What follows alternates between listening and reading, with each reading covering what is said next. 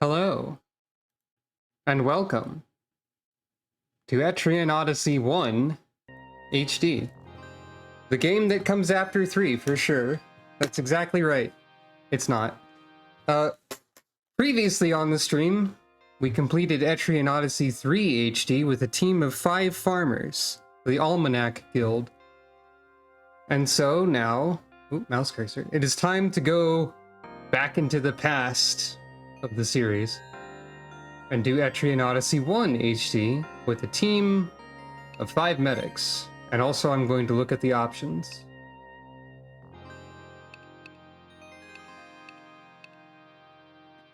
I think I have everything set correctly, probably.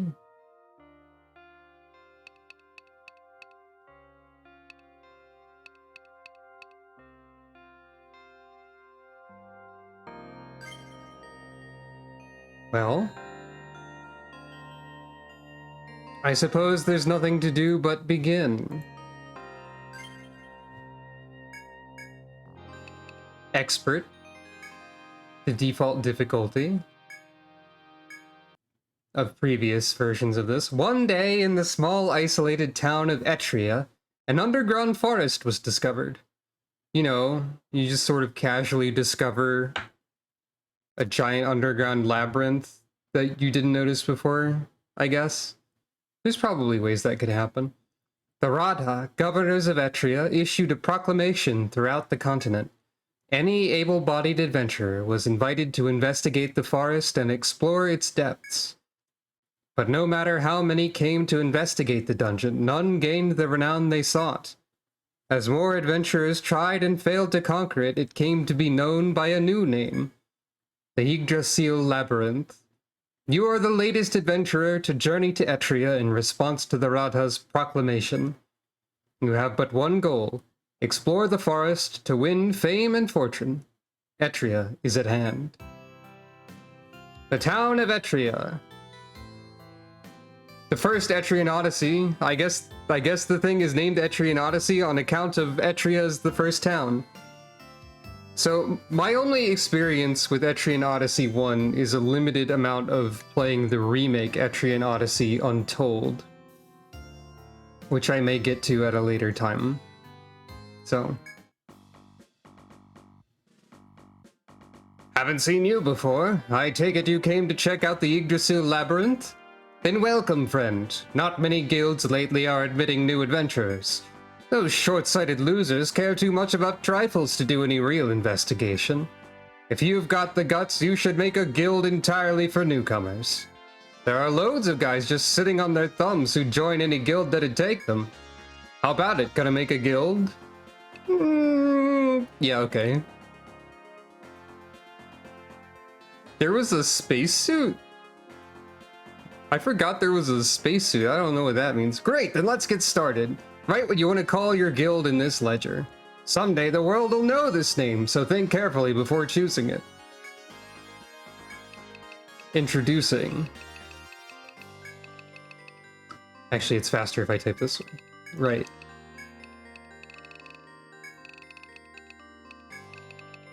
The Antibody Guild. Antibody, huh? Not a bad name. Now that you've got a guild, you'll need adventurers to fill it. Of course, you can go into the labyrinth yourself. If you've got the stones, then register your own name as a member. More adventurers means more options open to you, and less of a chance of dying down there. Think about it for a while, and make sure you register a variety of classes into your guild. Ha ha ha! No. Anyway, meet the team! Medic 1. Described by a friend of mine as a non-binary crime badger. Medic 1 here is Dr. Talon. Oh yeah, we can look at the other classes, I suppose. And also we should go over what all the classes do. So, okay. Landsknecht, whatever. Sword and axe, close combat, weapons and armor, etc. They fight stuff. They follow up attacks. Survivalist. The closest we have to farmer, I guess. They use bows and do various labyrinth exploration-y type things. They've also got a gremlin newly added in HD. With a little cat smile there. Protector, the tank. That's basically all you need to know. Oh yeah, we can also look at their skills. So axes have their own set, swords have their own set. And swords are like way better than axes in one for Land's Knight, as you say. And survivalist, bow stuff. Also, skill trees are constructed rather differently in this one compared to 3. Various supportive type things. And all 3 of the gathering skills. Protector, similar to Hoplite. They do a lot of defense stuff. This is like the first iteration of the tank. Dark Hunter. Dark Hunter is a whip-based class where they went a little bit too much. They went in a little bit too much on the art, let's say, and also the skills. Let's observe the skill names casually and not speak of them too much. That's Dark Hunter. What they do with all of that is they do status effects and binds and stuff. And then they do a lot of damage to enemies that have said stuff going on. Medic is, well, they're the healer, but also they have funny pranks like hit with stick. So this will work out surprisingly well, potentially. Alchemist, this is the wizard of the team. They've got fire, ice, and volt. They've got poison.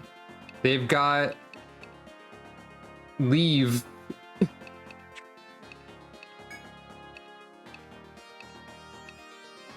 This is the wizard of one.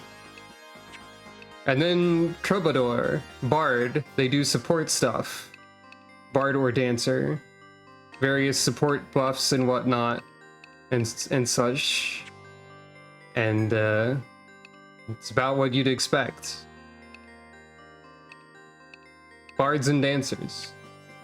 And then there's 2 classes we can't use from the start in one. We will unlock Ronin and Hexer later. But Ronin is like all in on attack, 0 defense, hit with sword, die. And then Hexer is like big status ailments all the time. I think Dark Hunter is more about like dealing with enemies that have already been given a status ailment and like inflicting it on single targets, compared to Hexer, which is like group status. Hexer and Ronin are both available from the start in 2. 2 has the same set of classes as 1, plus a couple extra. But we'll get to 2 when we get to 2. Medic, though. Medic 2. The serious one of the bunch. Quiet and studious. Dr. Godot Fryman. I forgot to use the mouse. Medic 3.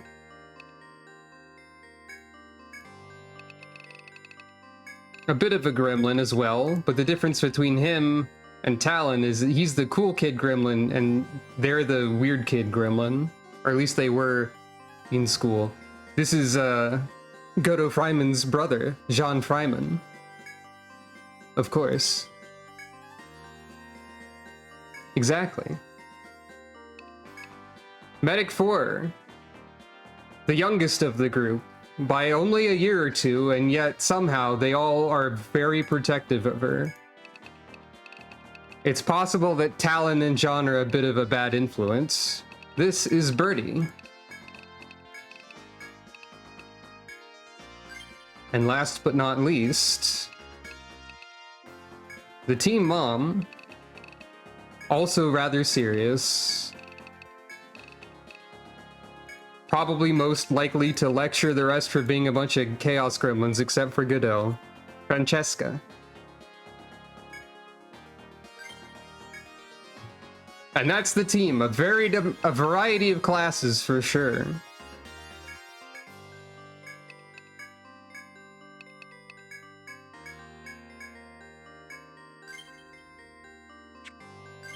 So,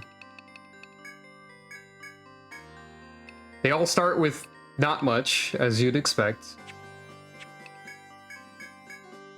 But let's look at the skills a bit more in depth. They have to learn passives to increase healing effectiveness to get into like the majority of their tree at all. Then they also have HP, TP, which leads to higher drop rate and TP regen apparently. You need 10 of this to get any of this. And then attack up and their one attack skill.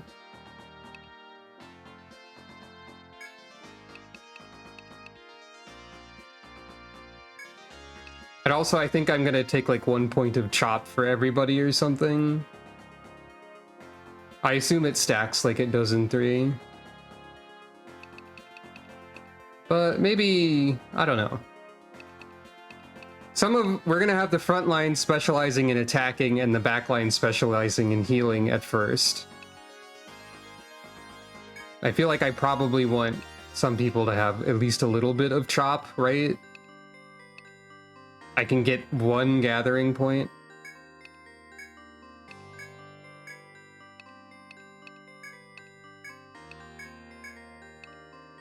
And now we're in the back line, so...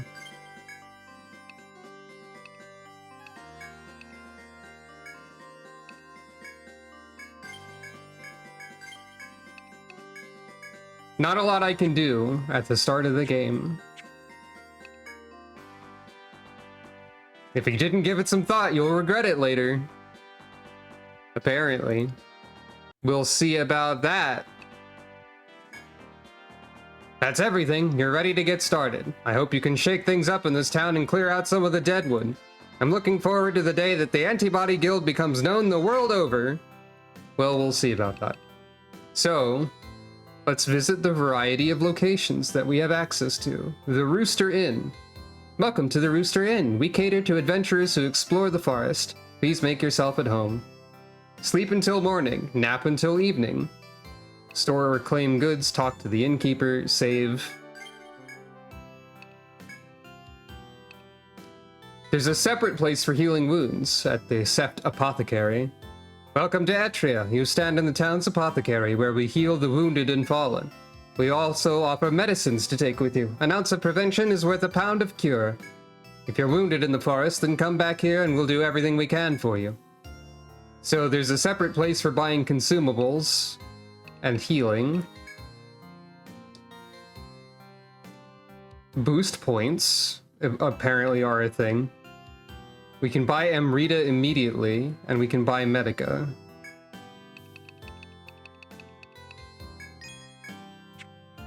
We cannot buy thread yet. A medic is vital. Good, I have 5 of them.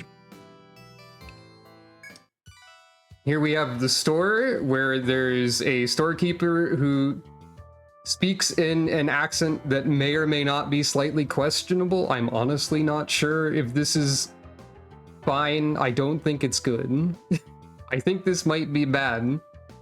This might be a little dated.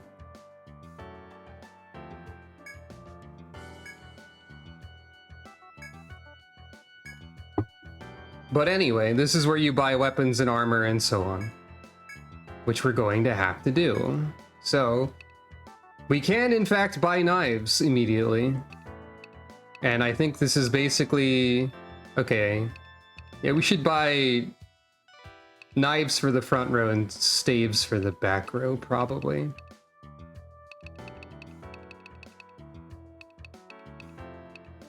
And we also have the starting wands available. So, knife for you, knife for you, knife for you, staff for you, Staff for you.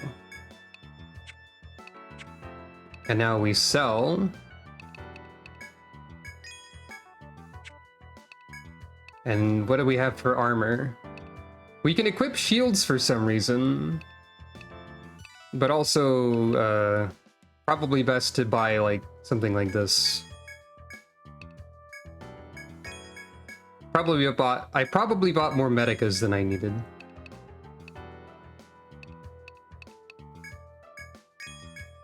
Now I have 0 money.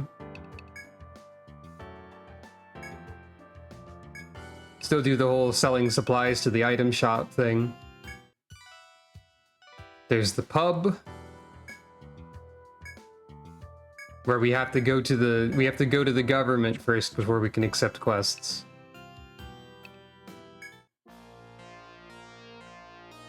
This is Rada Hall, well, home to Etria's governing body. I assume, newcomers, that you are en route to investigate the forest. However, we don't recognize just anyone who manages to throw together a guild. If you wish to become licensed adventurers, first complete the mission we give you. And the first mission is, of course, mapping the first floor of the labyrinth. As it always is. Your mission is to create a map of the first floor of the labyrinth as an initiation. Those who cannot accomplish this elementary task are better off staying out of the forest. Explore the first floor and map everything you see there. This method will be useful later. Here's a small map to start you off. Fill in the rest of the details as best you can. Now go to the forest and get the details from the soldier on the first floor. Well, and so we do. Here be dragons. That's true. So there's a geomagnetic field for going to stratums, and just enter the labyrinth to enter the labyrinth. Welcome to the Emerald Grove. The first stratum of Etrian Odyssey 1. Well, the Yggdrasil Labyrinth. One task must be performed before challenging its depths. As you have some skill at adventuring, skill points. I did spend those.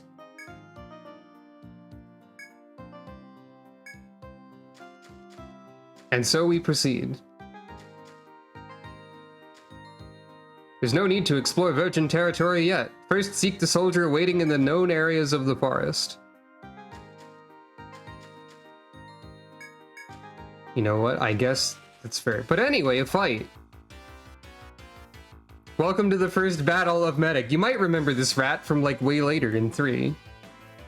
They look funnier in this game. There's not much I can do other than attack. 1 damage, great start. Taking 12, great start.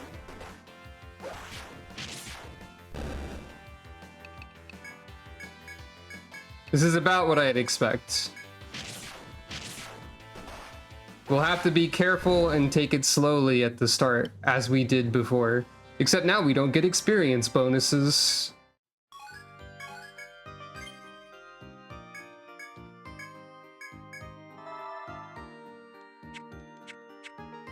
So, this might be something. Let's just fight a bit.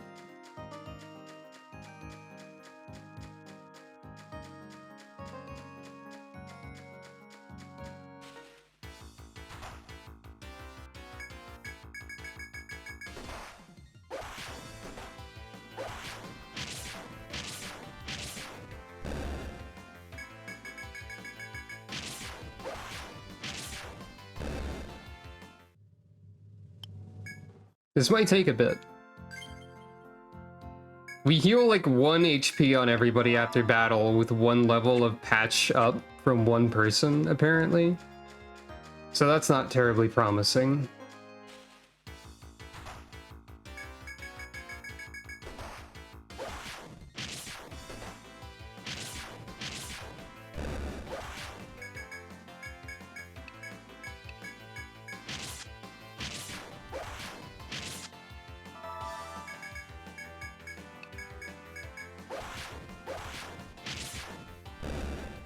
Yep.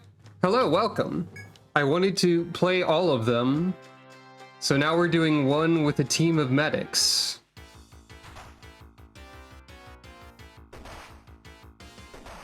I feel not great about this one. This fight, I mean. Oh, well, thanks for that. Thanks for that. I don't know what you're up to.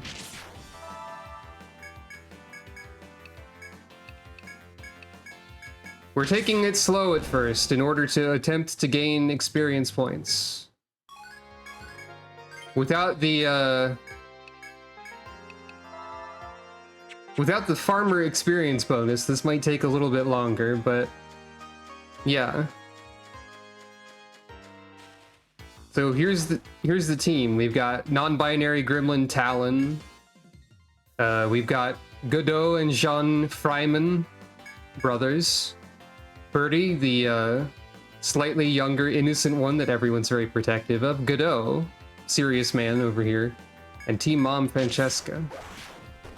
They're doing their best, the Antibody Guild. Currently, Birdie's being obliterated, so everyone's very mad at this rat, probably.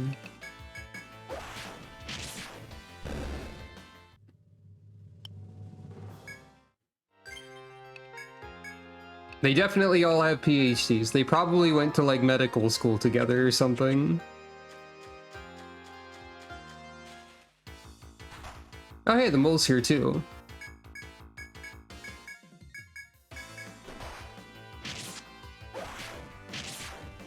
Farmers would be level 3 by now. Back in my day, which is forward in time. Comparatively.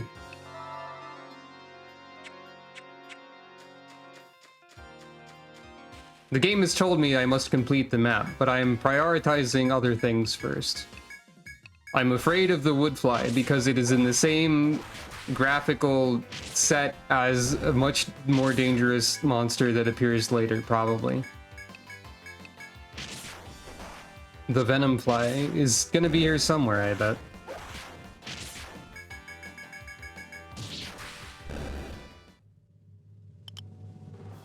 We're almost there, gang. Almost level 2. I think there will be a point where the Antibody Guild accelerates. It'll be like in their early to late teens, probably, when they really get going. But for now, more attack up for Talon. And for Jean. And for Birdie. You should go in this direction, I think. So I'll give you one more of this. 3%. Oh, it tells me the percentage that it heals at level 1, but it doesn't tell me more details at any of the other levels. Immunize is going to be one of the most important things for the backline to have. This is all element resistance. This might be mandatory later. But the front line is focusing on Caduceus once they get to that point, which is staff attack that stuns. Apparently this does big damage too, so.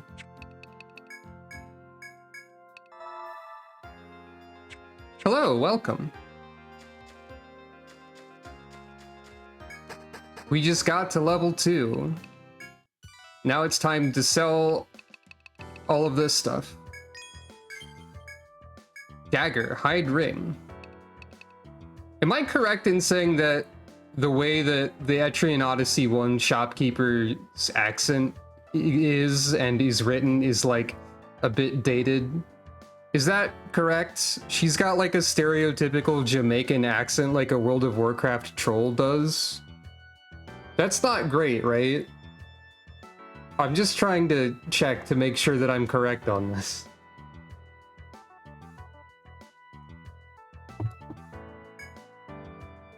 I'm pretty sure people don't love World of Warcraft trolls, right? Or like Warcraft trolls in general. You were reading it as Cockney?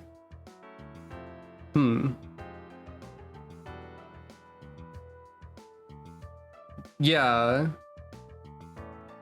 I don't think it's Cockney to say to the way she says this word in particular here. The way she says this word in particular is the giveaway for like the accent they're going for, I think.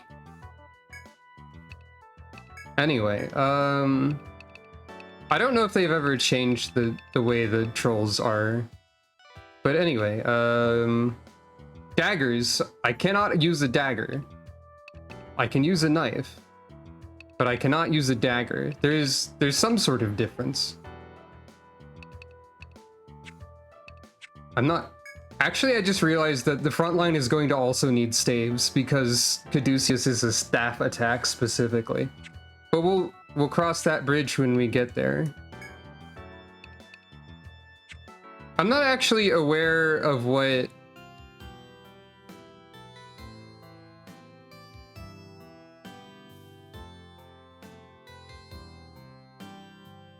I'm not aware of what Ainu is actually, like culturally or anything.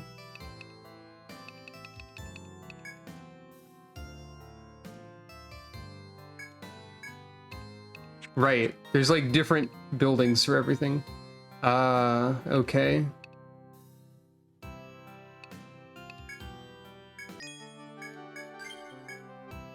Okay.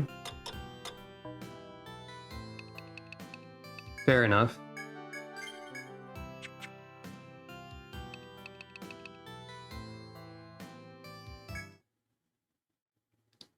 So, we're level 2. I guess it's time to go back in.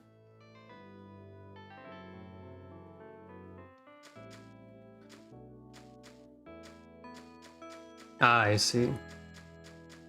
Perhaps we should attempt to find this soldier. Ah, we found the soldier. As you walk the narrow path, greenery all around, you see a soldier standing ahead. You must be the new guys. The Rata told me you'd be along. Welcome to the forest. A few questions for the soldier spring to mind, but you wonder if you should let him be. What are you doing here? My orders are to make sure no one, you for example, gets in the forest without permission. If you want in, start the way everyone does. Make a map of the floor we're on. As I'm sure they told you back at the Rata, everyone goes through this initiation. He points to the map of the forest you hold in your hands. I know the map drawing controls. This area inside the red border shows where you've got to map. Finish that part and see me. We call this the Yggdrasil Labyrinth. It's a pretty strange place. The ecology here is completely different than the one in the world above, where we live. It goes down so deep that no one has ever seen the lowest stratum. If you plan on exploring down there, then make sure your guild is up at all times, or guard is up at all times. His speech delivered, the soldier loses interest in you and returns to his post. Very well. Let's map.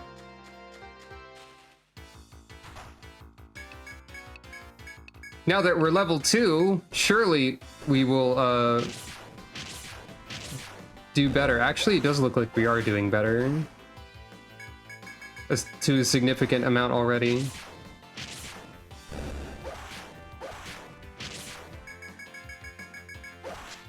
As with Farmer Team, there's not a lot I can really do except for attack. Yeah, it is kind of funny that they do that.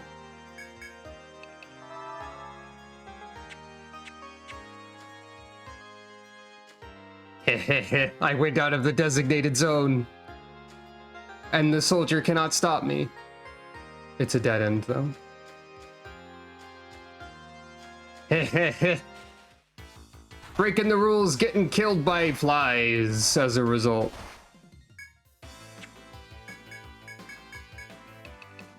Immediately, once I stepped off the path and stepped off my goals, I was ambushed. Surely there's no coincidence here.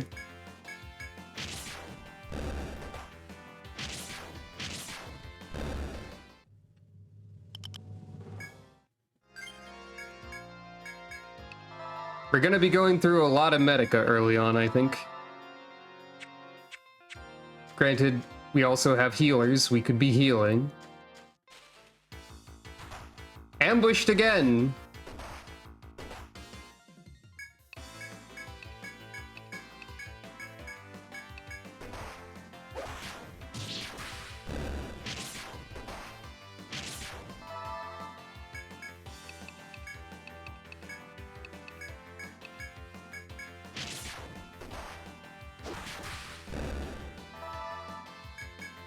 Did I actually spend skill points for everybody? Did I give Francesca anything?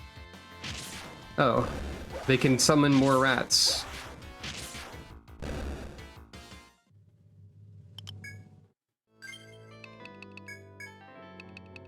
I didn't, I forgot.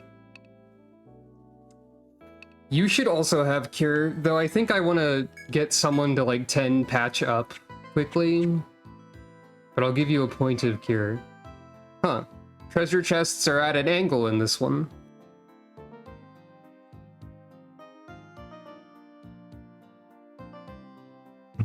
They've been tilted.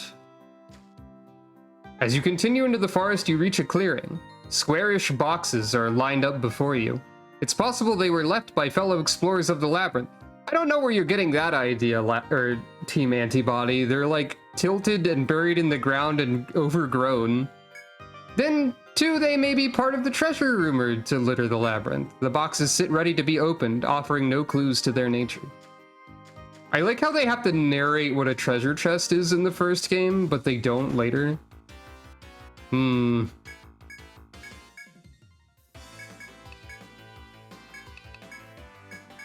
pretty sure they don't offer...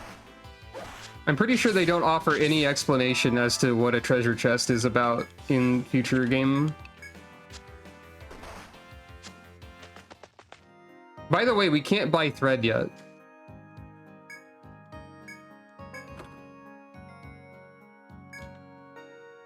We cannot buy the funny escape the labyrinth button, which we need.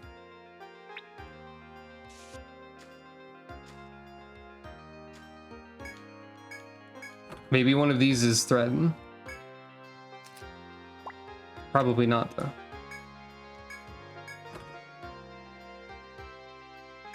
There's a sword that I can't use. So that's cool.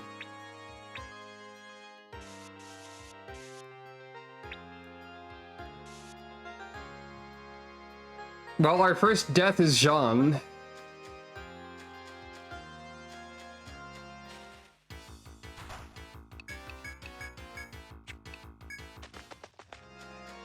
John Freeman. Jean Freiman, rather.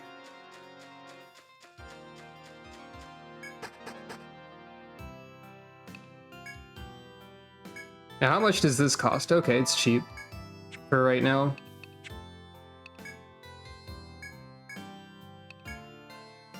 Yeah, something like that.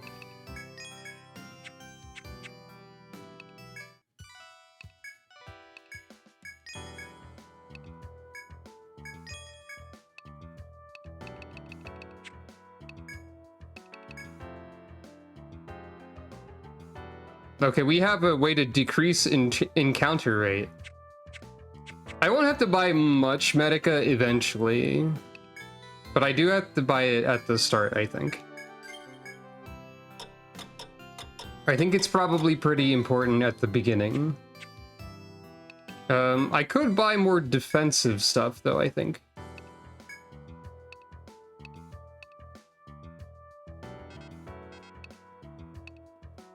I don't get why there's stuff like a Targe that costs 90 and gives you, or costs 110, gives 1 defense, and then there's like this other stuff that also gives 1 defense and costs less. I guess because shields are important for a set of skills, so it does have more value. Probably. Something like that. Whoop.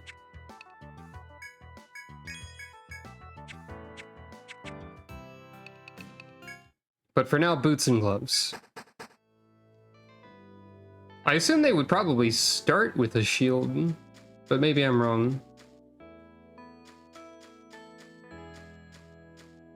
There's gonna be shortcuts around here somewhere too, probably.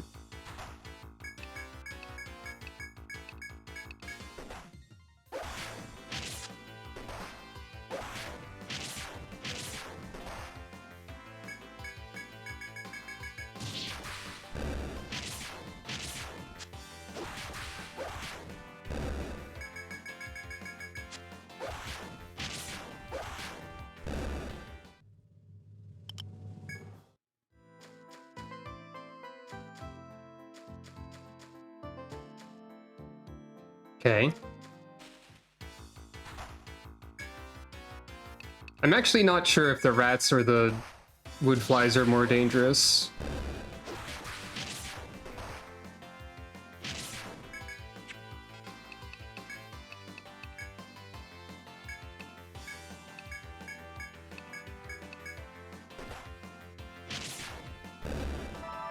I'm getting a lot of use out of the defense command so far. So that's something.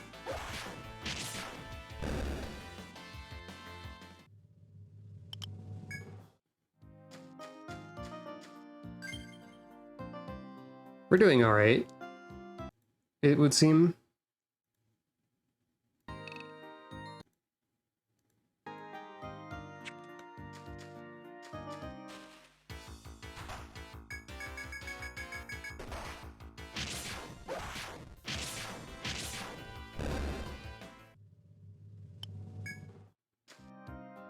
Oh boy, time to look at a corner. Now this is Etrian Odyssey 1, which is probably a little bit ruder. While walking through the narrow trail, you find a trickle of water near the end. The clear, cool water seems extremely tempting after your arduous hike. You hesitate, unsure of whether to slake your thirst or to pass by the water. Poke it! You reach out and put your hand into the spring water flowing from the rocks. The icy water cools your heated skin. You wonder whether you should try a sip or leave without taking action. Take a sip. Cupping your hands in the stream, you bring a sip of water to your lips. The clear, cold water quenches your thirst. Feeling much better after drinking the spring water, you decide to move on. Wait, it didn't do anything. It's just water.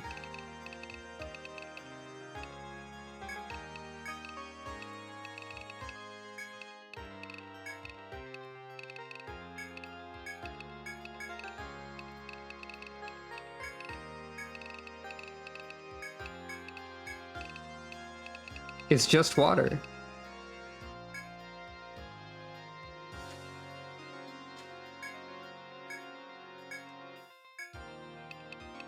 You can keep examining it, but it's just water.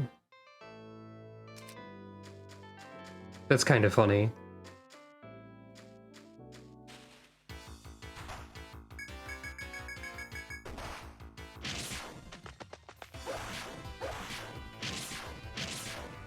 That's a great question.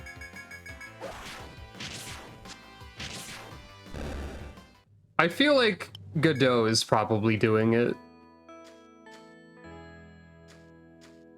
A mysterious crystal entwined with ivy blocks your path. It seems you cannot proceed. Interesting. So we've got special fancy doors in this game too.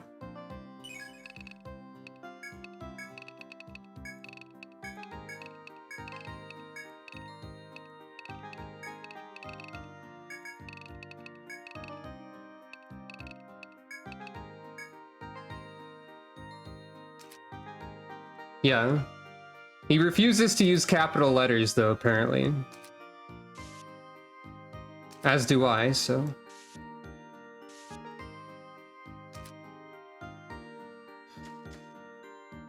He's the serious one. We've got Talon, non-binary gremlin. Jean, also a gremlin. Godot Fryman's brother. Was the cool kid in school compared to Talon being the weird kid. That's the difference in gremlins. Birdie, the slightly younger one that everyone's very protective of. She's rather innocent. Godot Fryman, the serious, quiet one, and Team Mom Francesca, if you missed my descriptions earlier.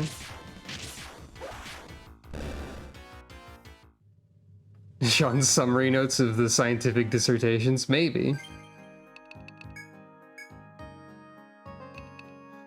If you can identify the naming scheme, and you're not someone who I explained it to before, you get a point.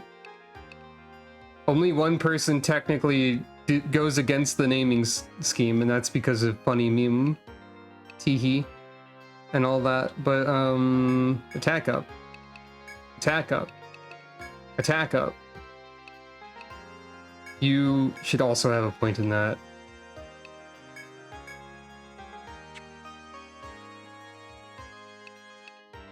They're not all Ace Attorney characters. In fact, none of them are Ace Attorney characters except for Godot, which is coincidental. I'll just say it. All of these names are like derived from the names of fictional doctors in media. Talon is like Dr. Claw. Godot and Jean are like Gordon Freeman and John Freeman, Gordon Freeman's brother. Birdie is derived from Alberta or Albert, which in this case is like Dr. Wiley, who is named after Albert Einstein. And Francesca is like close to Frankenstein. Oh, there's no prompt or anything for chopping points.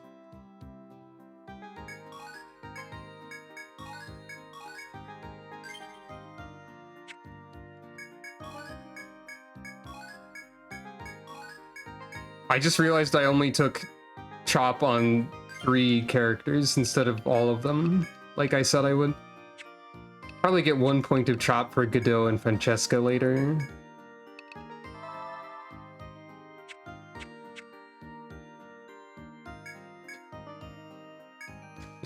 Mug? I'm afraid I don't understand that one.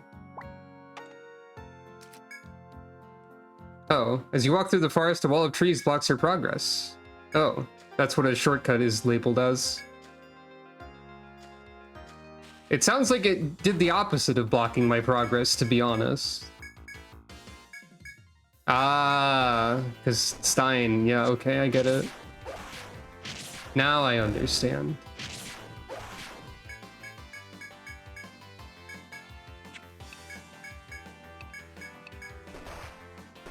No! John Fryman got his computer shut down again. I guess I'm allowed to have desynced experience points.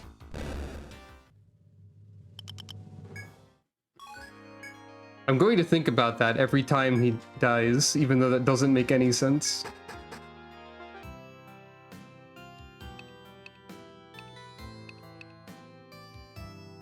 Wait, only one of the namesakes is a medical doctor? I guess so? Now that I think about it, which I didn't think about before, I guess that's true. Bone staff. Oh, the apothecary gets new items in stock here as well. Okay, everybody's gonna want the bone staff, because they need to have staves eventually.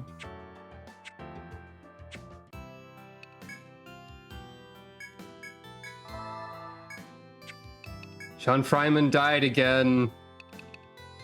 Brevant is already visible, okay. I see that consumable items are more readily available in the first game, perhaps.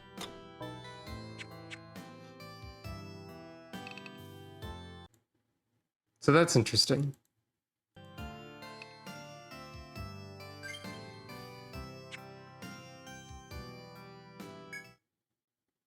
Wait, I can buy a little bit more armor, I believe.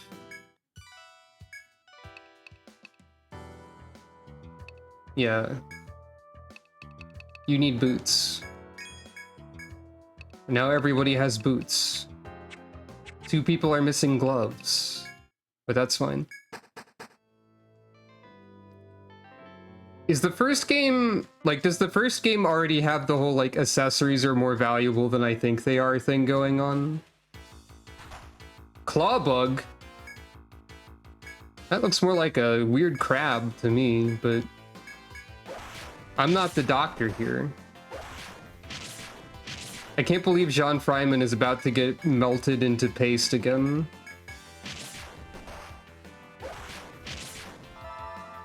Hey, maybe we don't fight the clawbug? Maybe the clawbug is bad, actually.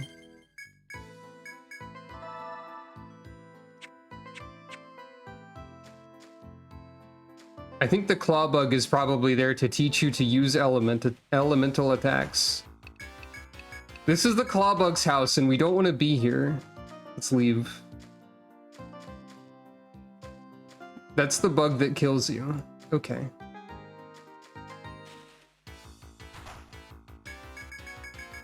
The mole is definitely a little bit more dangerous than the... maybe not. I, for some reason, thought that the mole had more damage than the wood fly.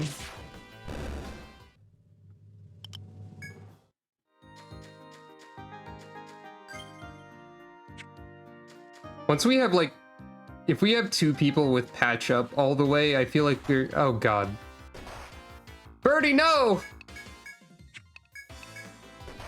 Talon! Good grief. Okay, ah, Jesus. Uh-oh. Okay, we found the Great Links of floor 1, didn't we? No, why? Okay, I'm gonna level grind outside of the claw bug zone, I think. Hey, we don't have enough money to revive everybody.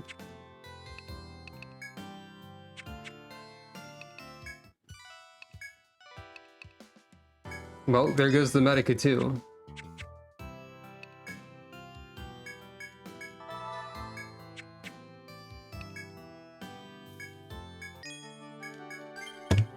All right, let's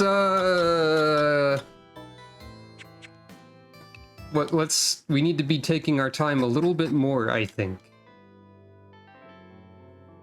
It seems like the crab may only exist in that specific, like, sub-region of floor 1. So let's spend a little bit of time in the starting room.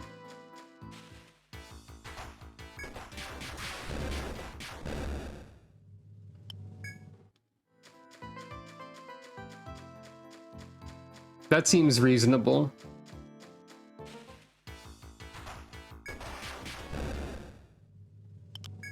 John Fryman is getting obliterated more. He only healed 1 after that fight, despite having 3 total ranks of patch up. I guess that'll be more apparent at higher hit point levels, or maybe it doesn't stack or something. I am unsure.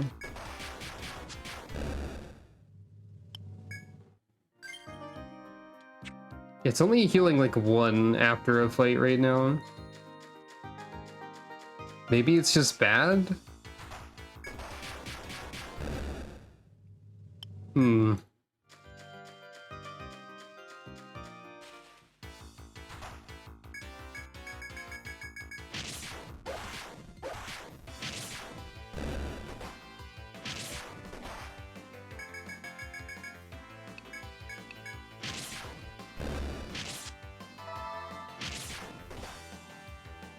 Why does everyone hate Jean? What did he do? Other than like a sick flip with a motorcycle or something. He's the most likely to in the team to have done or attempt to do a kickflip.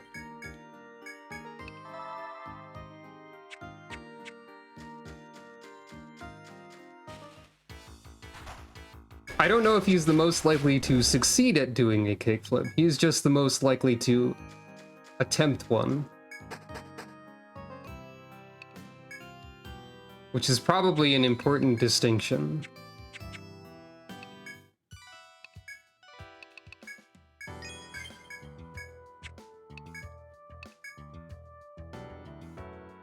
Okay, so we can't use this.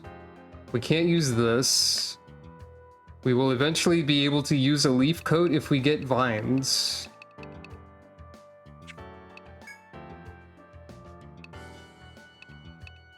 Okay, the accessories definitely seem better in this case.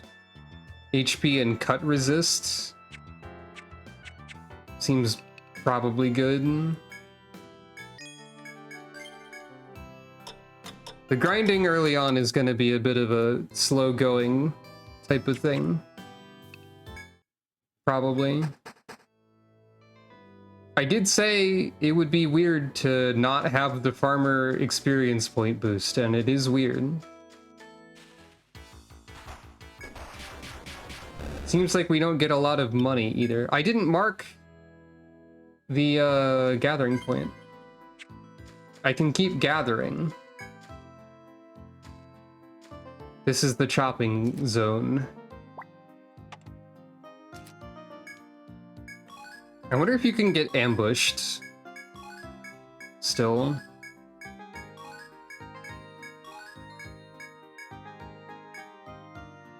Also, gathering stuff is a lot faster in 1, apparently.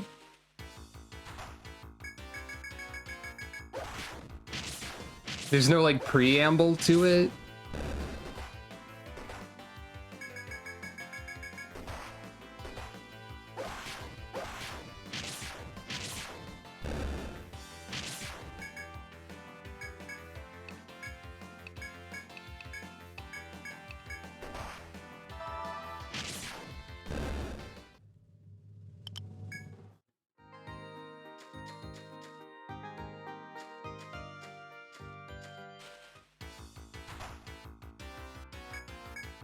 Oh, really? Interesting.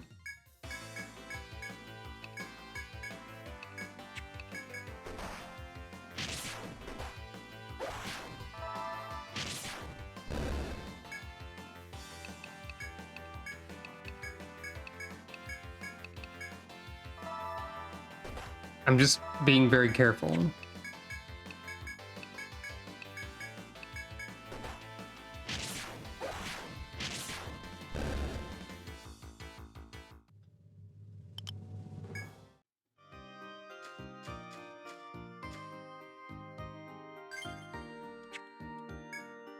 While walking through the forest, you find something furry at the trail's end. Initially thinking it a creature, you lower your guard upon realizing it's a boot. Could it have belonged to an adventurer? You weigh the options of picking up the dirty boot or leaving it where it lies. Look around. You thoroughly inspect the area around the boot. Close look reveals torn clothes and reddish stains on the ground. The signs point to dangerous beasts lurking nearby. Eyeing the boot, you wonder whether picking it up is worth whatever danger is in store. Probably not. Let's not. You decide to ignore the boot and leave. Maybe we'll get the boot later.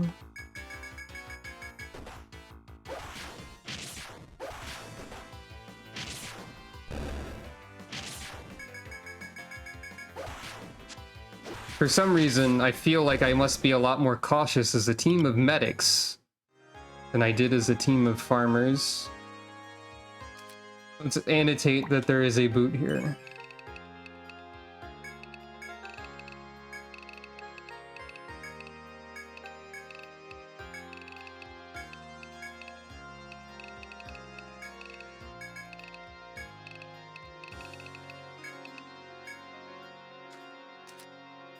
Dangerous boot.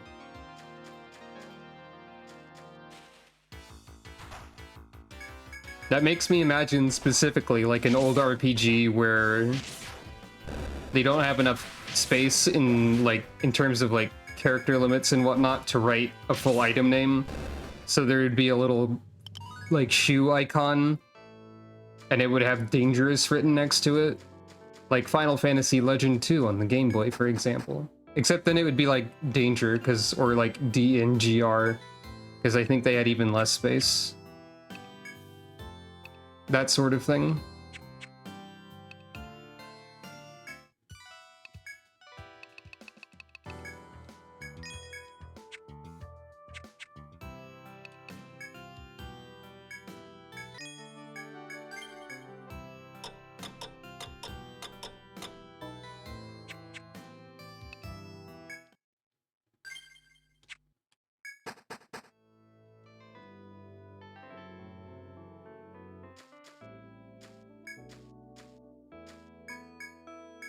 Found nothing. Okay, that's different.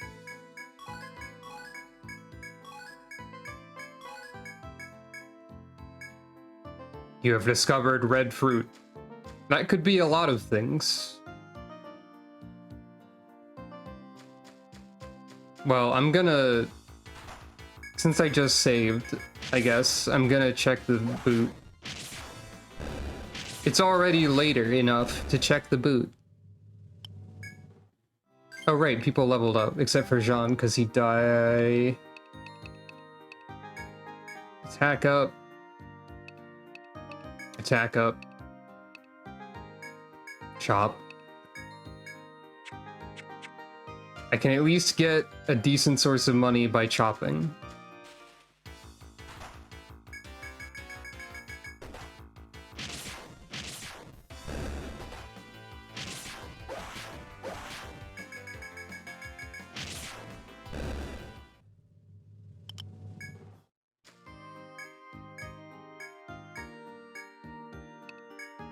You gingerly pick up the dirty boot. It's rather heavy due to the ivory-colored stones its previous owner hid inside.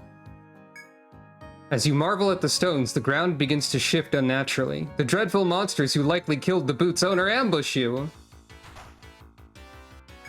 Well, no they didn't. This is a regular fight. An ambush is specifically denoted by red leaves. You can't fool me.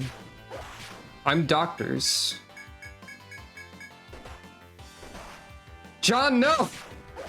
Not again! God! John, dang it.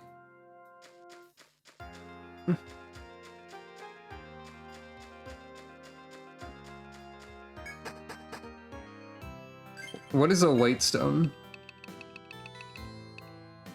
It is a gatherable material.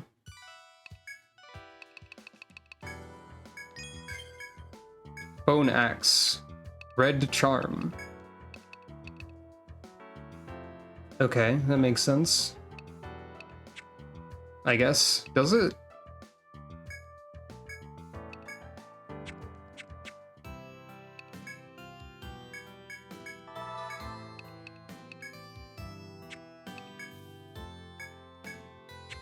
It's funny how this guy keeps saying a medic is vital.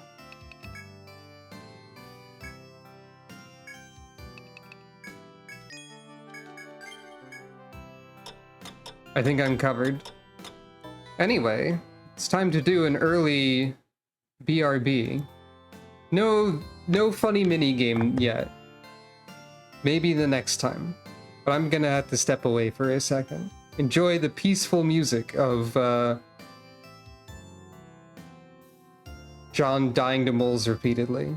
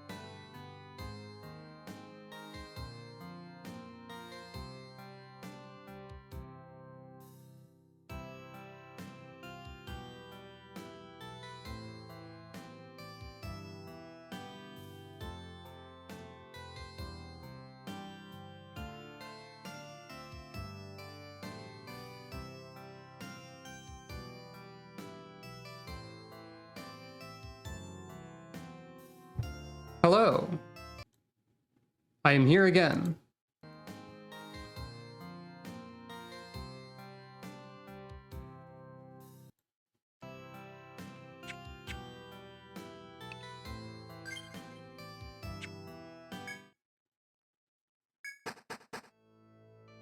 Once more, it is time to get destroyed by moles or whatever. Probably.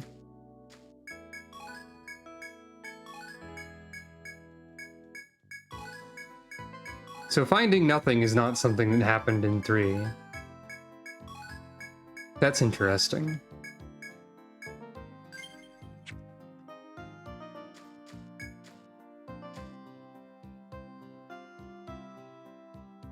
Well, anyway.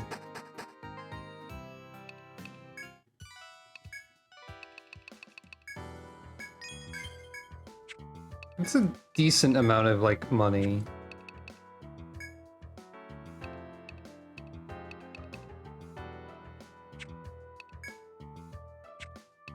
What I probably want is some accessories.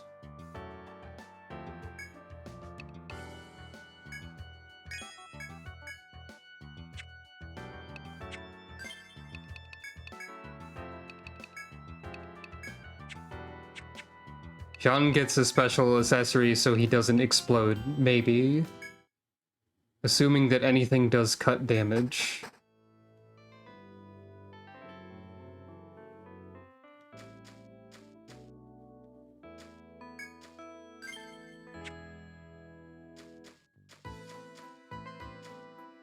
A little wary about going over here, but...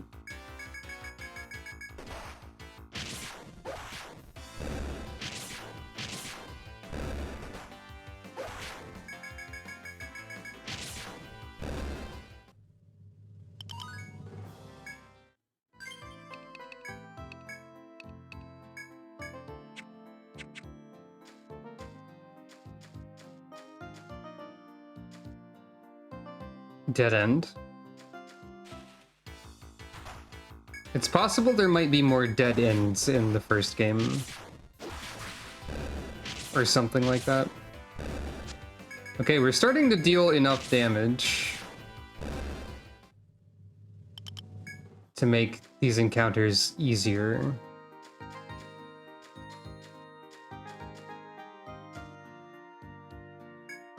As you continue down the path, you find red fruit growing on the wall of trees.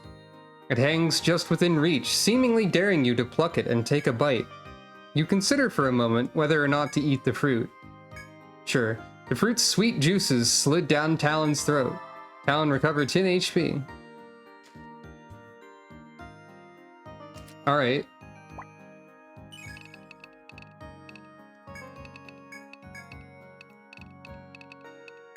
Some fruit is good for you.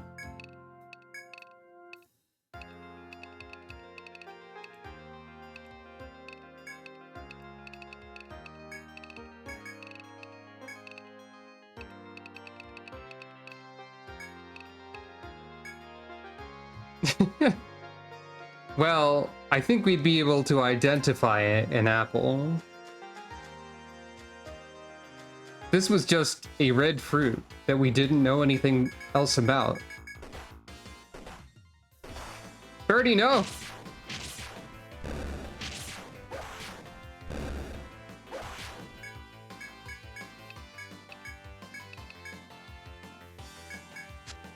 Oh, good. They tried to get Birdie, but she dodged. Phew.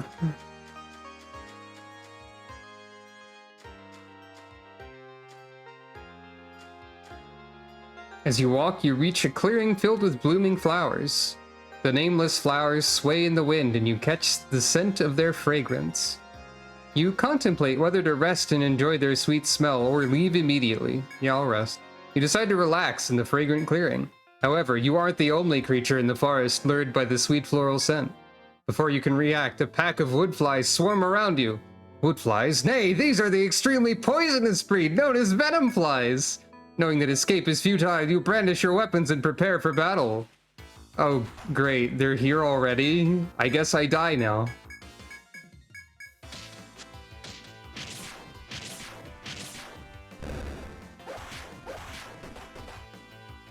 Yep, their poison is still just as bad. Cool.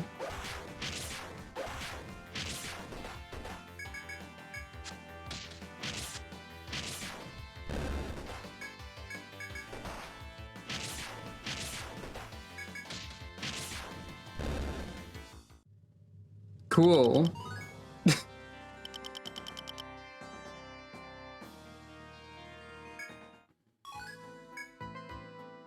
I sure did discover that monster, you're not wrong.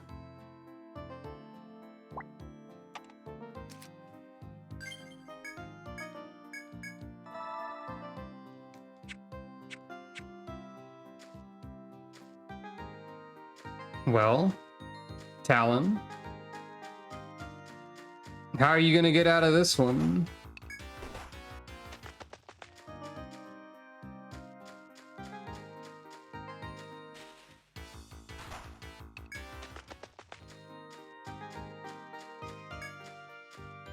By leaving normally.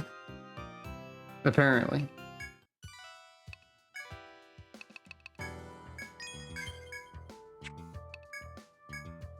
How come sometimes it just says you have a new item, but it doesn't tell me any details about what that means?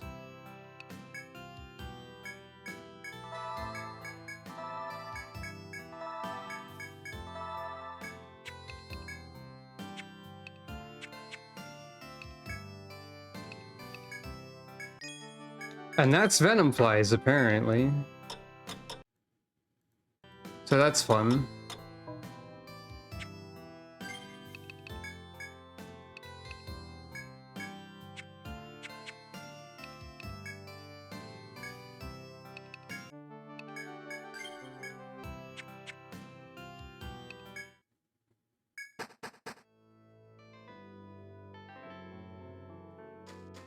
I think there was a clearing early on in 3 that was completely safe.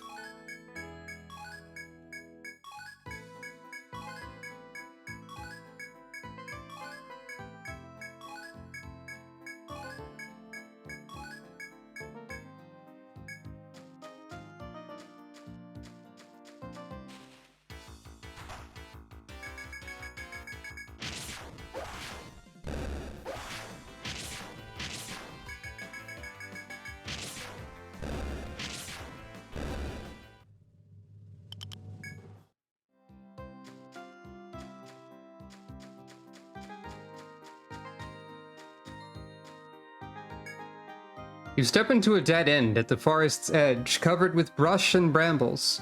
An old rucksack, seemingly abandoned by a past explorer, is lying at your feet. Sure, you peer inside the rucksack and find a number of coins inside.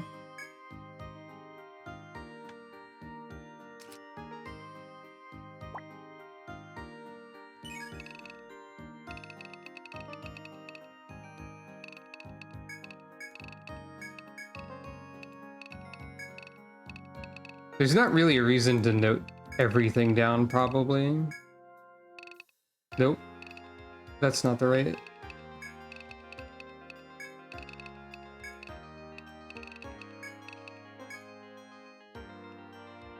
But I will note...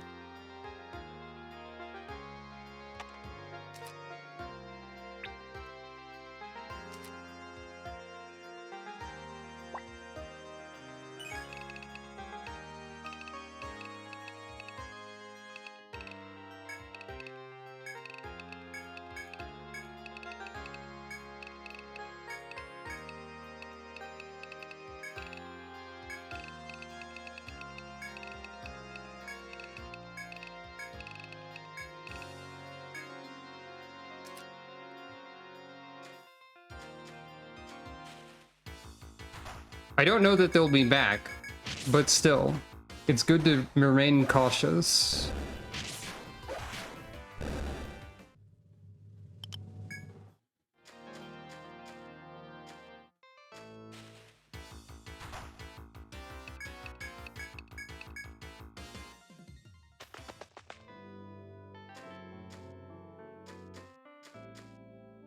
I believe that's the entire area the soldier wanted us to map.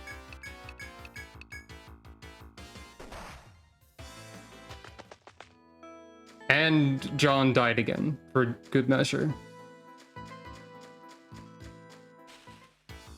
Maybe names that start with J are like cursed to die in the early game.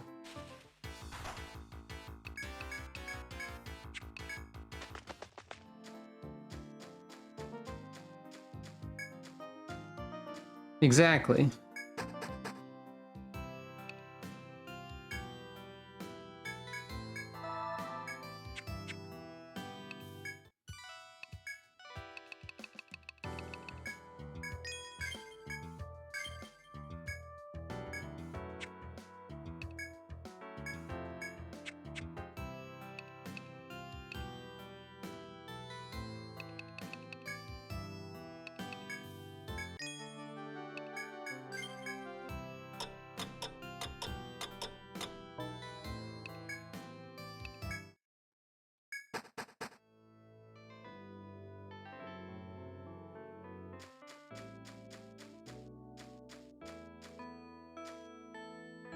As you stride through the forest, you meet the soldier still guarding his post.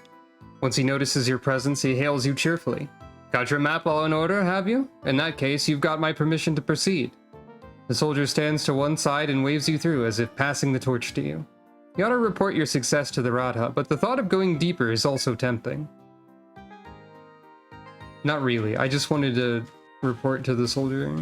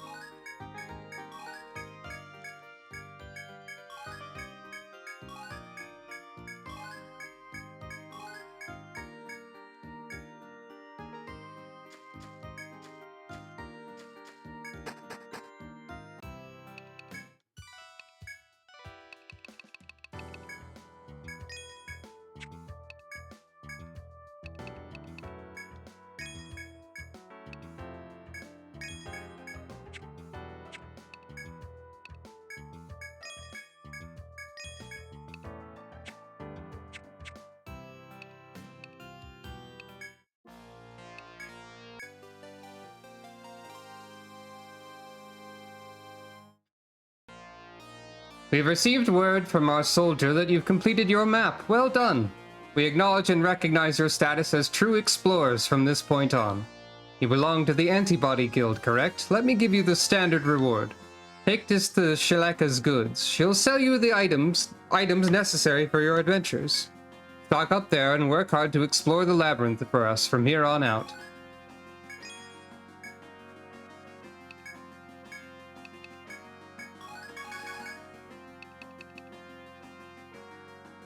This more advanced breed of butterfly. Is that how classifying things works?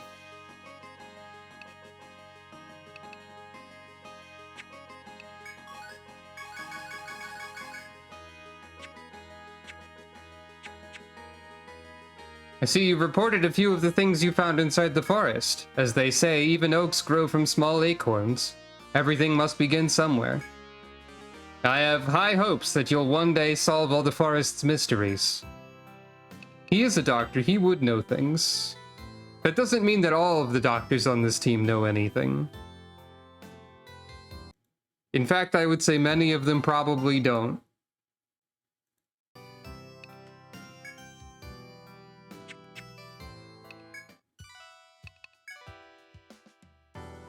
Got permission from the Radha? Yes. Even without it, I wanted to sell you all of my goods, but I promised Radha a haul and I stick by that.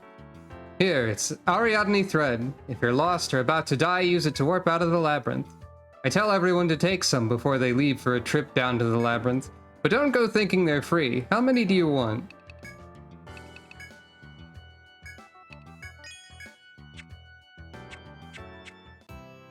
Now we have those. That's good. What the heck is boost points? You have to tell me what that means, game.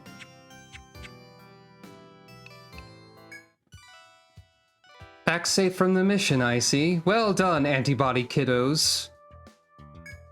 I'm starting to hear about you from the off-duty soldiers. Everyone's pretty excited. You got boost power. Probably. So am I right in thinking it's time to talk business? Here at the Golden Deer, we play Fire Emblem Three Houses. I hear all sorts of problems that only adventurers can solve. Gathering materials, wiping out monsters, you name it, I hear someone sobbing about it. And when I do, I pass the requests on to kids like you. You're welcome to take them on. Adventurers can accept tasks known as quests. I know what a quest is. An Etrian artisan desires 7 strips of soft hide. Decided to take the request, have you? Good, I've been hoping someone would. This request is from an artisan right here in Etria. Hide goods are in high demand and his supply is running low. You shouldn't have a problem getting some soft hide from the forest critters. Good luck. Decided to take the request? An ex-explorer, I guess you'd say, wants you to get some holy water from a forest spring. Supposedly, you can get some of this water deep within the east side of the first floor. Careful not to slip, okay? Decided to take the request? Shilaka's Goods is the only place in Etria to get weapons and armor. When her granddad ran the place, he'd gather materials himself to make all kinds of stuff. But ever since she inherited the place, well, the kid tries, but it's not the same. She's got her hands full just running the shop, so she could use a hand. Could you help her? Go see her and ask if there's anything in particular she's looking for. This lady just calls everybody a kid. Huh? Say what? Request about the hand axe? Ah, now I see. You're the ones who accepted it. Let me see. The artisans made me a list. Write this down somewhere, okay? What they need is 5 pieces of hardwood and 5 hard shells. As you get all the junk, just sell them to me and I'll pass it along. You don't have to do it all at once here. Bit by bit is just fine with me. Alright, I assume the hard shells are from the terrible bug crab that kills me. In which case I'm a little concerned.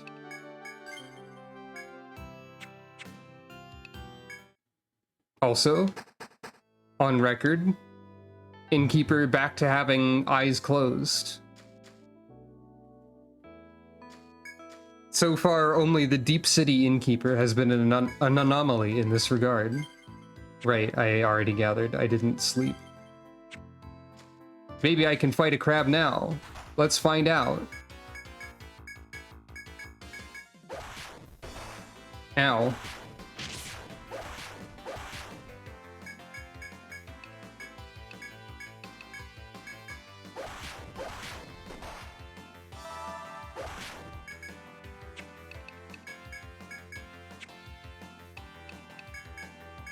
As long as whoever gets hit guards and then is healed. Okay, maybe Jean who gets crit for no freaking reason. Okay, but we're fast enough. There's a hard shell. I gotta do that like 4 more times. I'm a little concerned about this.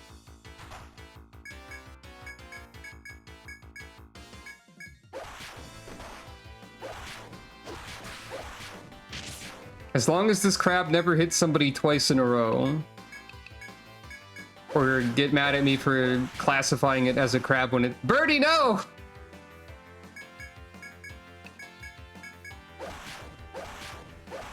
This is what I get for calling a bug a crab.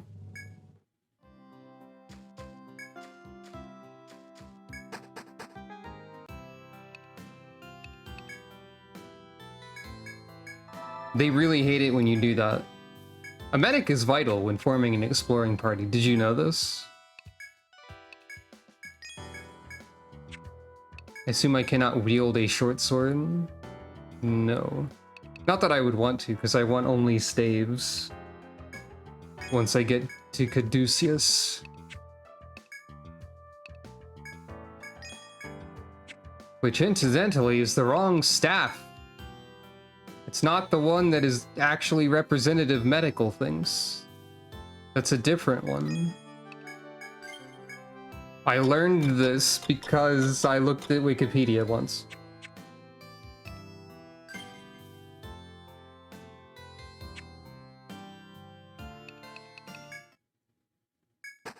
It's a powerful resource.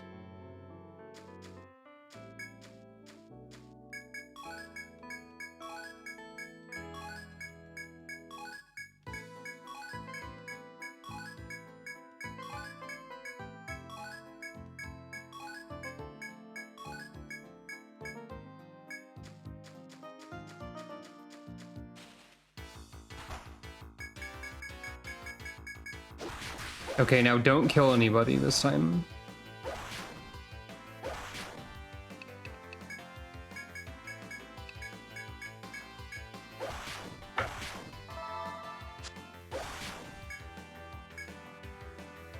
This frog does... Frog? Now it's a frog?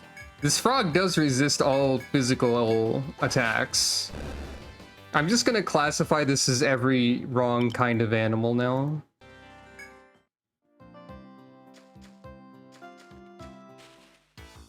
Oh no, it's a bird.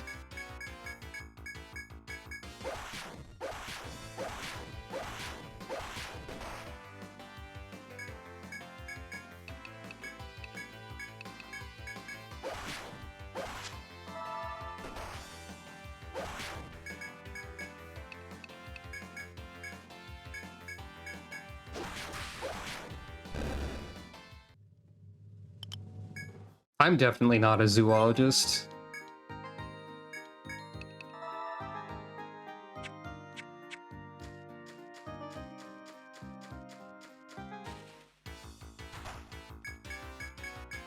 I wonder if they do have all their doctorates in different things. I mean, they all do healing, or eventually will do healing.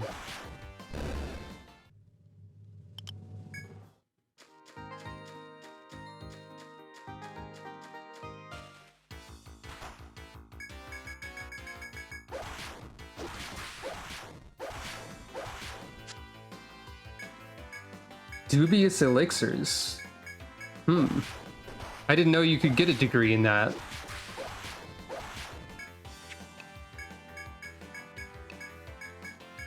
Can only imagine the sort of classes you take to get a dubious elixirs degree.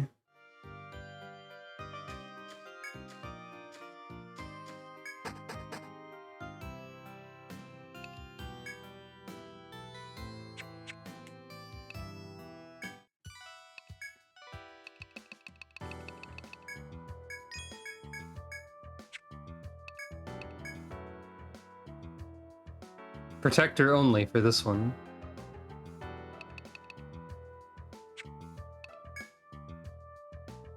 I'm getting the impression that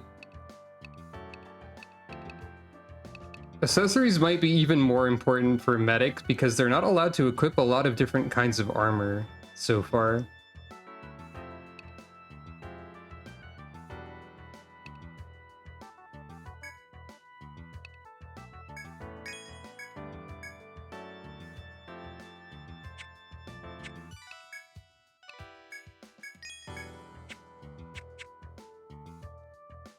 Alright, from now on I'm gonna have the hand axe for sale.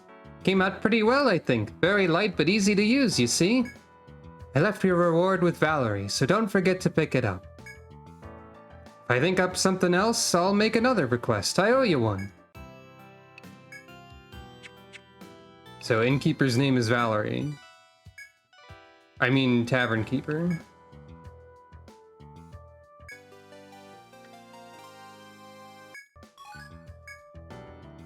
Welcome back, kids. Shaleka came by, bubbling about the equipment she was able to make.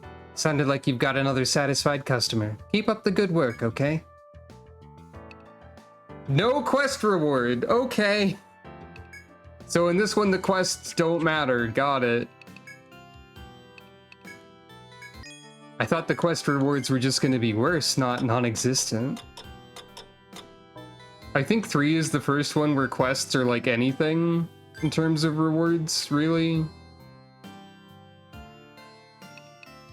Also, wait.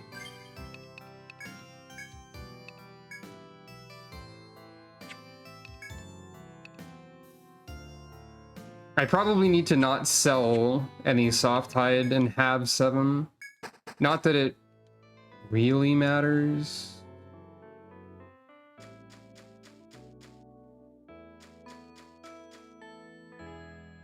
Where are you guys off to? Huh? Looking for holy water? Never heard of it. Well, I know there's a place southeast of here with a flowing spring. Is that it? What, you mean like over here? Is that it? It's just water.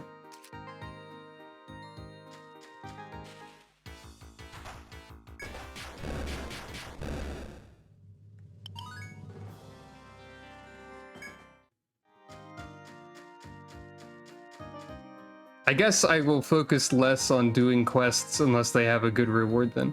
As you walk the narrow path, you see glistening water flowing from between the rocks. Also a mole.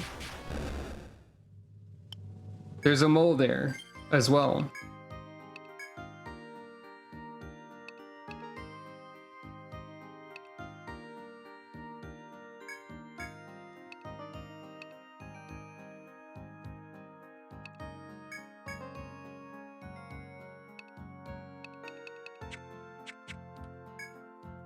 You reach out to that water to draw from the source. Holy water.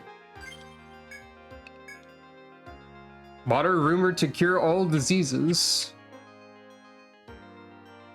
It might still just be water, though.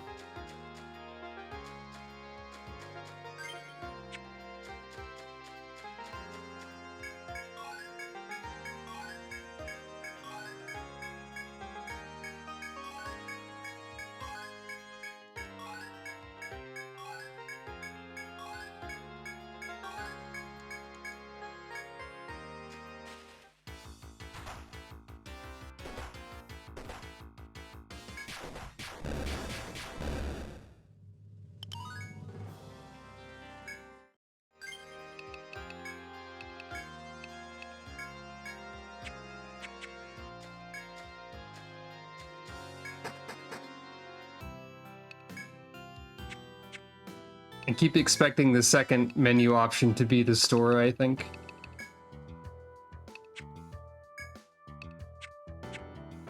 Okay, it does mark quest item, so I shouldn't sell that, probably. Because this is specifically not to be sold.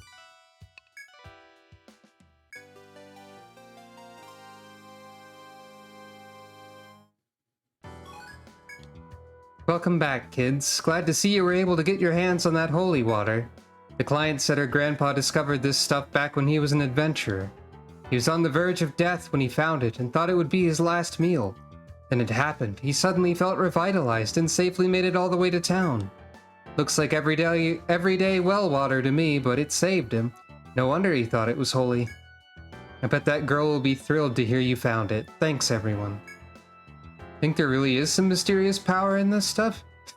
Nah, can't be.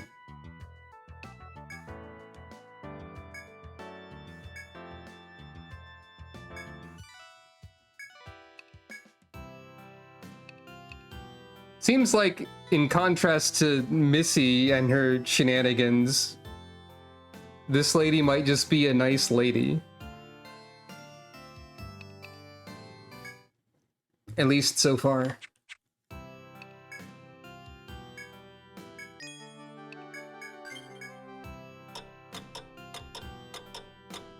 It's the first game in this series. You can't have the shenanigans right away.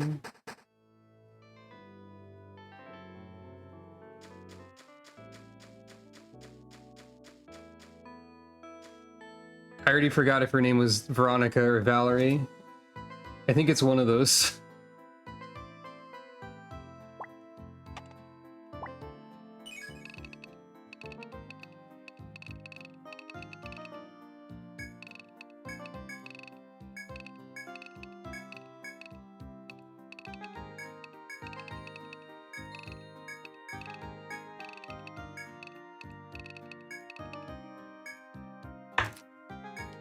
A mysterious crystal entwined with ivy blocks your path. It seems you cannot proceed.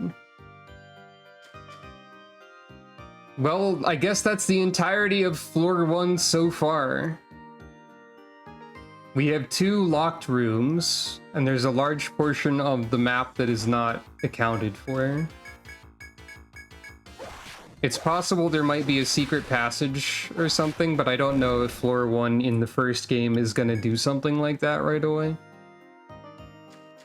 I don't know if I feel confident with going to a floor 2 already, so I might as well check the entire right wall for a secret.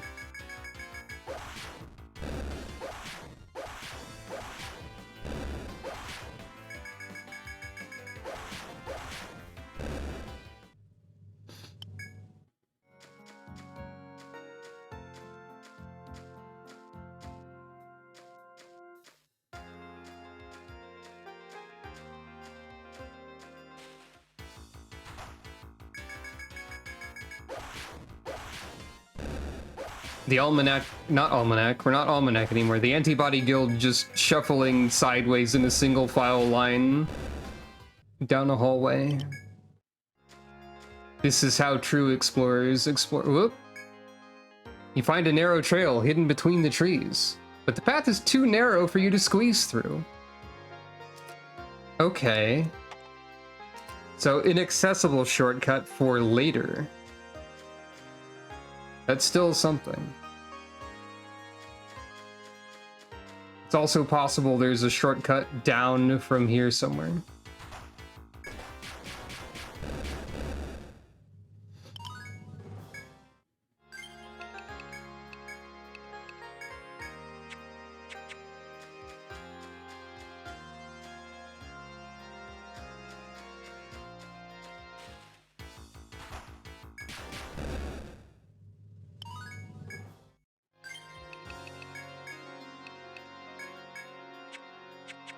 I don't think I expected Talon to be ahead of everybody else. But that's what Venomflies do, apparently.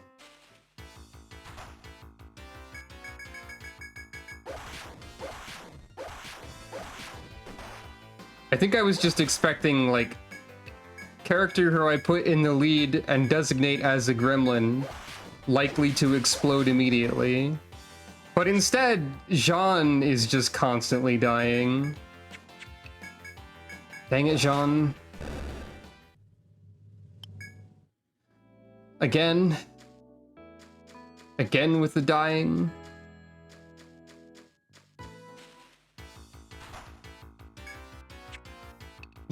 I don't think Talon's that kind of gremlin.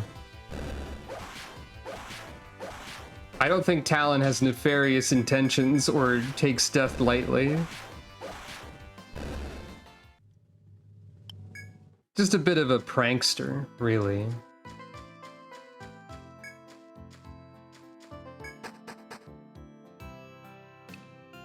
They do probably think Venomflies are cool. Well, they did for a while. The sort of person who really thinks bugs are neat. Which is not a bad thing. Bugs are neat. That's a true fact about bugs, even though I am somewhat averse to them.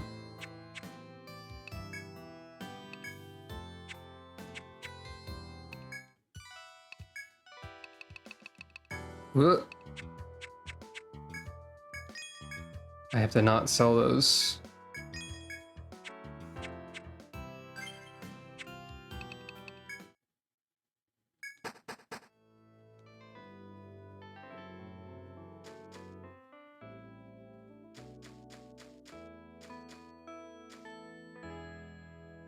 Maybe the team will figure out how to make John stop dying eventually.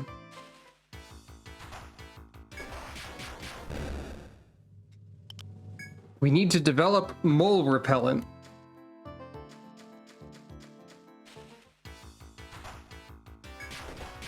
Instead, we have summoned 3 moles. Which is more moles than before. This looks like the kind of hole you would send a monster into to find illegal drugs, and not a staircase.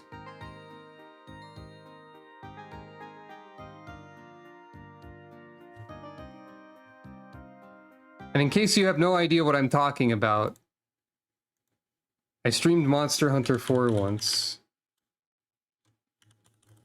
I think I have a GIF. somewhere.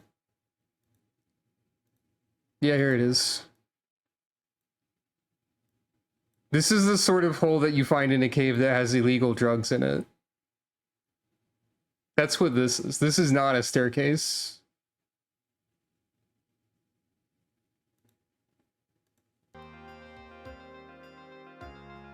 Well, anyway. The verdant in-between. It looks much more like a staircase from the other direction.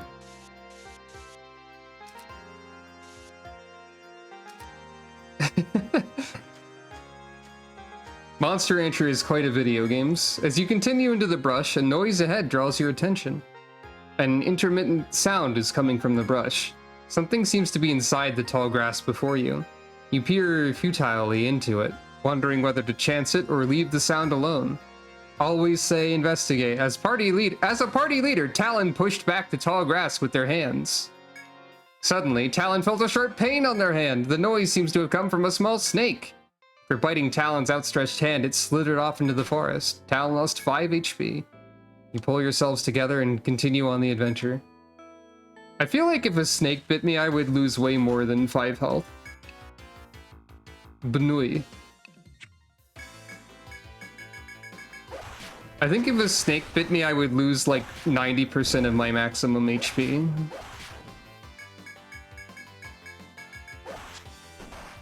Birdie, no!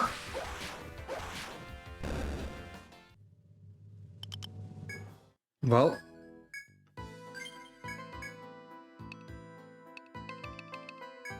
Oh, I got a hand axe. I didn't even realize.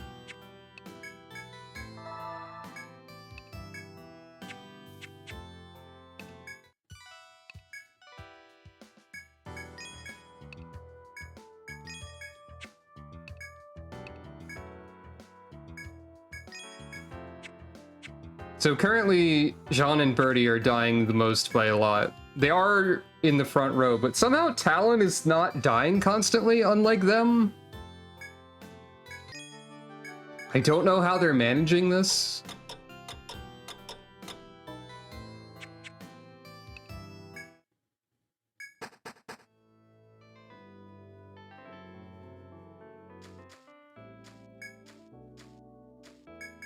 Like, Jean is in the lead, Birdie is second.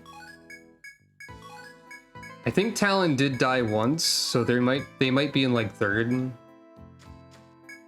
And Godot and Francesca haven't died at all because they're in the back.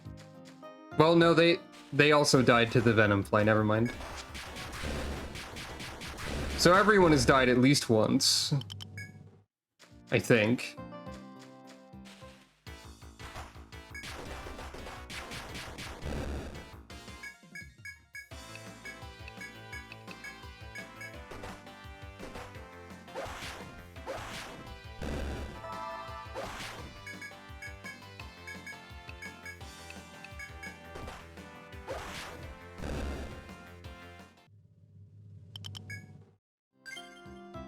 Okay, I heal 4 after battle now, or at least John did.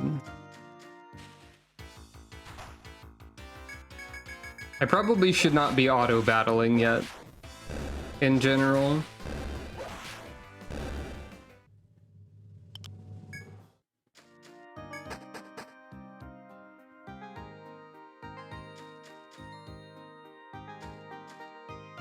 I didn't label the funny snake.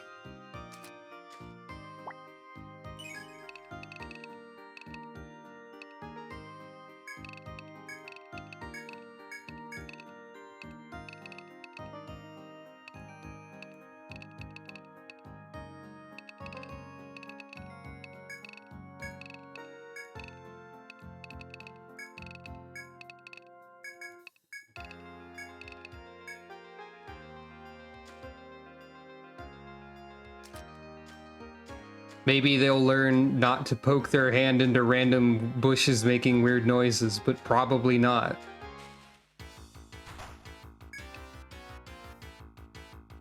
Oh, you're just here all the time on floor 2?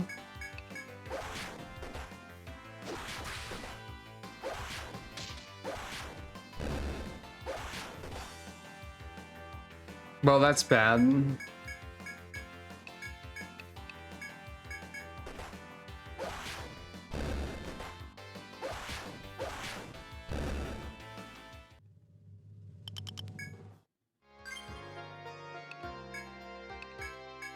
I prefer a Venomfly Nowhere system, I think. I think it is quite funny how they're on, like, the very first floors, and then in 3, they're only in, like, very specific I thought creatures of your ilk, or of your elk, are supposed to be FOEs. Not, like, regular guys.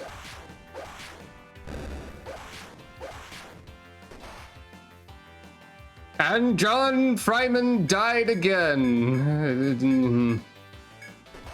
And Talon died. Are you sure you're not an FOE?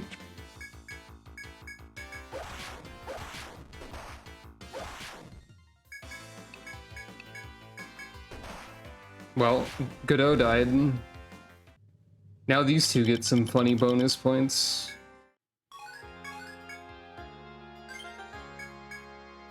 I feel like the first game might be a tad more dangerous at the beginning than a later game in the series would be. Talon cost more to revive than the others. I guess there's like a price point jump at specific levels. And Talon's a level ahead, something like that.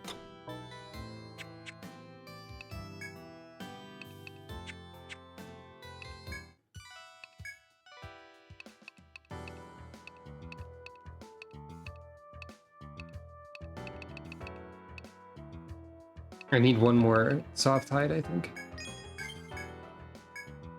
Ocarina.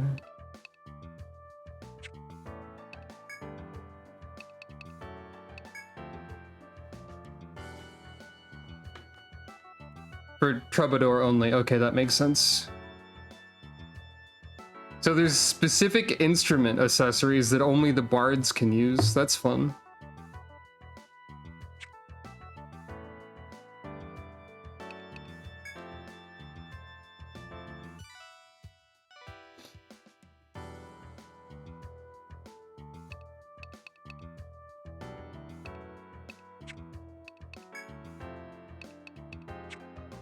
Is the feature the instruments?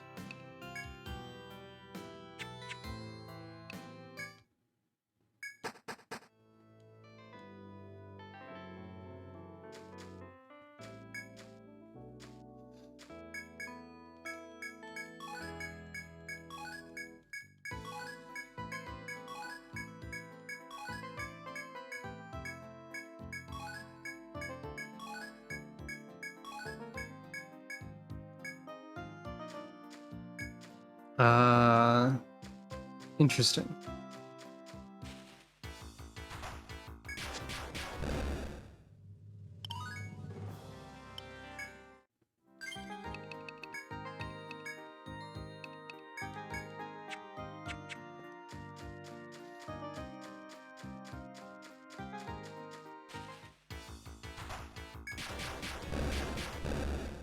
I can auto battle first floor encounters, at least a little bit.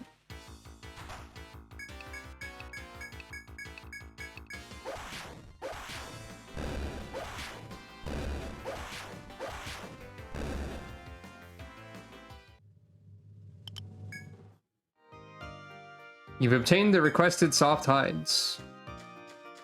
Absolutely no embellishment or fanfare on the narration in this game. Why do I always go to the apothecary first?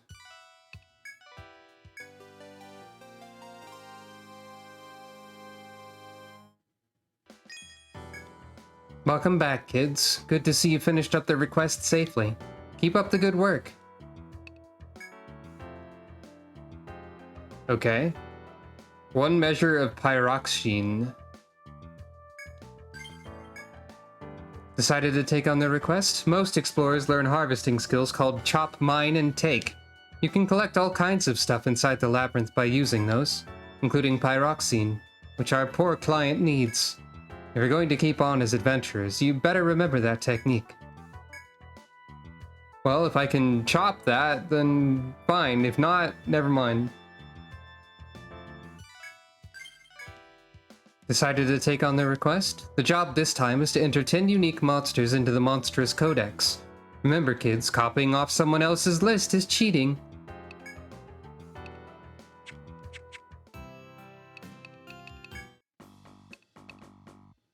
Wrong guy.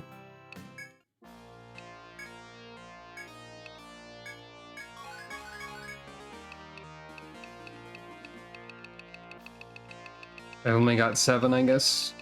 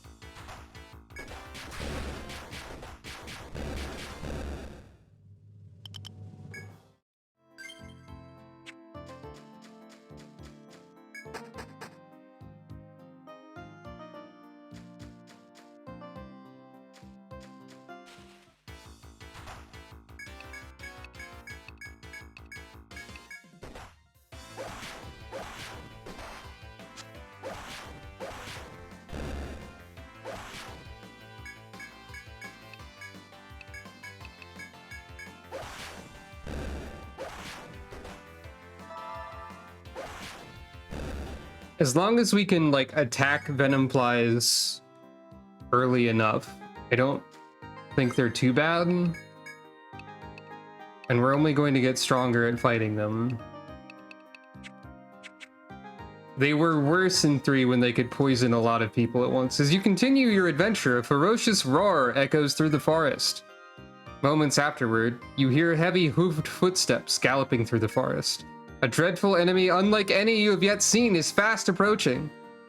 The dot on the map is a type of enemy known as an FOE, Formido Appugnatura Essequens, or field-on enemy. For every movement you make, it makes one as well. Consider any FOEs before taking action. So we have to tutorialize what an FOE is in this game as well, but we don't really do that in future. Also, I cannot as easily mark on the map where they may appear.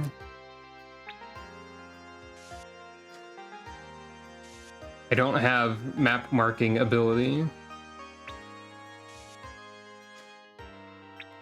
Might be easier to see them though.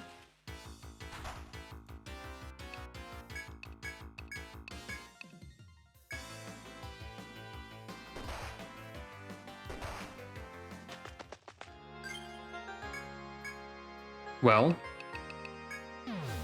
they put a mini FOE in regular encounters as a joke as well. So,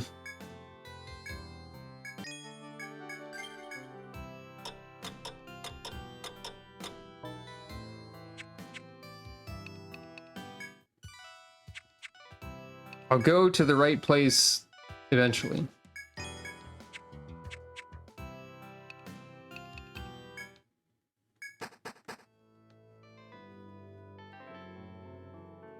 I guess they don't quite explain how dangerous they are. They just say they're very dangerous and more dangerous than usual.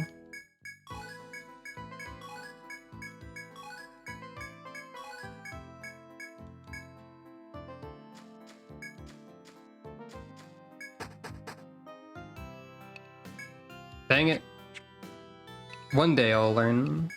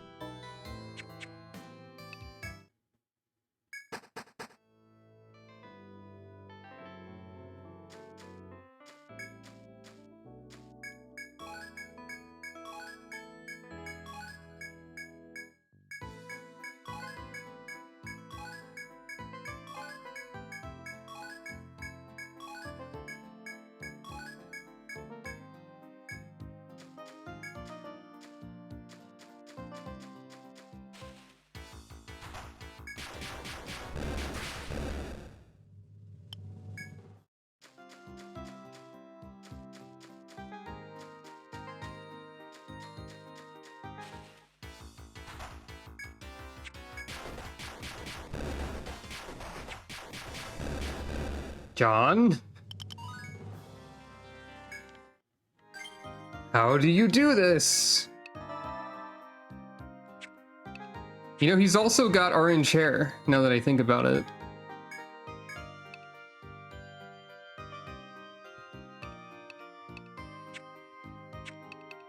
And his name starts with J?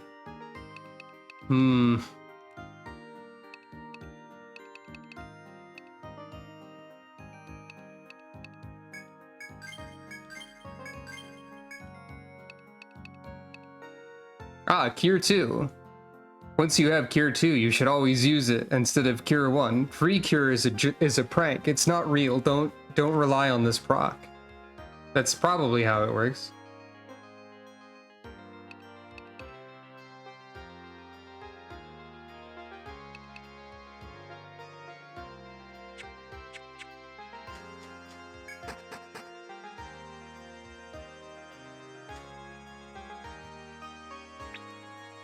So do you just patrol back and forth in this little hallway? Seems like it.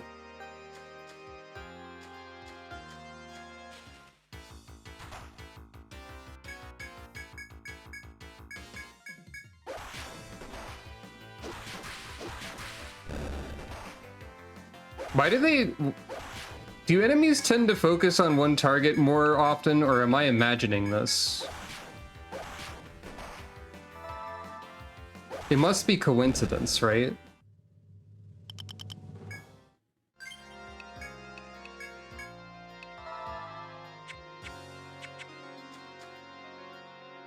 Talk? As you continue on the winding path, you see a soldier basking in the warm sunlight. Noticing your presence, the soldier calls to you. Oh there, explorers, I see. How goes your adventure thus far? After a brief chat, it comes out that he's here to help those navigating the forest. The soldier offers to sell you any of his tools you find yourself in need of. Choose the item you believe you will need most from the following. Weapon, medicine, nothing. You inquire of the soldier if he has any strong weapons. Upon hearing this, the soldier removes the sword from the scabbard on his back. Will this serve? It's a small sword, but I believe it will do for your purposes. As for the price, since you're licensed explorers, you may have it for 500 intal. EN is intal? Okay. No, I don't. Your response elicits a disappointed nod from the soldier. If we have no business to conduct, then farewell. Having delivered these parting words, the soldier leaves. Though he's just not there anymore.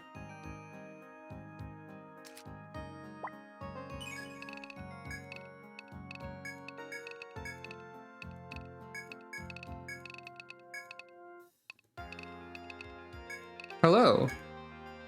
So far, there's a lot of dying happening, and mostly on the part of one specific guy over here, John. But we're making some slow and steady progress. I don't yet have the actual attack skill, so I don't have anything like, oh god. Also, Venomflies are in this game immediately. And they're murderous. Seems like Etrian Odyssey 1 has a bit of a rougher start than Etrian Odyssey 3.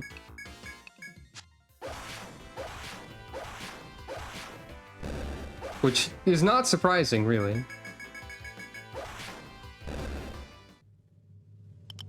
We've got a front row of Talon, John, and Birdie focusing on melee attacks, and a back row of Godot and Francesca focusing on healing in various ways for right now. There's also a scary FOE here.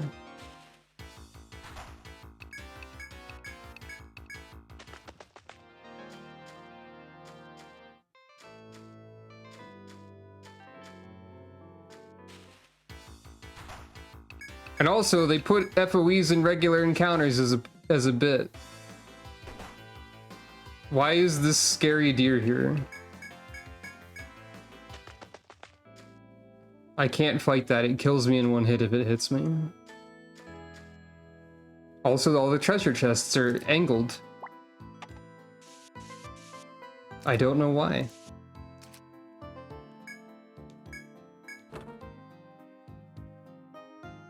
Well, that's helpful this time around. Ariadne thread. I'll take it. I've got one, but I can always use an extra. John, don't die again immediately.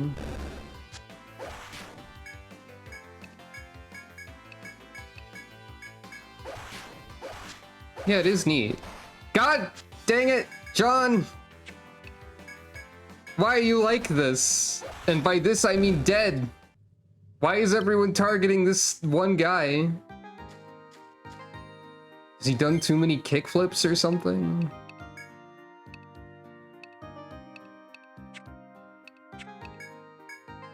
Well, time to use the thread. He's died like 10 times already.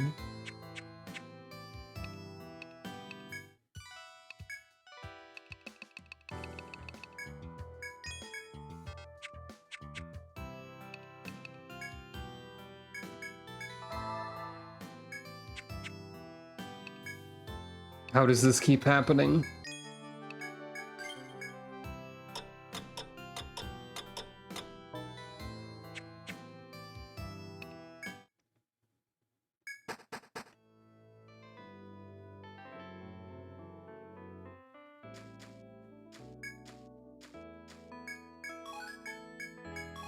Yeah, but I expected it to want, like, the guild heckin' dead a little more evenly and not specifically this one guy in the party. I'd almost begin to suspect that being in the center of the front row makes you more likely to be targeted, but that would be weird, right?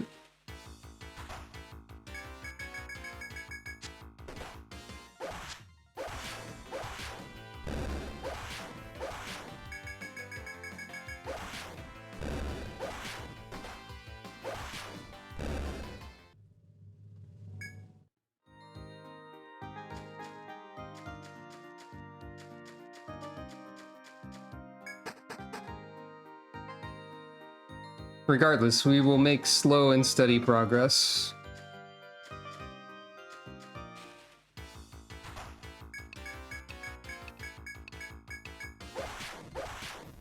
If there's only one Venomfly, I might be okay.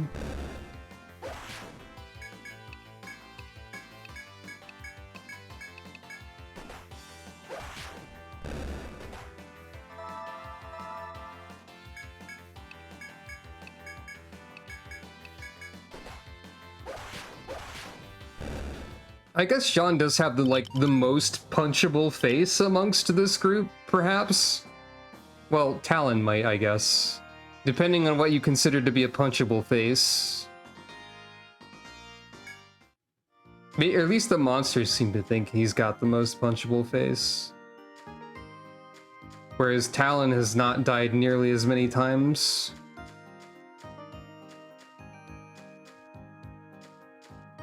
I guess their face is less punchable, like, objectively, through scientific evidence.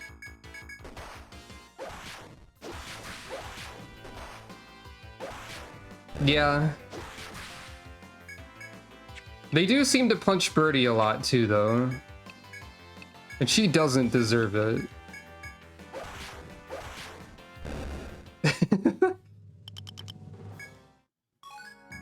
You know, I think Talon would be the most likely to claim it was their birthday.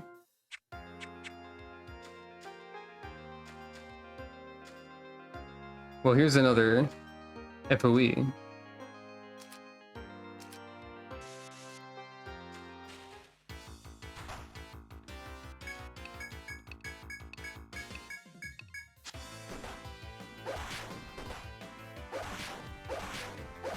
Talon would do the whole, like, I'm just a little non-binary individual, and it's my birthday.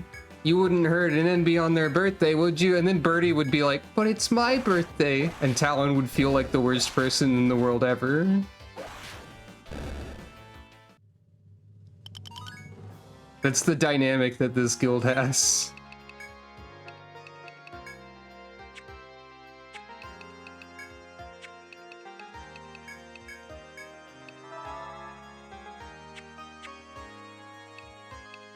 Birdie is the kind of person who, like, everyone's automatic response to Birdie is, I just met Birdie, and if anything happened to her, I would kill everyone in the room and then myself.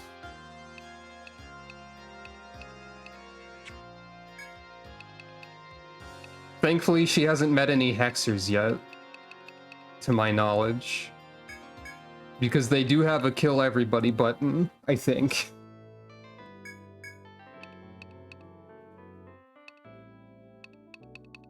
They have a kill somebody button, at least.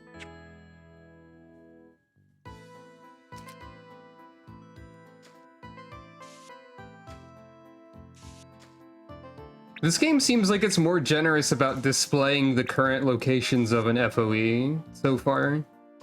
Like, as long as you've mapped the tile. I guess that was probably the case before as well. So, not really. Hello. Also, there weren't FOEs on floor 2 in the third game. I don't think... Birdie, no! Well, time for this tree to go away.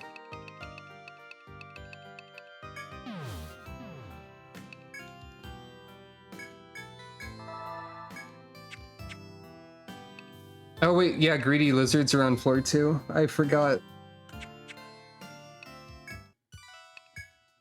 They're probably less threatening than the creatures that lurk around these parts.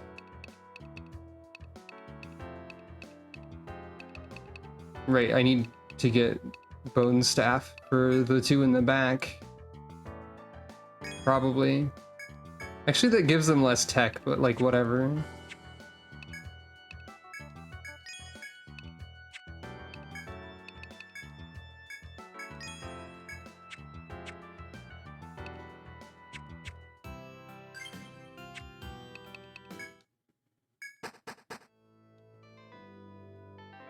But yeah, medics are gonna accelerate eventually, but they have a bit of a rough start, I think.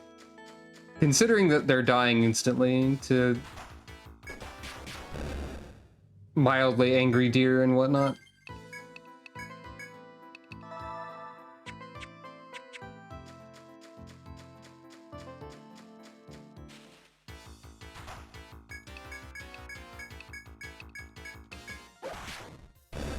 I know that's not a Venomfly, but still.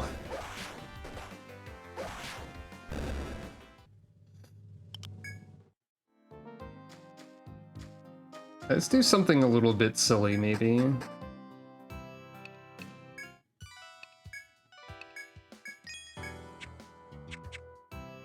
Since it seems to be pretty reliably consistent that if I sleep, gather, sell, and sleep, I will be able to gather again immediately. So maybe it would be wise of me to build up a little bit of money.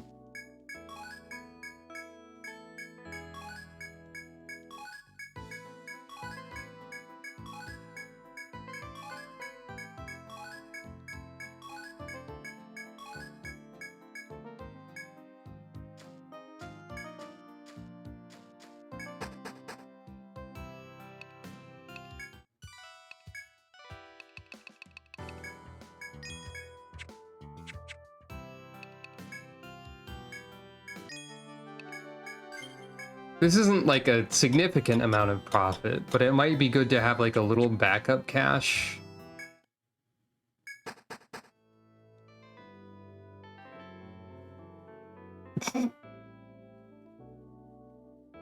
I was caught off guard by that particular cheap viewers bot because the website that allegedly has cheap viewers is Benson's Food.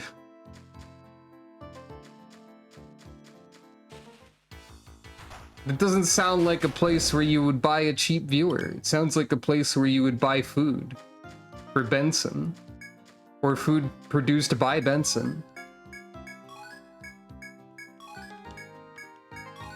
Whoever the heck that is.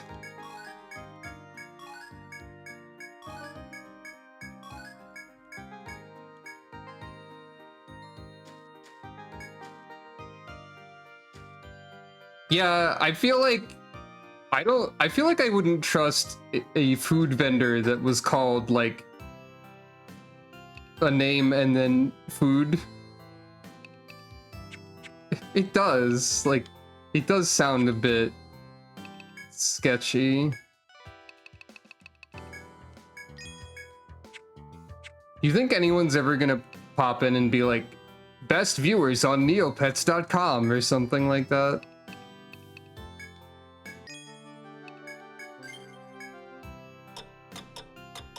What's the funniest website to use as a cheap viewers bot?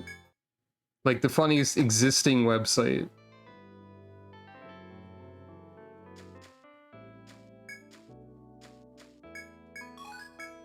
Maybe like cheap viewers on, and then specifically the Neopets page for the omelet. You can get a free piece of omelet from every day if you don't have any money.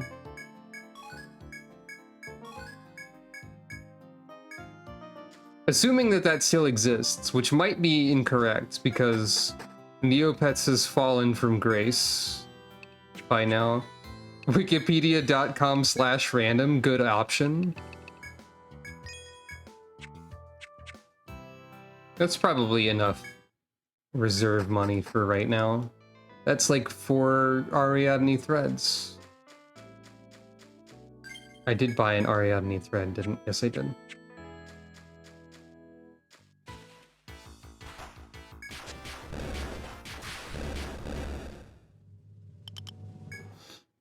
And everybody has learned all skills that they can right now? Yes, okay.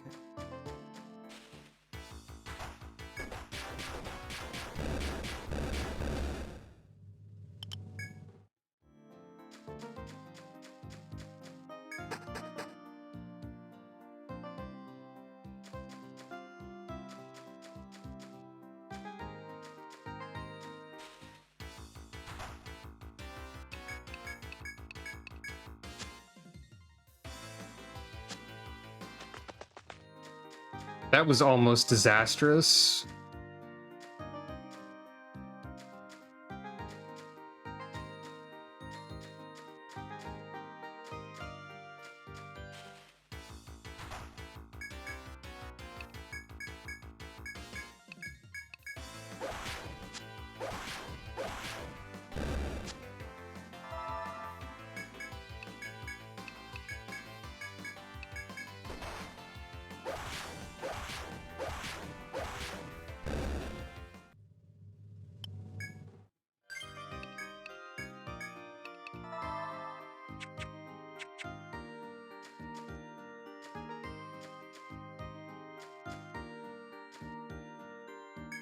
As you continue down the path, you spot an orange fruit growing on the wall of trees.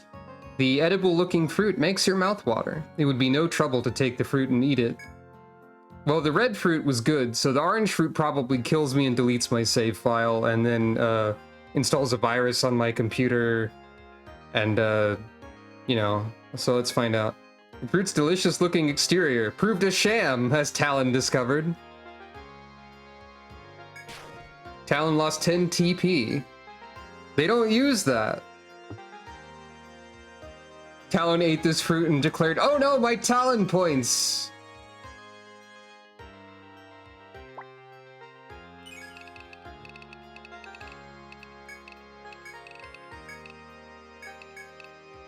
That's what TP stands for.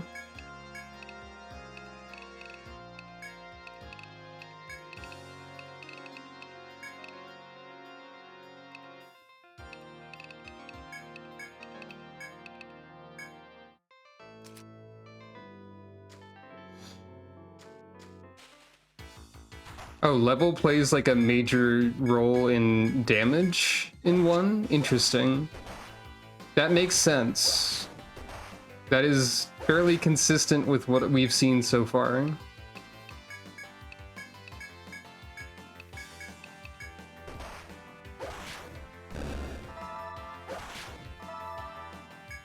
The enemies also get critical hits sort of reliably.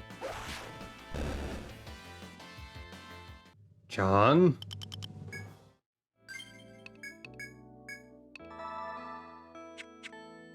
Not really reliably, but like more often than usual.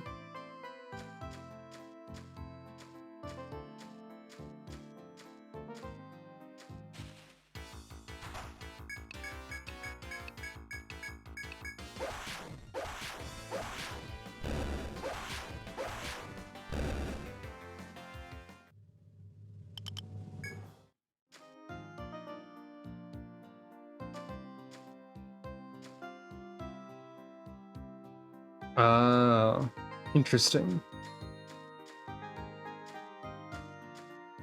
So what you're saying is that if only farmers were here... Oh, hello? Hello? Hello? I'm leaving, bye. I didn't know I was pursued by some of these FOEs on floor 2. I think that must be a different enemy type then. Because I think the others were content to patrol.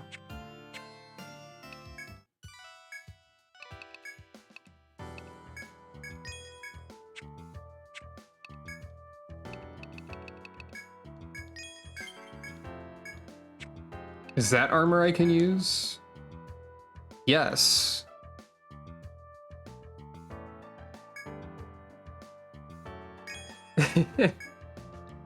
Yeah, that's probably about how it feels.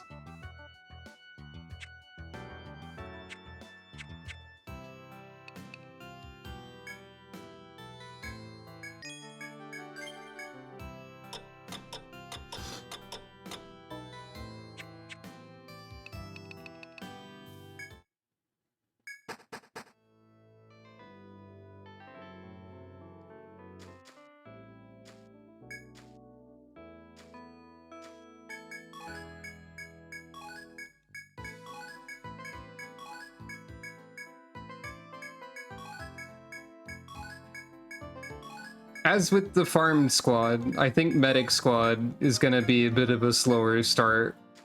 I've said this already, but like it's becoming more apparent as we continue. It's best to take the opening part of an Etrian Odyssey game carefully. Weirdly enough, I feel like I'm more allowed to be reckless later on. Because while things are more difficult, I have more tools to deal with it. I suppose it makes sense and is probably reasonable, but oh, you can pair the frog, crab, bug, bird with like these rats apparently.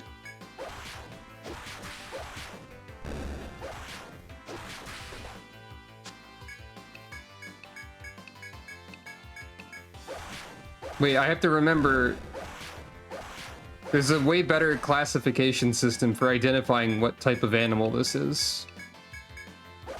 We have to go by Elden Ring rules. This is a dog. When in doubt. Dog. Yeah, leveling up is gonna be slower for this crew. That is definitely true. But I think combat will end up being easier. Like, overall. Well, I say that, and yet Almanac was surprisingly good at that.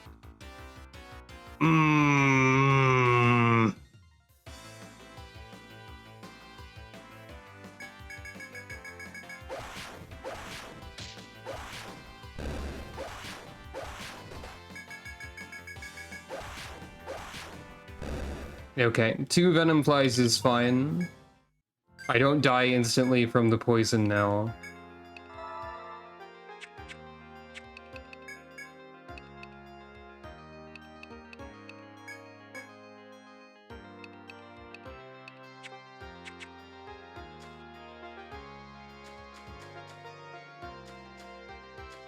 Also, it's kind of funny that I've decided that Birdie has the personality that she does when she's one of the frontline. I made her one of the frontline because presumably Talon and John are a bit of a bad influence on her. Or at least Godot and Francesca would say that was the case.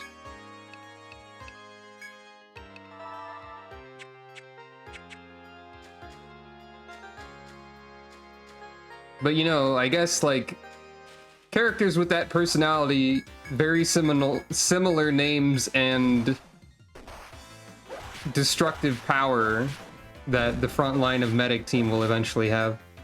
Characters that are similar in all of those attributes do exist in video games. At least that's what I think is true. And by this I mean Bernadetta from Fire Emblem. Or Bernie.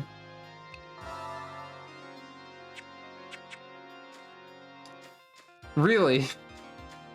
I don't think I was aware of that particular detail. I just heard that attack up in Caduceus was very strong. But not like the degree of the strength. But that seems promising.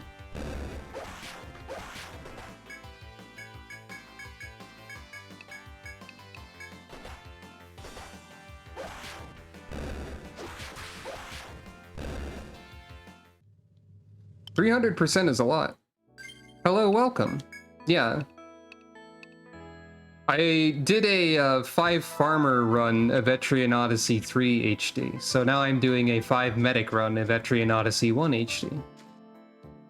Right. There's a creature over here.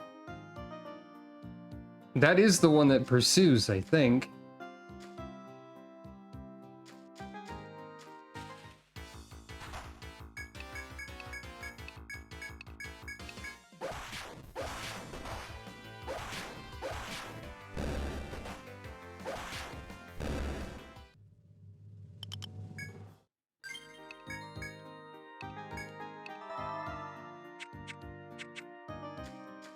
At least I won't need as many healing items as Almanac had. And one of you here too, huh?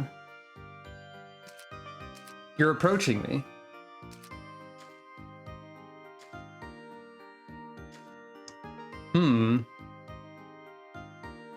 Wait, this is the one that was approaching me before. I think I mixed up which one was which or something.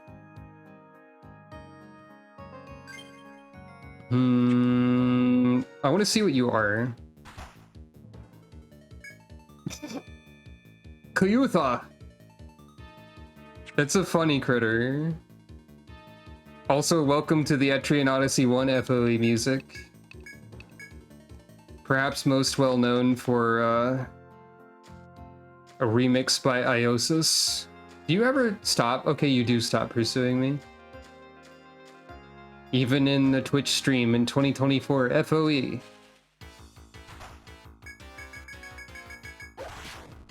I'm pretty sure the patrolling ones are probably the antelope. Just based on what I know. It might be worth attempting to confirm this, but probably not. Okay, you have a pretty small patrol area, all things considered. But you're not interested in me unless you run directly into me. Wow, staircase already? Considering that, like, 2/3 of the floor is obscured behind angry deer and creature, I suppose this makes sense. So I can definitely go down from there.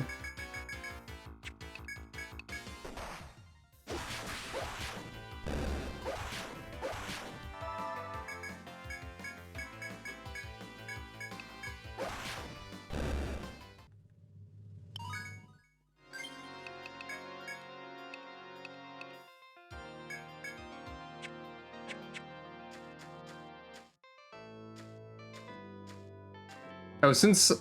Oh. That's a dead end. I see. Well. Farewell. I underestimated you.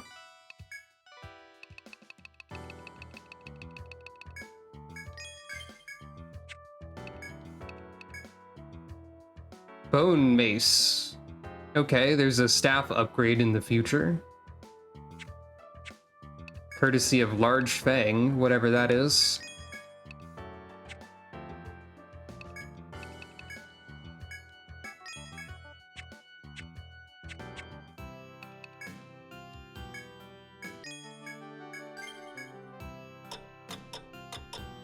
They haven't said anything about daytime and nighttime in tutorials for this game yet. Like in the third game, they were like, watch out, nighttime is scary. And then nighttime was like the better time of day to explore in for a lot of the floors for some reason.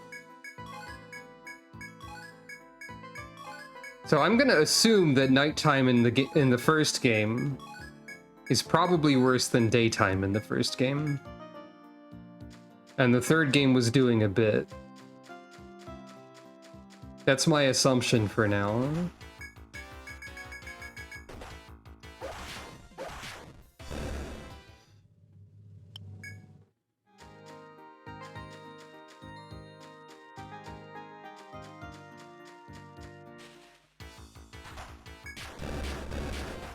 Oh yeah, since we have knowledge of numbers, I was curious if, I could look this up myself, I suppose. I was curious if patch up is actually good or not.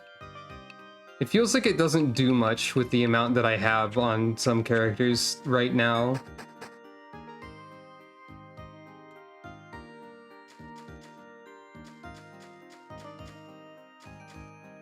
So that's just a direct question I will ask. I could probably scoot by this one, maybe?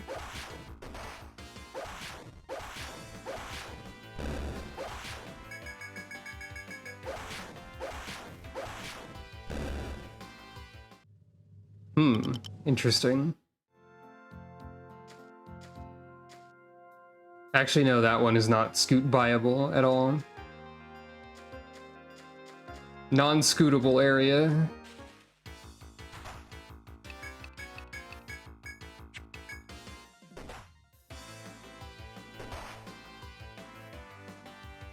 Great. Great.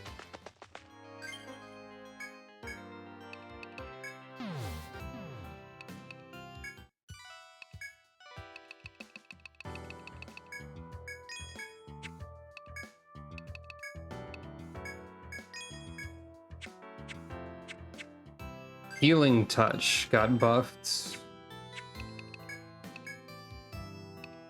Which one? Heals up to a set amount outside of battle for a small amount of TP. With 1 point, it's 50%. For 3. 2, it's 7. Wait. What? What? What?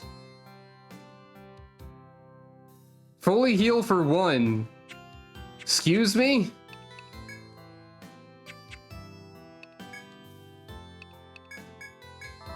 I don't understand.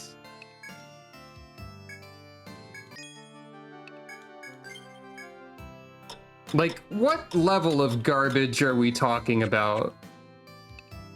Was it like 10 TP for 20% or something? Oh, capped out at 50%. Okay. Question 2, why didn't they make Yggdroids better? 6 TP for 40%.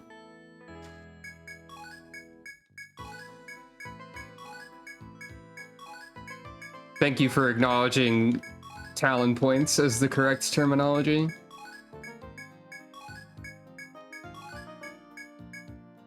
I've decided that Talon insists that they're called this.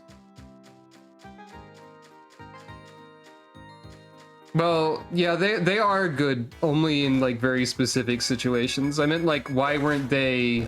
They feel like they could have used some balance adjustments to make them more usable.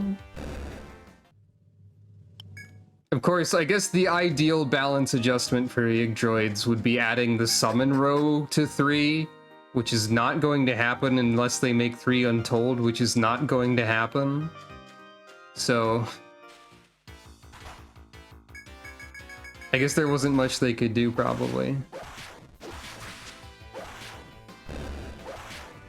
Yeah. It did seem that way.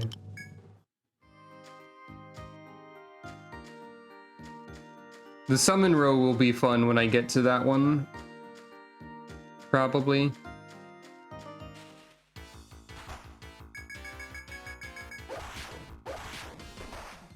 Why do all these rabbits look like they were like lying on their back and they're sitting up to look at me?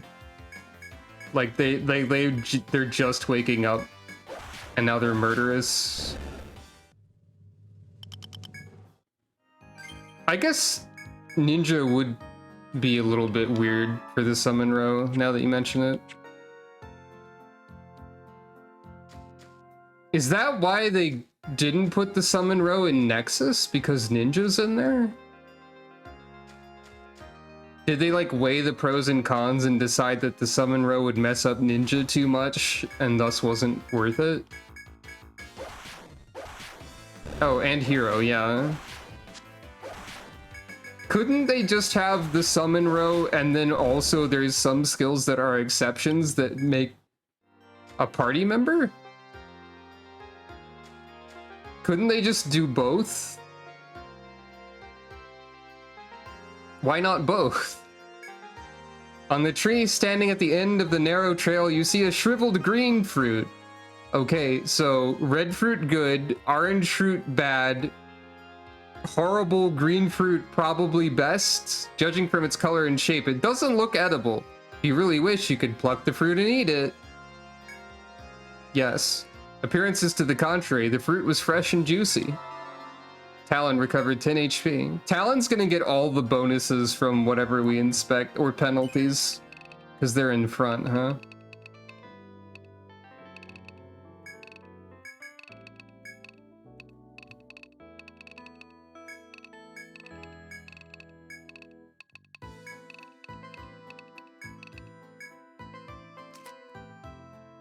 The note takers are baffled by this.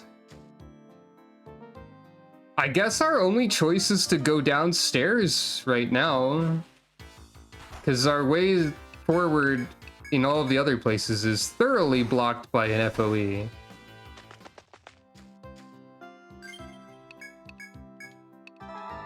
We can't...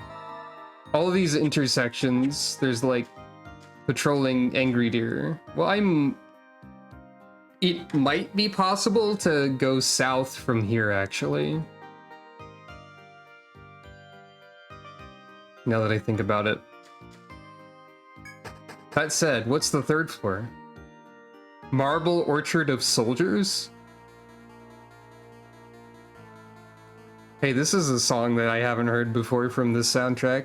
That's spooky. Well, I must have heard the Untold version. As you descend into a new floor, a premonition of bloodshed sends a chill down your spine. Even new adventurers such as yourself can clearly feel the overwhelming sensation. It is the specter of death, looming over you as you prepare to face unknown dangers.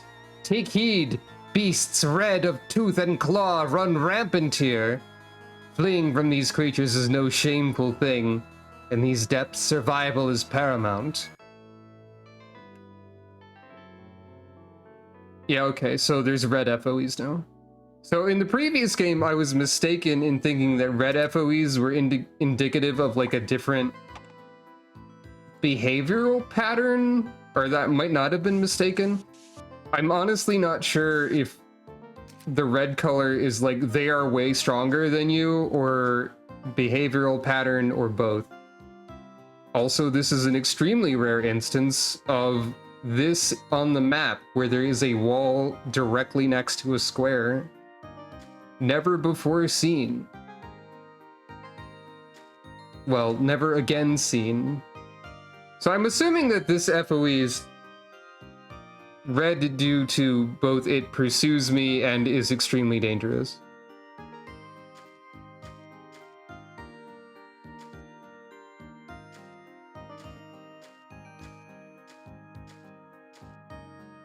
Huh, this has a movement pattern of like, it follows 1-1 for 3, but then it has to wait like a turn. Like it has to pause every few steps. And there's mandrakes here.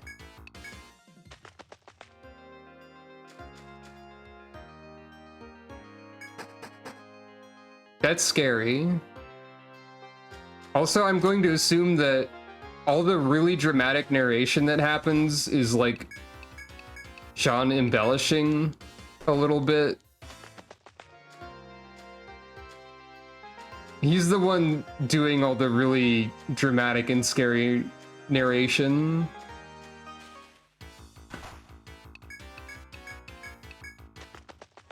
Sometimes this makes Birdie cry. And then he regrets his words and deeds. Ah, this is also a dead end of pranking. Okay. So my only choice is to go say hello and then quickly say goodbye to the red color FOE. Got it.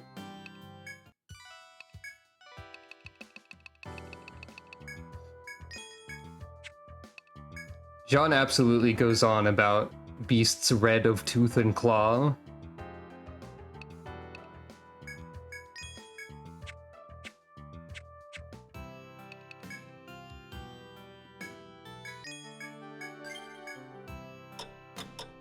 So my only option is danger. Well, I mean, that makes sense. This is Etrian Odyssey. That tracks. Whoa, wait, hold on. Even though the quests are not worth as much, I should probably see what they are. At least.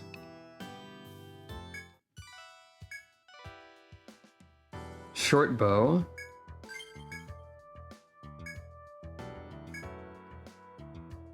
She wants to make a bow.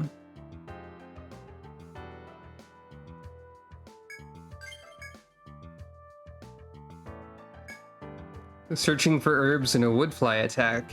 Okay. Take out 7 woodflies. I can do that. Wishes to meet a brave and excellent Landsknecht before he dies? Reward the boy's treasure? Well, I have bad news for that kid. Sorry, I don't have one. 2 horns and 5 gum hides?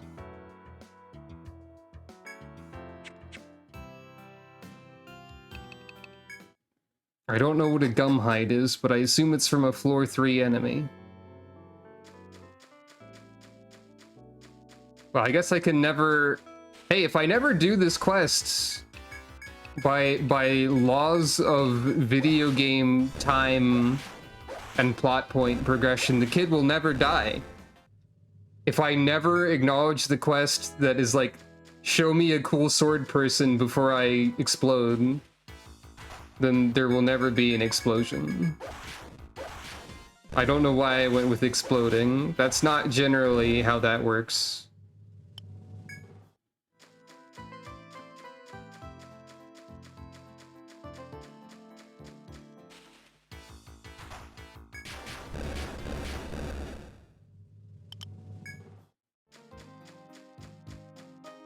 I can at least do the 7 woodflies one.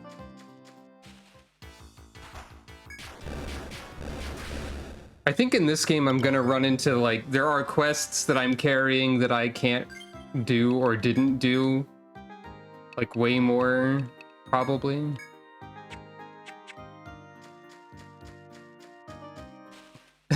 Yeah, exactly.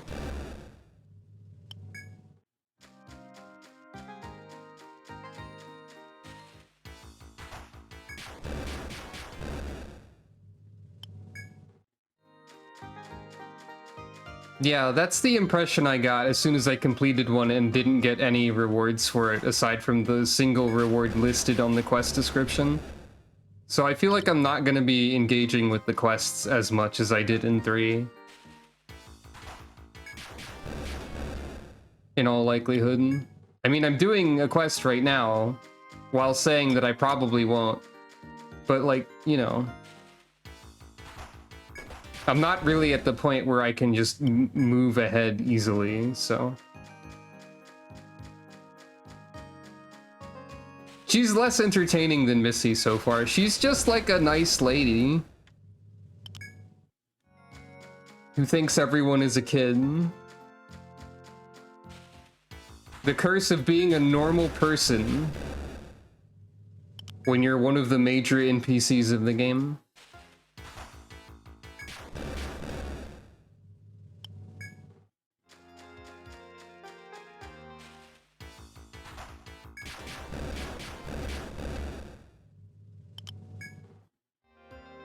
You've subdued the woodflies specified by the request from the bar.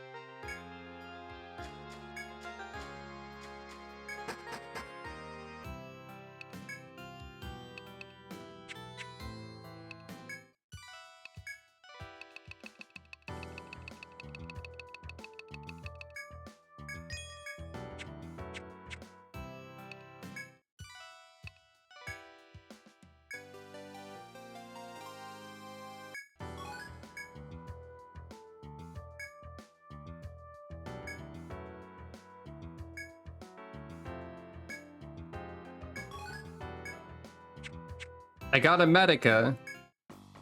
Yay. I didn't mean to go here. I think every time I've gone to the Explorers Guild by mistake, I'm gonna say that it's because there's a funny, like, cat icon here, and that tricked me or something.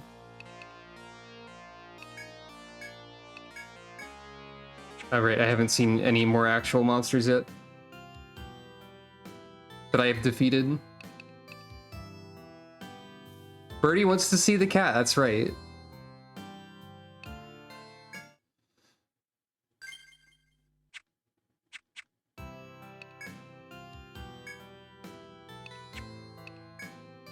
Let's try nighttime. Let's see what happens at nighttime. Maybe it'll be funny.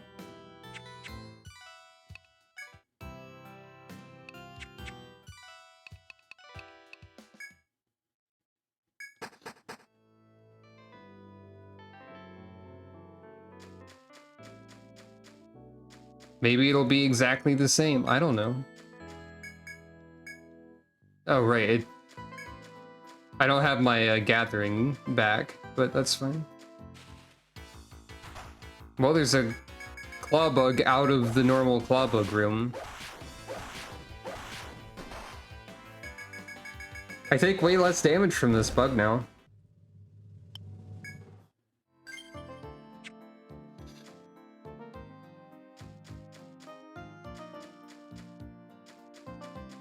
I mean, this dog.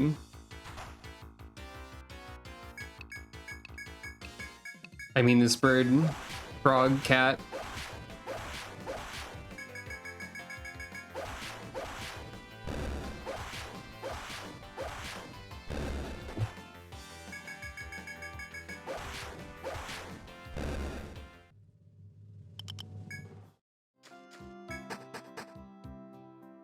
Maybe FOEs work differently at different times of day sometimes. I'm gonna go ahead and assume that there's no way I can fight any of these reasonably. The FOEs, I mean.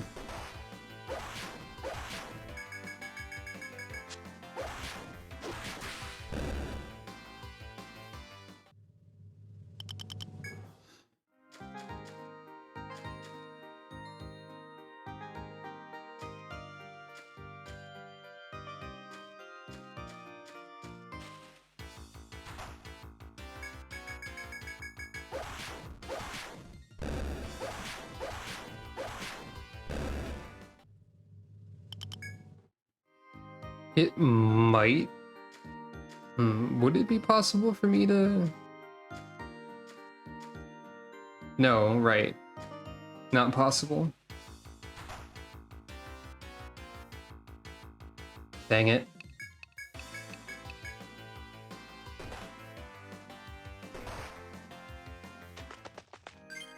Any encounter with that enemy is guaranteed I have to leave. Because I will fail to escape and then somebody will die. And that seems to be unavoidable as of right now.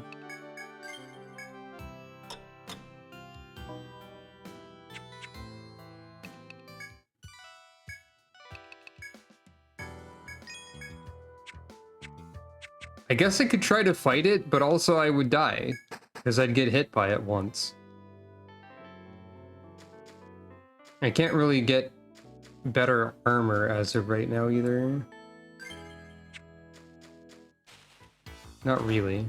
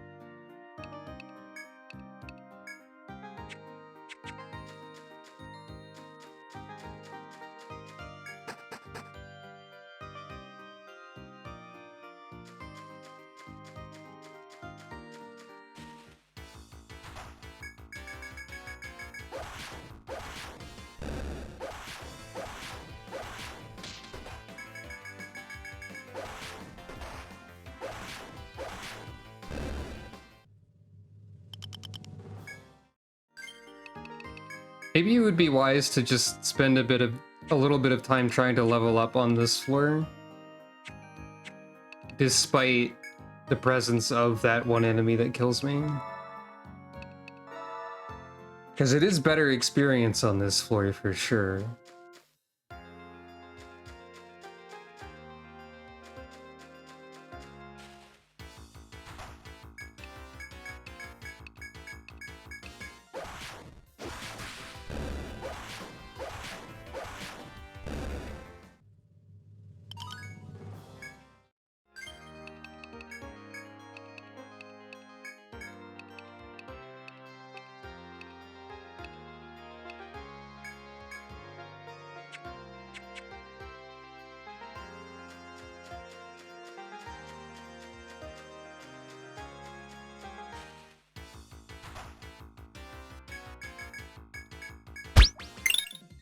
Thank you for petting Calico. Hello, welcome. Question? I've heard about immunize, and I am working towards it on purpose. It sounds vitally important. I may not know the details, but like, it sounds really important.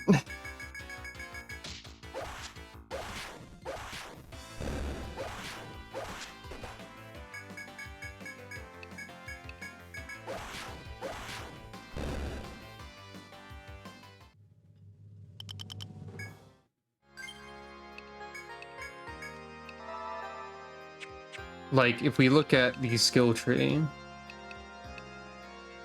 resistance to all elements, and also the elemental defense and speed of the cast goes up every level. So it seems really good.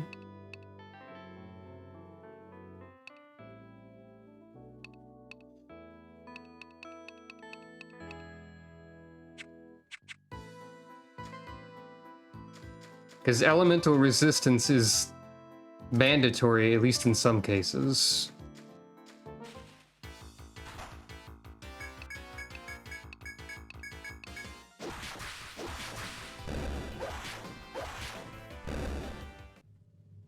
It includes physical? What?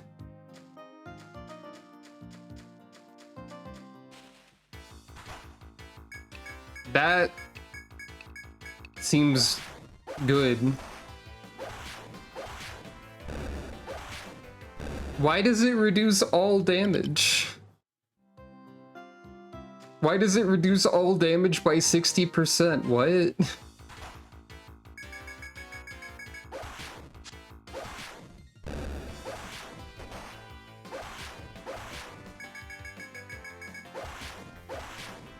I mean, I guess those are the physical elements.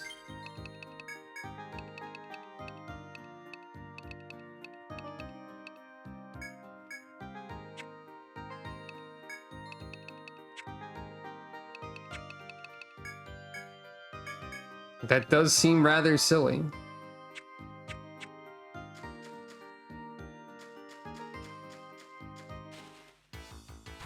I feel like Immunize is probably exactly the same in the HD version, thus making it seem more intentional in the end. That would be my assumption.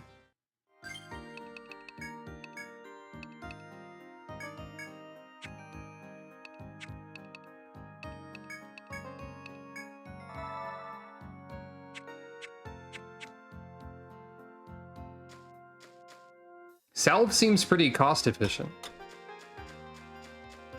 Ah, interesting. Fair enough.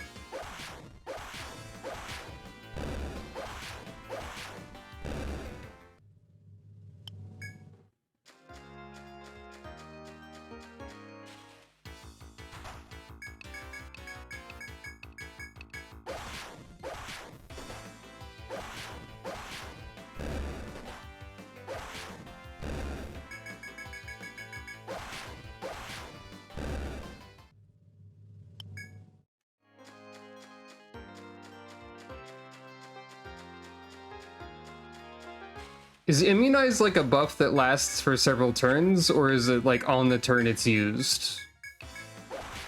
Is it a buff or is it a shield? 5 turns? Okay. So it's longer than a normal buff. Or longer than a normal buff was in the third game.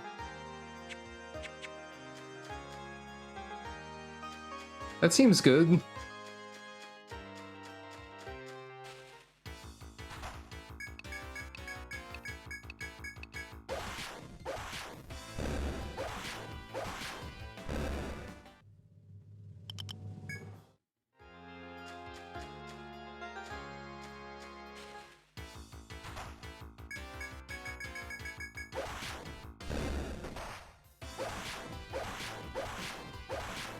I'm used to everything being like 3 turns.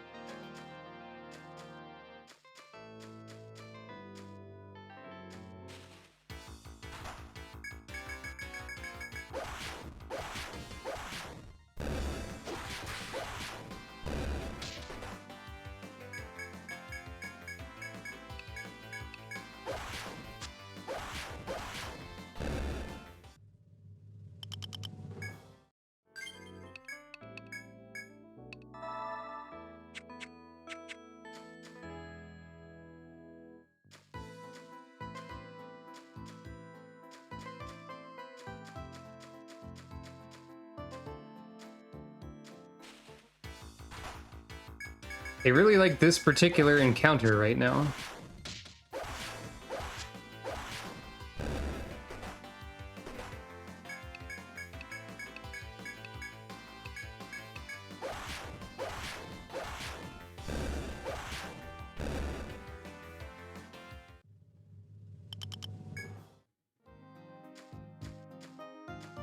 That was close.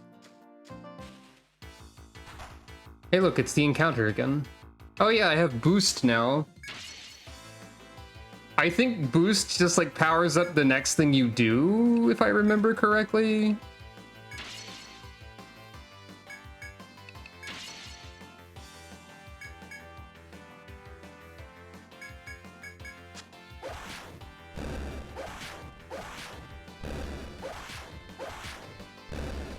So I can do a bunch of damage.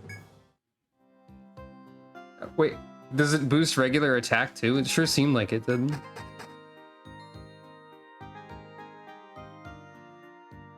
Well, that'll be useful in the future too. So I should mark where the FOE starts, probably. Oop.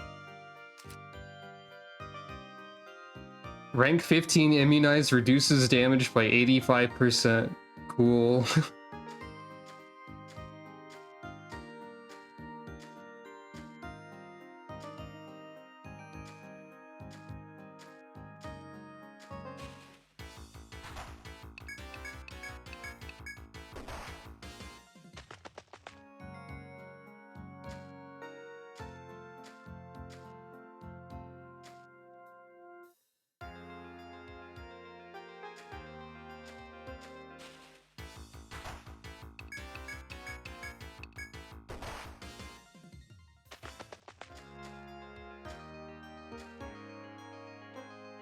I'm not used to like not being able to run away from everything for free because I don't have the luck of a farmer team. So that's kind of funny too.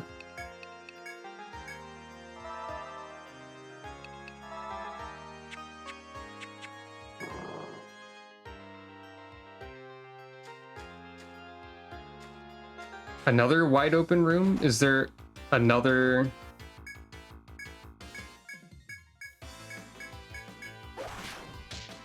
FOE in here?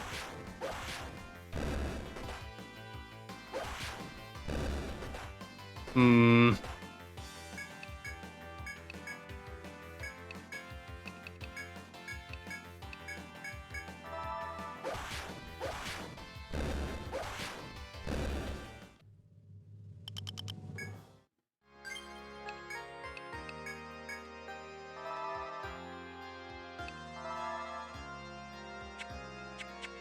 I don't see any evidence. Oh, there's one.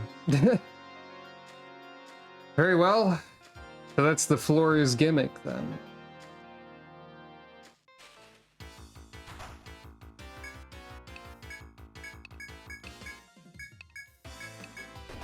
I should try to fight a mandrake.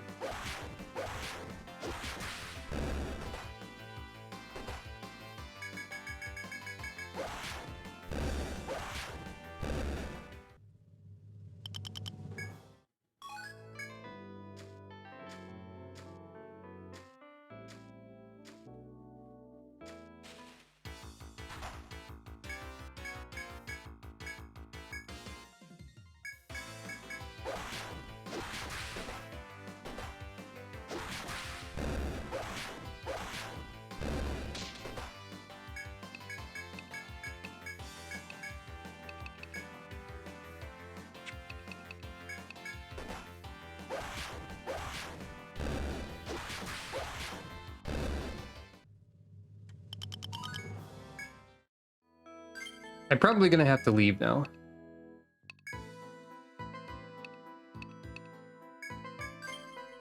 However, Caduceus is now available for the Talon's next level. Dang it, that's not the regular store. One day I will learn, maybe. I might not learn. Petal Ring, Medica 2.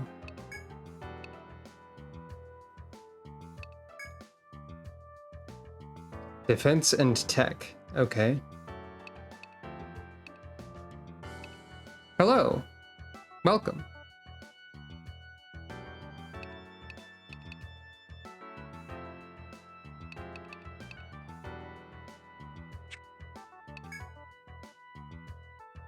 Right, there is better armor that I can equip.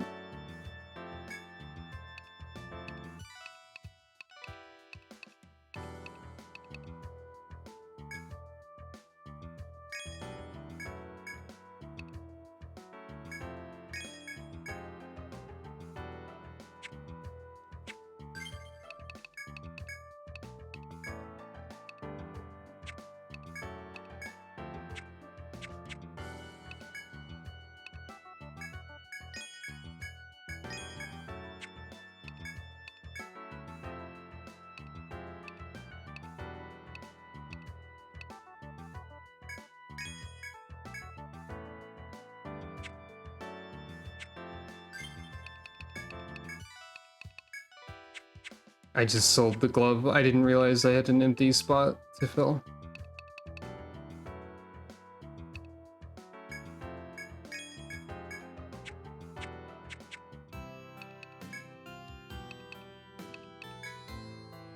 Ugh. 5 short. Gotta go beat up a rat or whatever. Oh, I have 1 chop left. Fruit.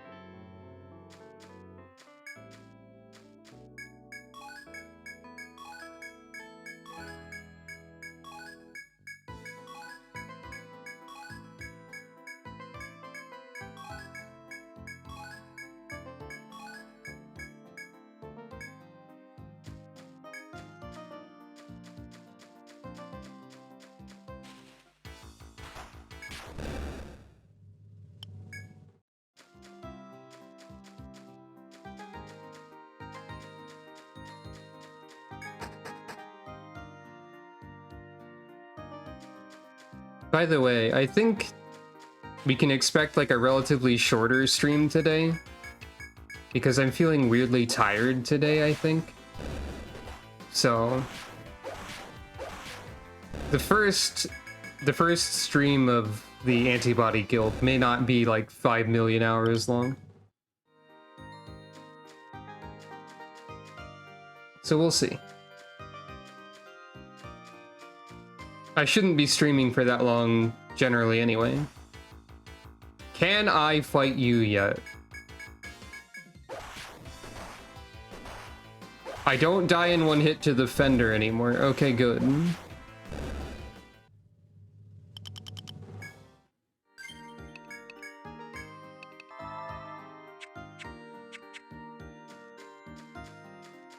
We're making progress in terms of not dying to the fender specifically. 3 Venomflies, but I got a preemptive. Okay.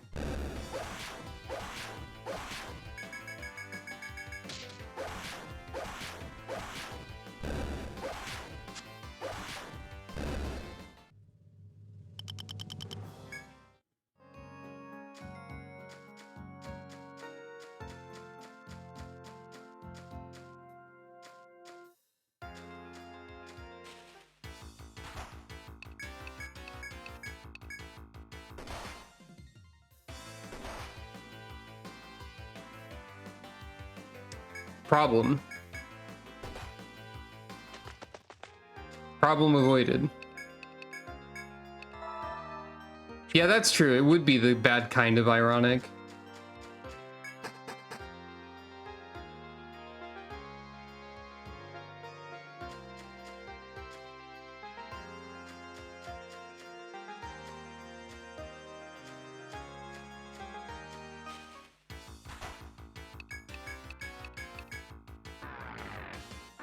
Oh no, my defense.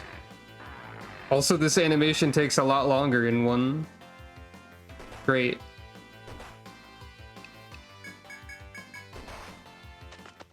Being unable to escape in this room in particular kind of ruins the entire plan I had.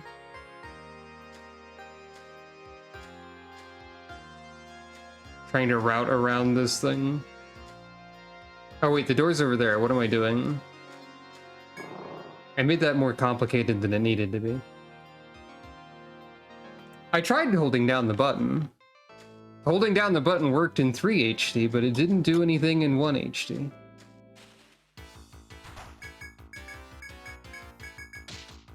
Not for that animation.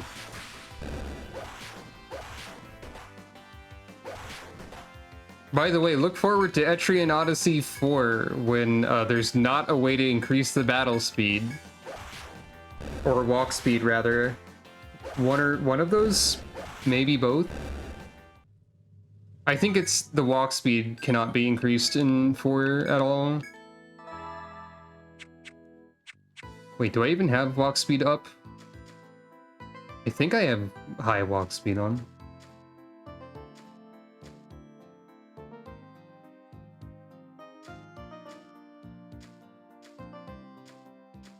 Oh, you just stop pursuing me when you lose sight a little bit. If there's a patch, I should be able to install it on my completely legitimate regular Nintendo DS, 3DS.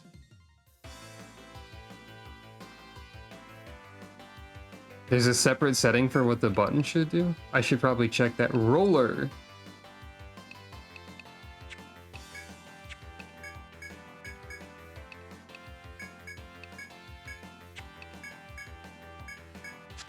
Yeah, exactly. Just put in the movement speed patch amiibo. But wait, I have a completely legitimate Nintendo 2DS. I don't have an amiibo reader on it. It's not even the new 2DS.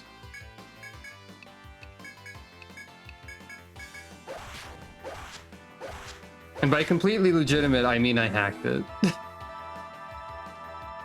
It is an actual physical 2DS that exists, but it's also hacked. So I can play Etrian Odyssey 4, 5, and Nexus on actual hardware with the DLC and patches and everything. There's Gumhide.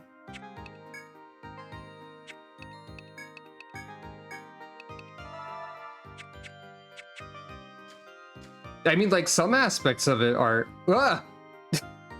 I got jump scared by the unlockable classes saying hello. There's a separate skip setting that defaults to normal speed. Okay, I'll go change that then. As you walk through the forest, you come across 2 female adventurers. What the hell? One has black robes and flame hair, while the other bears a fierce look and a katana. Who's there? Demands the hard-bitten woman, one hand ready to draw her katana. The adventurers appear to be veterans and have made no move to lower their defenses. Which one might be the Hexer and which one might be the Ronin? Great question. Perhaps they'll relent if you tell them that you're also adventurers from Etria. Imagine being confronted by 5 obviously, like, medics in a dungeon and just instinctively drawing your sword. What has happened in your backstory? Have you been wronged by doctors? I guess that's not uncommon, depending on where you're from. Tell them you're adventurers? Yeah. Once you inform them that you are adventurers, they nod and lower their guard ever so slightly. Ah, Etrian explorers. Didn't the Radha notify you? The katana-wielding woman, realizing your ignorance, shakes her head in dismay. Hexers are always haunted, don't worry about it. We have orders from the Radha to guard this place, says the severe woman with the sword. I am Ren, a Ronin, and she is Tlachtka, a Hexer. Tlachtka? Talakta? Talakga? I'm not sure how to say that one. Talaktka. It's probably pronounced in Untold 1, like in voice acting, right? Is there like a canon pronunciation of this name?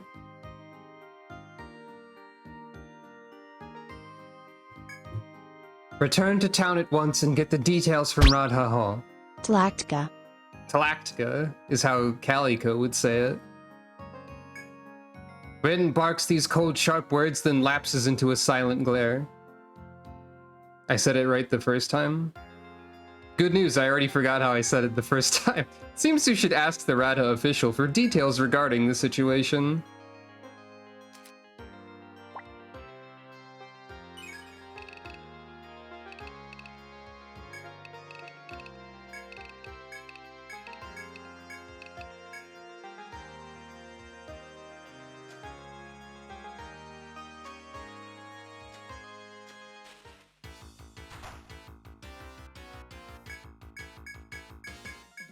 I've seen what hexers look like, but I might not know exactly what Galactica looks like, so...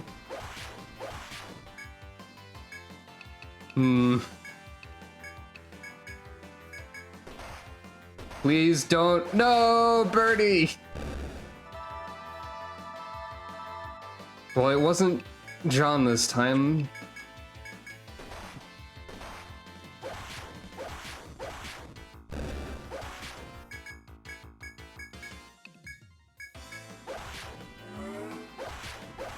What's her Japanese name?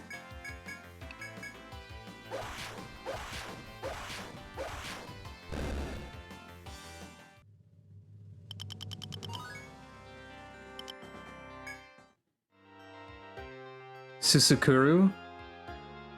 I think that's the sort of name that is...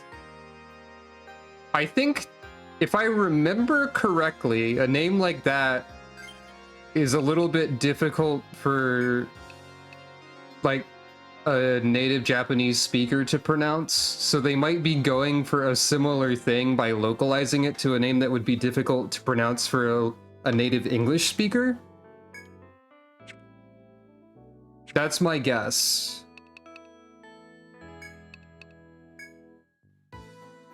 Neither of them are super easy names to say.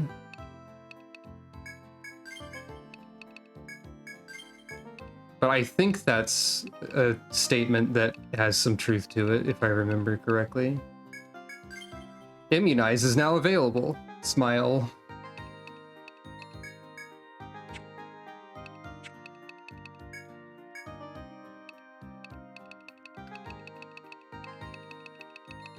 I made an error. I forgot to buy thread. FOE. FOE. Fun trivia, Tlactga, modern Irish, Tlacta, was a powerful druidess in Irish mythology and the red-haired daughter of the archdruid Mug Ruth. She accompanied him on his world travels, learning his magical secrets and discovering sacred stones in Italy. Tlactga's name was attached to the Hill of Ward in County Meath, which was the site of prominent festivals in her honor in the Middle Ages. Oh, neat. Well... Are you gonna immediately... No, you didn't see that I was there.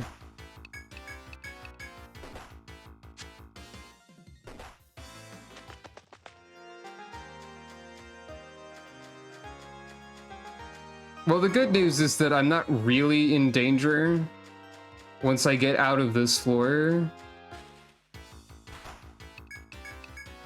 For the most part. Right, I need to adjust this option. Thanks for reminding me.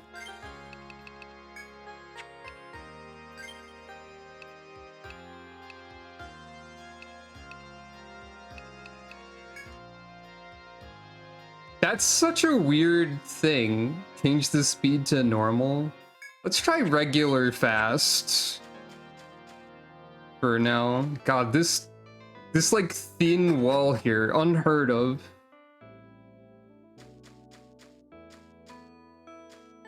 Incorrect.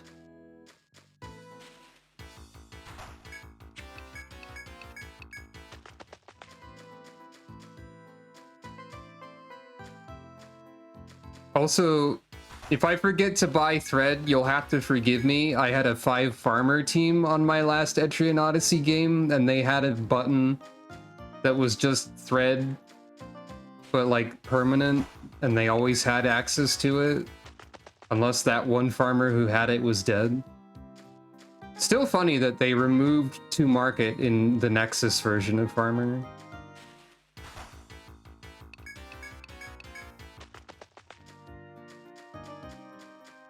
I've been doing pretty good about remembering to buy the thread, too.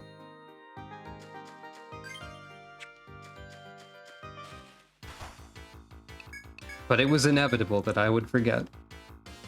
Why can't we run away from these rats?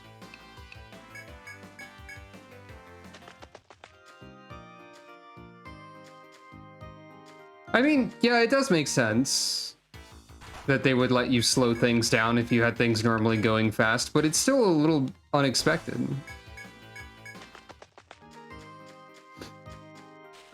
The dungeons aren't that long in Nexus? Right, Nexus has like a lot of smaller individual dungeons, doesn't it?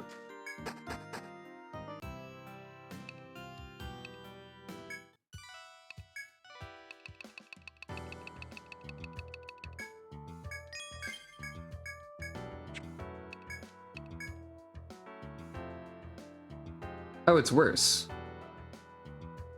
Okay.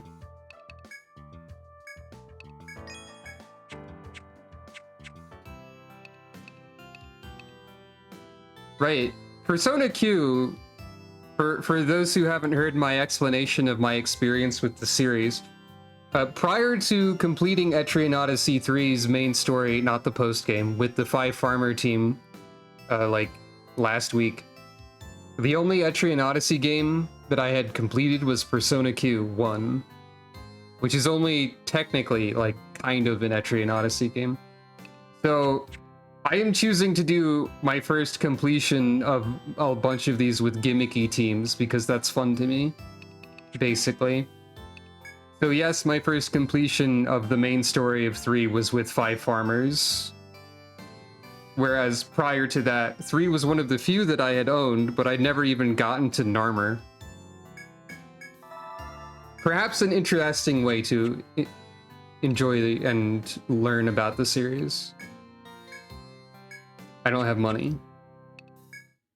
I have to go beat up a rat. So yeah, having only before starting to stream these, my only experience with other ones is I had played a little bit of 3, a little bit of 4. I'd completed Persona Q1, and I had, yeah, fast is probably good enough. And I had played a little bit of Untold 1 and 2. I had not played Original 1, 2, 5, or Nexus. That's the wrong house.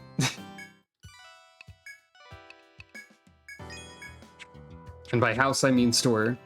So yeah, current plans are... I'm probably not going to go for like the post-game on a lot of these unless it actually seems feasible with whatever gimmicky party, because it seems like those require more specific things, generally. It was funny trying to fight the dragon with 5 farmers, but it didn't work out. I think 5 medics might be able to do some of the post-game in this, because Immunize seems like it's nonsense. And also, like, eventually they'll be doing decent damage. Not 100% sure on that, though. As of right now, my plan for 2 is only War Magi and Hexer, which is not going to be, like, super difficult, but it will be fun. But I don't think they'll be able to do the post-game either. The plan for 4 is to start with 2 characters and only fill the rest of the party as I get the story characters. And the plan for 5 is probably... 5 and Nexus are probably the most normal plans that I have. Untold 1 and 2 I might play and do like the story modes or something. So not all of my run ideas are gimmicky.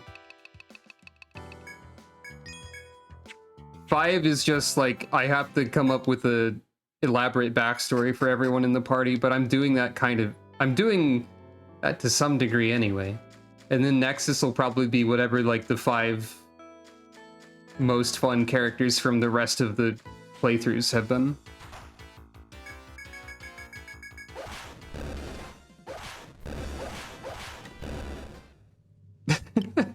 Yeah, I could see that happening, Epsilon. Also, that reminds me that in my contemplating of ideas for attempting to create an Etrian-like game, I did figure out an excuse to call the FOE equivalent ATMs instead. See, it stands for either attack type monster, or it stands for Ambulans Timor Mortis, which is Google Translate, according to Google Translate, Latin for walking fear of death. So look forward to that maybe if I ever make a video game. I feel pretty good about that one.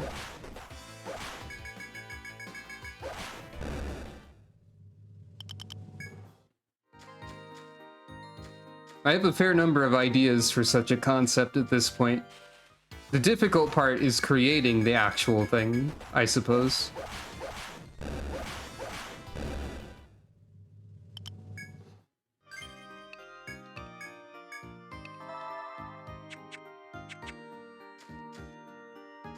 That would work too, yeah. I was just like trying to emulate the two abbreviations for FOE. The elaborate Latin that the English localization went with, and the field on enemy that the original Japanese script uses.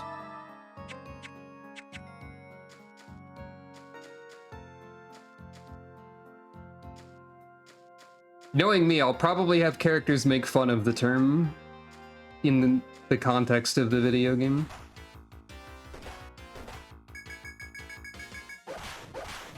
Oh right, there was multiple versions of what FOE stood for. Was that one the Persona Q version? The Physis Oikine Eidolon? Eidolon? However you say words? Yeah, okay.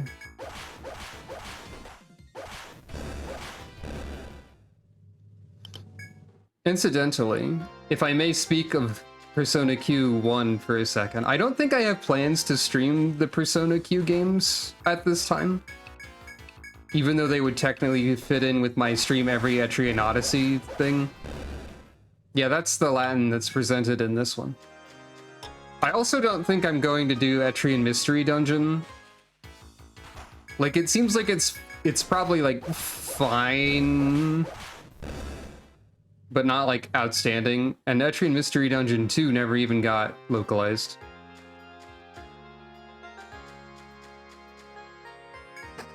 Not very good. My plan for Mystery Dungeon, if I wanted to do that originally, was, like, one gunner, that's it. Which I think would be pretty easy. Oh. Hey, I think I kind of know you. I wish I didn't. I wish Jackie were here.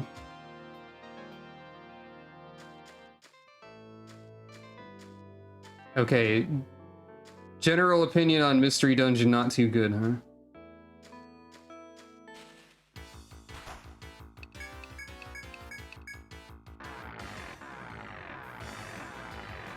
Okay, that's still pretty slow with fast speed. Maybe very fast for the skip is required. If only Jackie were here to somehow cut the FOE in half.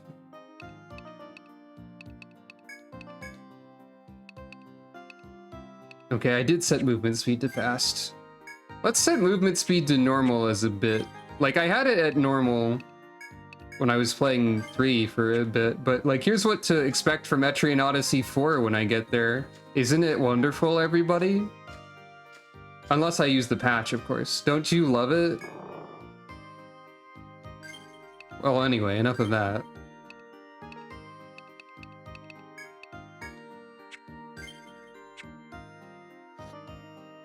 One of the dungeons in Mystery Dungeon has the Etrian Odyssey 4 FOE music playing the entire time. That's pretty funny, but it would get less funny over time, I think.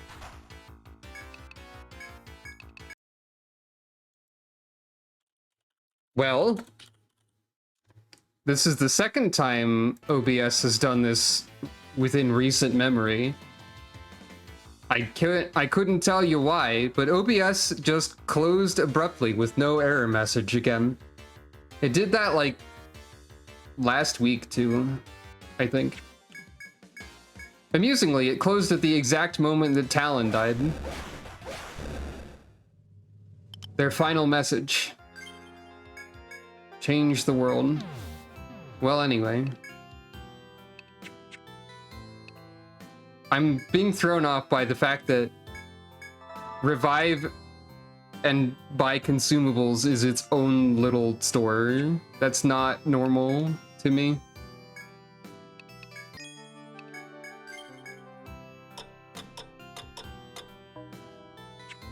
I assume that they consolidate those in like all the games after this one. I don't know if they do that in 2 though. Anyway. So don't underestimate rollers so far. I should try to hold B and move. As well. Hey, B slows me down.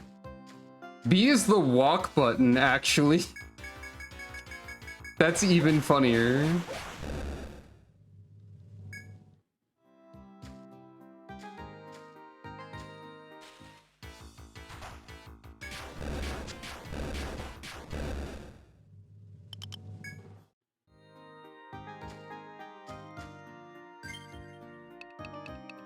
That's probably true, yeah. Like, movement speed, normal, fast. Okay, but there's not a setting for like run or walk. Hold on, I have to see what normal movement speed... Oh, okay, yeah, that is... Okay. No, I understand now. That is run or walk. I thought that was a separate thing.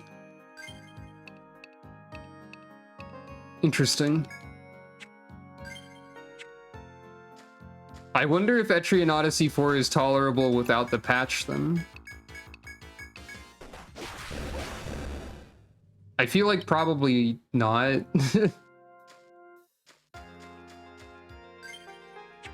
I wouldn't know.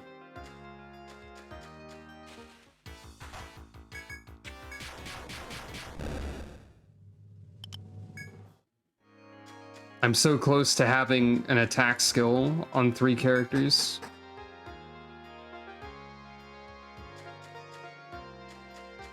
Granted, level 1 Caduceus may not be particularly impressive.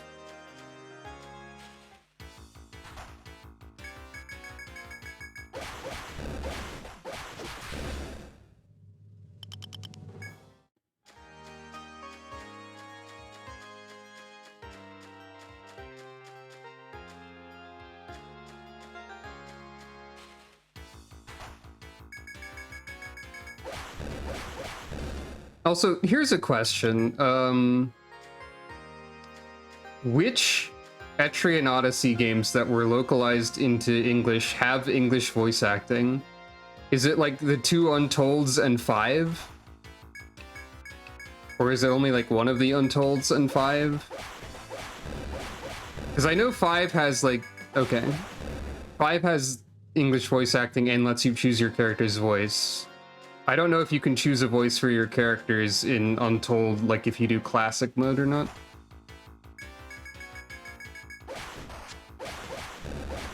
I'm just thinking about future games, even though I'm at the start of this one.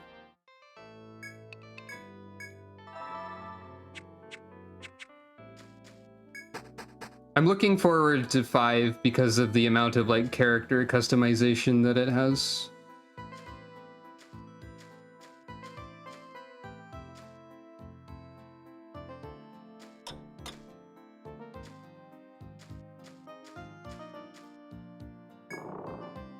Okay, yeah, I'm looking forward to 5 for that, I think.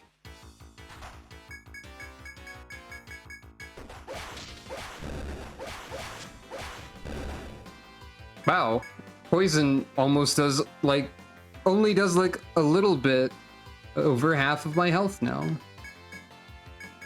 Instead of, like, all of my health. Neat. I guess with a medic team, when I eventually have money to spare, if that happens, I'll just have to, like, mostly buy Amrita instead of Medica.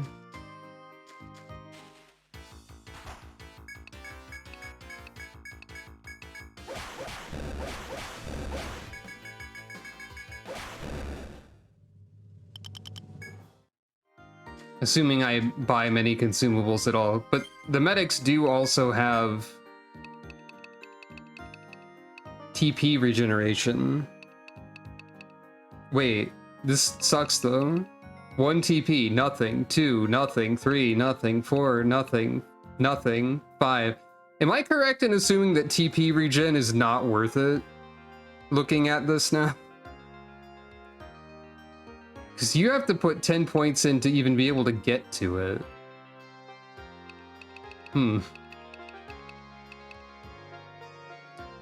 How much does the attack cost? 12 at max level? So you need 3 turns of... It doesn't sound like a lot of... Oh, right. Right, I forgot to go talk to the people because I'm a ding-dang dingus.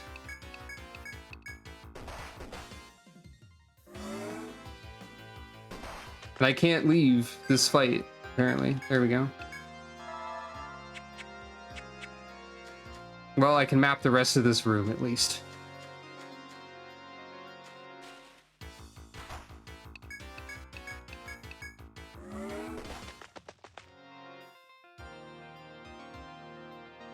That's true. I was thinking that as well. Like, if they don't end up mixed so that they also have heals. Like, if I'm just gonna keep the front row as combat medics entirely forever, then there's not really a reason to not get that. But if I wanted everybody to have access to, like, salve or something...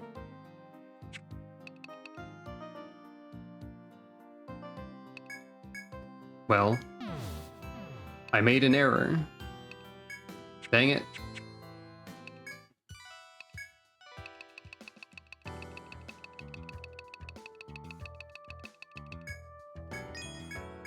Yeah, everyone having, like, stuff like that is probably pretty good, so... I feel like TP up takes so many points and gives you so little back that I'm not gonna prioritize it. And I guess that's kind of true, yeah. With the EO3 stuff.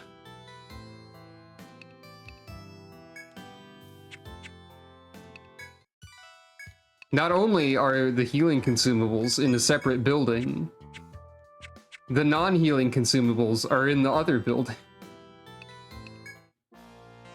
Ah, members of Antibody, I received word that you've reached the 3rd floor. I'm sorry, but I'll have to ask that you postpone further investigation for now.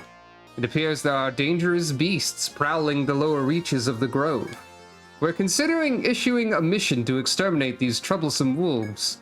Until the lower floors are confirmed as safe, abandon all further exploration. A new mission is available. But wait, nothing about the labyrinth is safe on any floor. The terror of Fenrir. Alright. You accept then. Very good. Now then, let me give you the details. Beyond the 3rd floor, there have been many sightings of forest wolves. This in itself poses little danger, but they seem to be organized by a leader. Their leader is Fenrir, the Alpha Wolf, and he awaits explorers on the 5th floor. Our own warriors are capable of defeating them, of course. I believe you've met them. But we can't over-rely on Ren and Schlachka, or newcomers will have no chances to grow. Their current orders are to provide support to the young explorers. We ask that you use their help in defeating Fenrir. Alright. Every time I see an older video game mention the concept of an alpha wolf now, I just remember that that's been disproven, and I ponder how much of media across time will be like forever marked by this misconception. It continues to this day, even. But I'm pretty sure that it turns out that that was made up and wrong.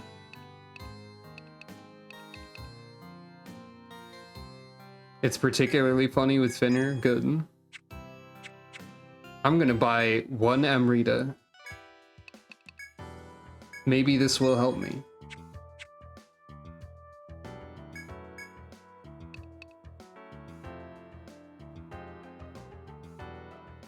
I wonder if a large fang is like an FOE drop or if I can actually get it.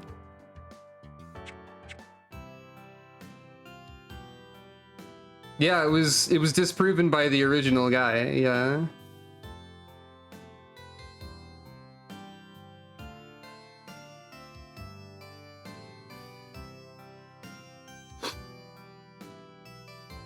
Unfortunately, people will not stop. Especially people who really like the concept of alpha wolves when applied to humans because they think they're cool. But actually they're not. Yeah, those people, for example.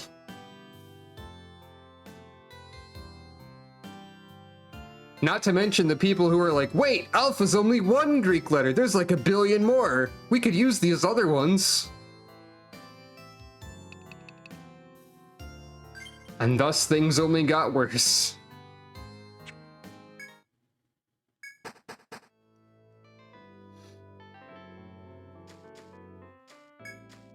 Yeah.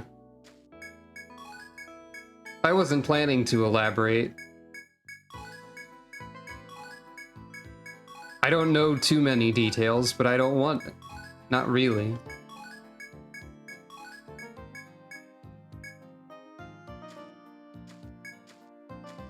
The real question is, which party member got very upset when alpha wolves were mentioned?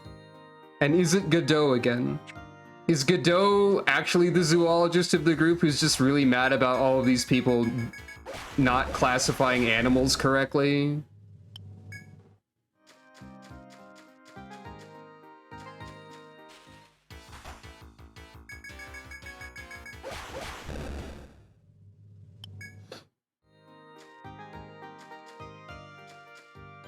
You know, that is kind of funny, Epsilon, now that you mention it. Yeah, John would at the very least love dogs. Some part of my brain just told me, what if John is someone who illustrates dogs for WikiHow, and I don't know what to do with this concept that I have now? I feel like WikiHow probably does not exist in this universe. Well, no, this is post-apocalyptic Earth. Spoilers. So WikiHow did exist. Jean wrote his thesis on like the ancient WikiHowl. In case you're unaware of WikiHow and its dogs, I would like to showcase my favorite WikiHow dog, featured in the article How to Identify a Pomeranian.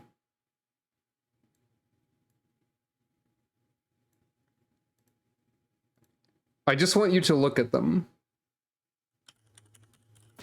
Let me find the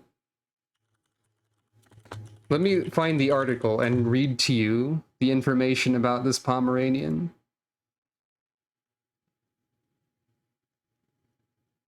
This particular one. Temperament. Notice boldness is the caption for this image. Despite their small size, Pomeranians are very bold. They are confident and may be prone to expecting that they're in charge. Notice the boldness.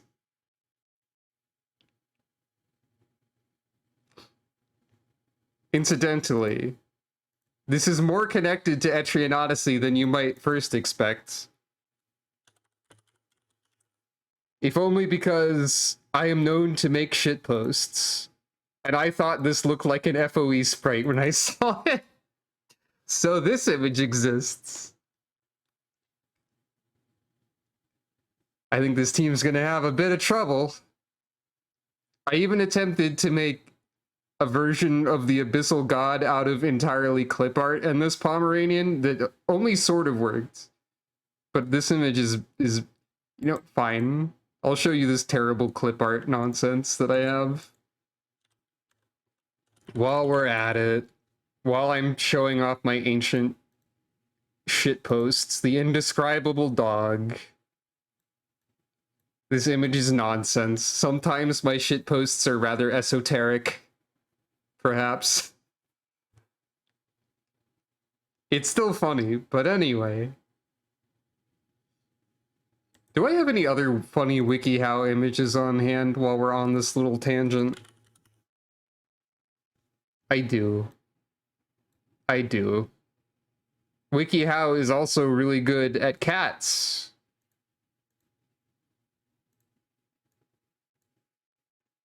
If you ever feel like having a great time, Etrian Odyssey 4 has a fantastic dog in it.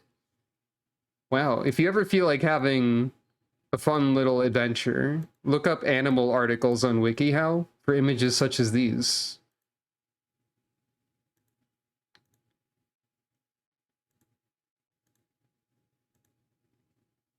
I don't remember the context of the article that this cat is in, but they are pretty good. You know, this top left cat could also be an FOE, I think.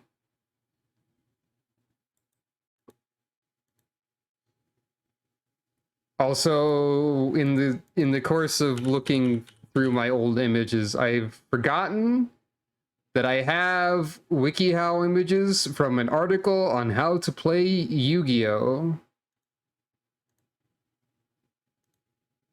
How to build a Yu-Gi-Oh! Deck that suits you. Play Pot of Greed.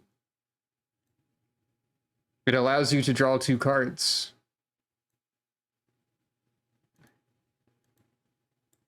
Did you know?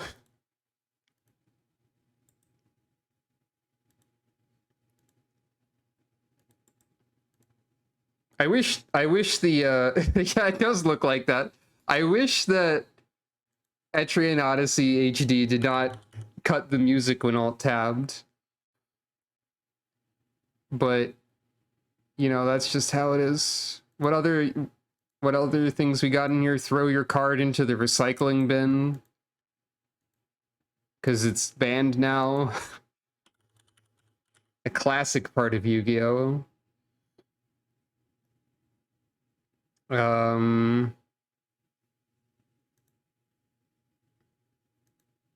I have this image of how to attract cats.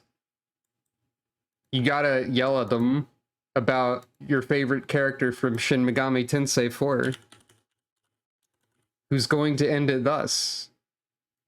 In fact, I also have a mild shitpost on this one. Did you know that I'm a ridiculous person? Walter.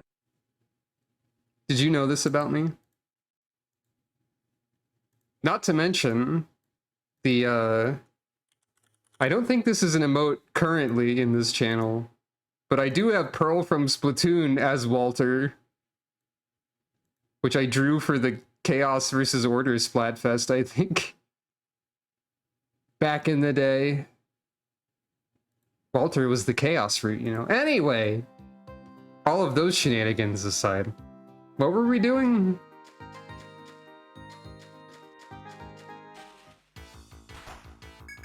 Probably playing the video game. The funny thing is, I was on Team Order. No, don't cast Aggie on the Minotaur, god dang it! Curses. Anyway. Yeah, I assumed, like, Chaos makes sense as a guess for me. I would have picked Chaos these days, but I picked Order then. I'm the sort of person who changes a lot in a short period of time.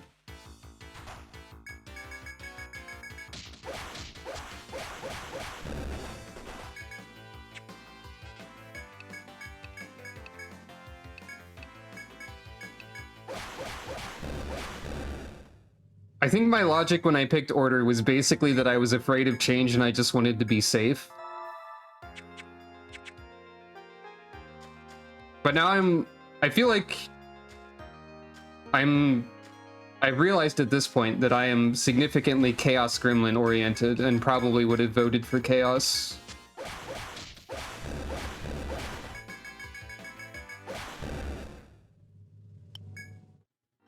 Though I did also like Order's aesthetic. That might have also played a role. And also Marina.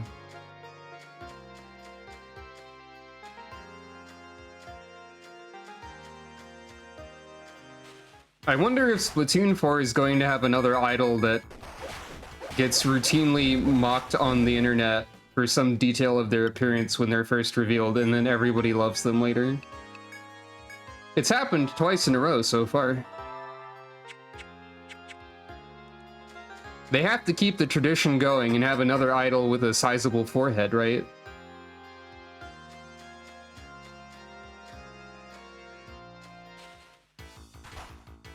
It's already very tiring having people mock Pearl and Fry for that, so I'd probably rather they didn't do that, but you know. Immunize is here.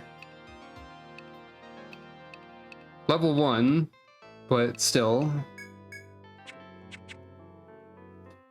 And yeah, that's fair. The internet is like this on occasion. And by on occasion, I mean usually. Dang it. Get out of here, stalker. That's a video game meme, right? I know this one. There we go.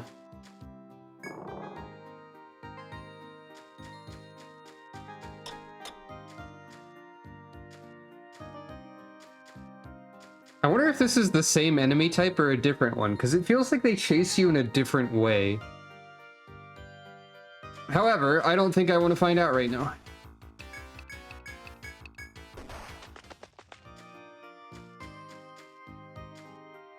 In front of you stand the two female adventurers, unchanged from their previous position.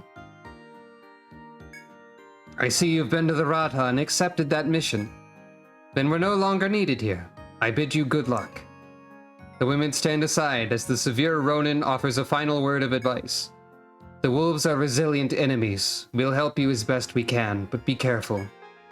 Considering this, you gaze into the forest and wonder if you shouldn't stock up in town. There's just another door immediately. I feel like... I mean, it makes sense because it's the first game, but I feel like there's some... like instances of level design in this game already that seem unusual with the experience, with the limited experience that I have so far. Like two doors so close together.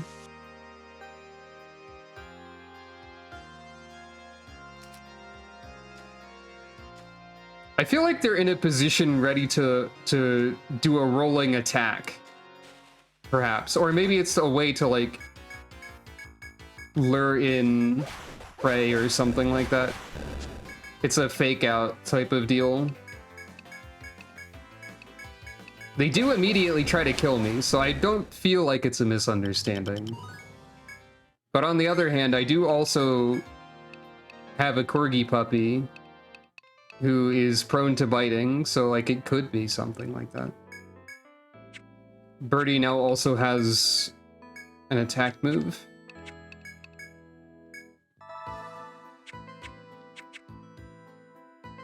I suppose anything is possible. Yeah, I feel like, but yeah, like with the design elements, I feel like, first of all, this very thin wall here is an affront to nature. But also, like, this many doors close together feels unusual. Something about the layout of all of this doesn't feel like something they would do later.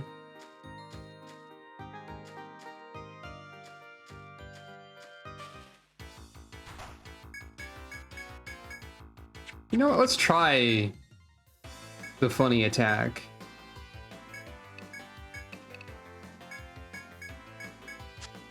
Also a lot of very wide open rooms, yeah.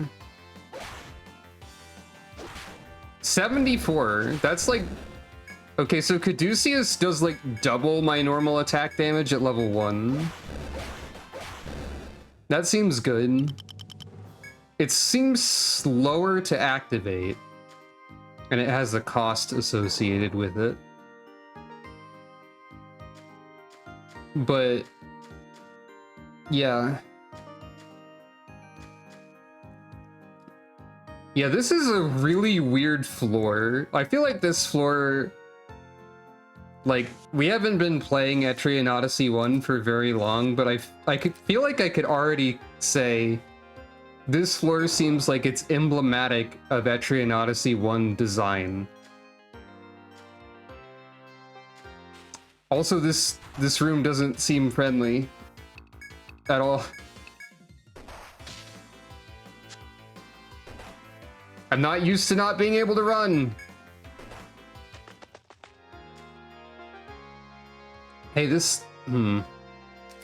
unless they only patrol on the sides and it's a funny bit. It could be a funny bit.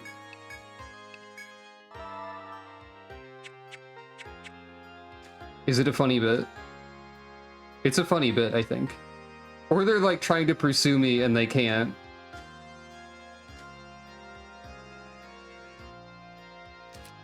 This is okay, this room is primarily a funny bit.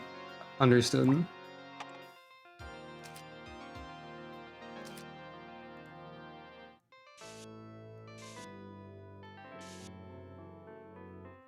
Or maybe it's possible to like get caught if you wait for too long before trying to traverse this room.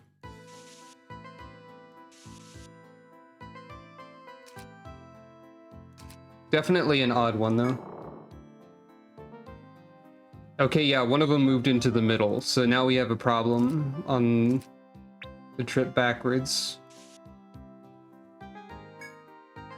Box.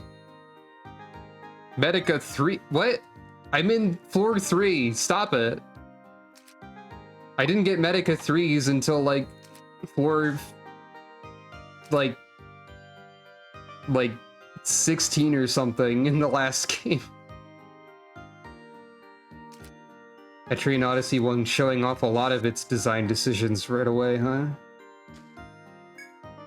Also, lots of rooms with multiple boxes in them. Treasure is not like split up as much. Or rather, there's like more bunches of it together.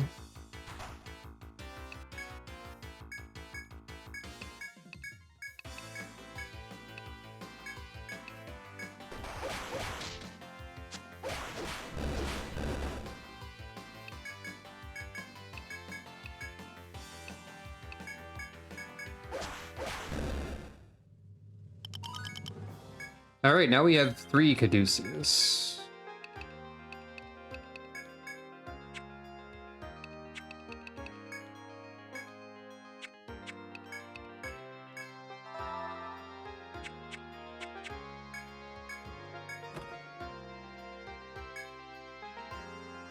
All right.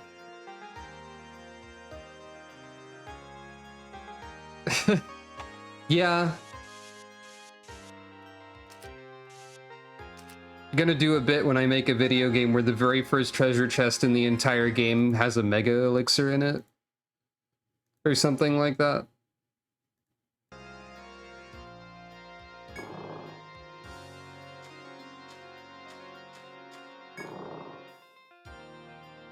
We did not, in fact, have a problem on the way back. However, there is an FOE in this area somewhere.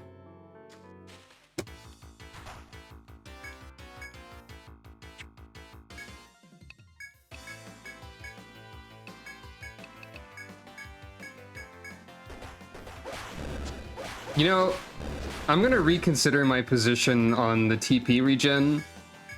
Not because I feel like 5 TP a turn is an exceptionally large amount, but because I feel like I just want more max TP and it'll be an inevitable result of that. I was undervaluing the max TP up part of the equation. Because I can already, like, at least at this point in time, I can see that my attack skill is expensive. Oh.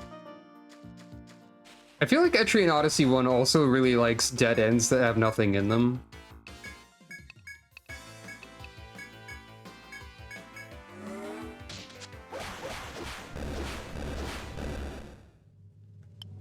That would be a good bit too. That would be like if one committed fully to the bit. Wait, wasn't there? Where did you go? Hello? There you are. You have a really weird patrol route, don't you? You just kind of like meander. That's not great. Probably.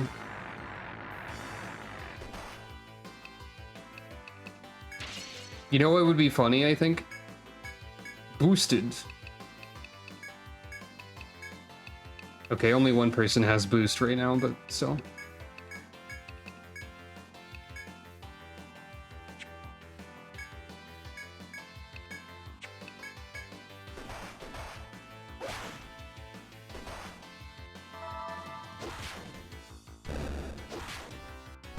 Okay, it went to 99.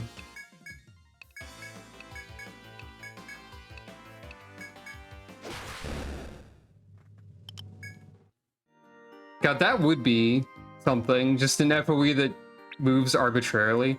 That'd be really easy to make in RPG Maker, which is probably what I would be using to attempt to make an RPG if I ever did. Oh, this one also pursues, huh? It's not just a wanderer of a random road, it is also a chaser. Okay. Well, I guess I'm leaving then. Goodbye.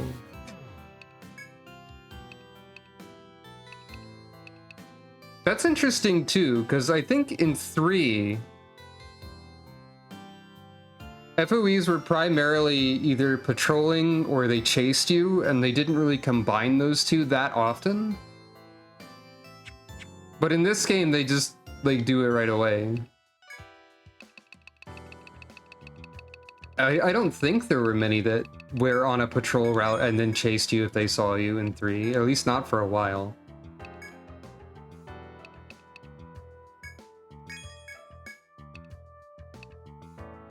Buff coat. It's a coat, but it's buff. Why am I allowed to use one shield? That's weird. Oh, I can't even use hide boot, so I can sell that.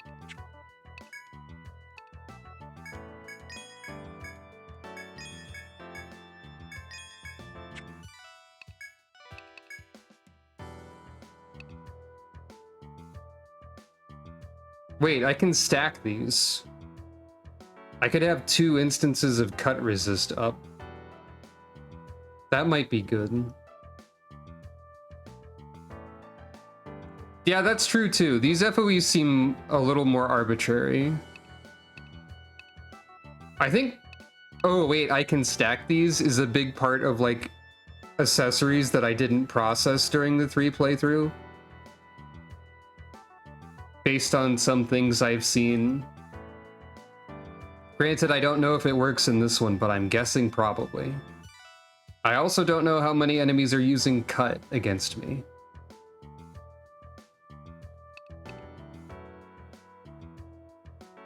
I should have more red charms though, actually. Because I was just complaining about the expense of my attack skill.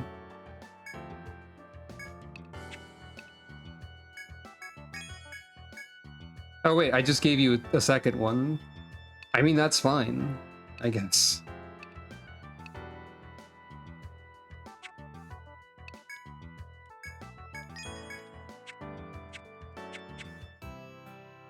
It does make them feel more like inhabitants, but I'm not sure if that's the better choice in terms of, like, gameplay.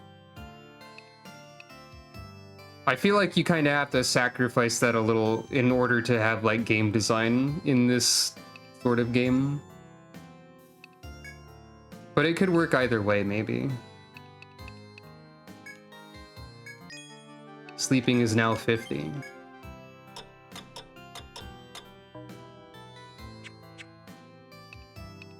Any other quests? Right. The one I can't do about the kid that's going to die. Which is awkward.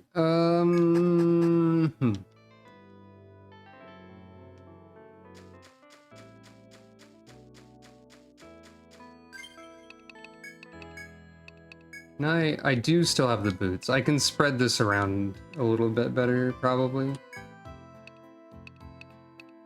Now everyone has a red charm, except for Jean.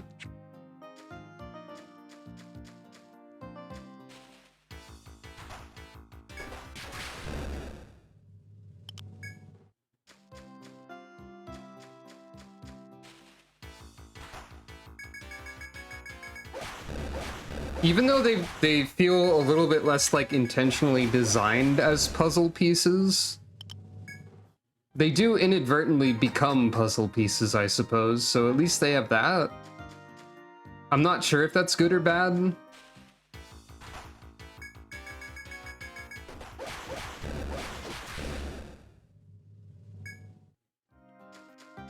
It's just a thought.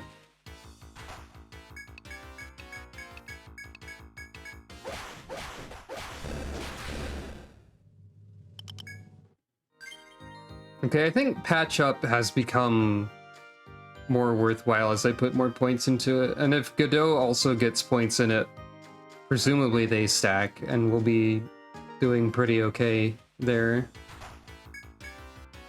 That'll help, probably. Venomflies are not really scary anymore, which is good.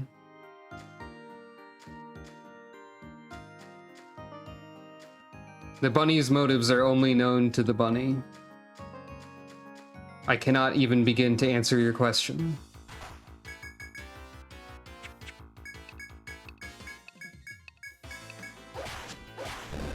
Creatures of the labyrinth are truly inscrutable.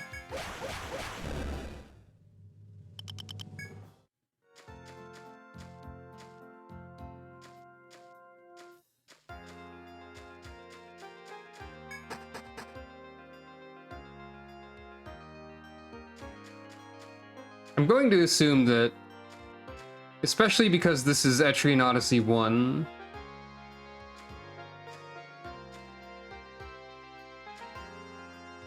it would, that was a mistake.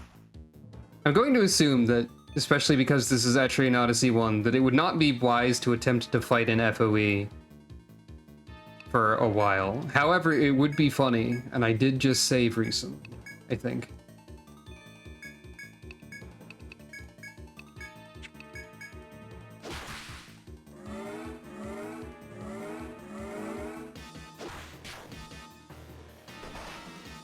Yeah, that's about what I expected.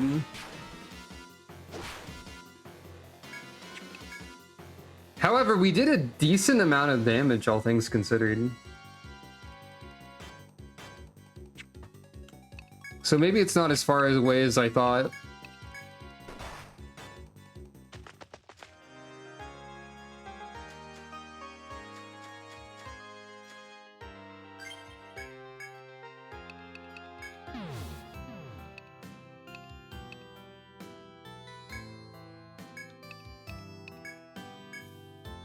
Wait, if you don't have enough money to revive, it doesn't even tell you how much it would cost?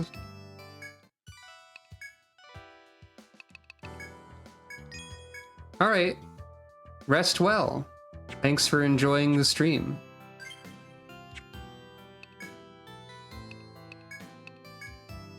Okay, it's 100 to revive. I didn't chop yet, so I'll just have to carry Jean's body over to the woodcutting region for a bit. I could have also just loaded the game, but I wasn't 100% sure that I saved.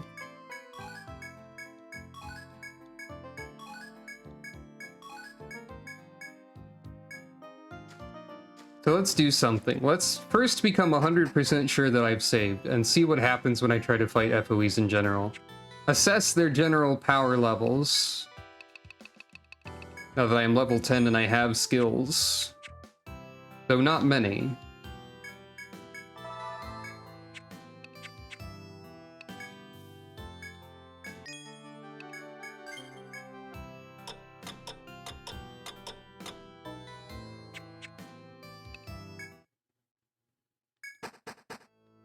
I am simply curious.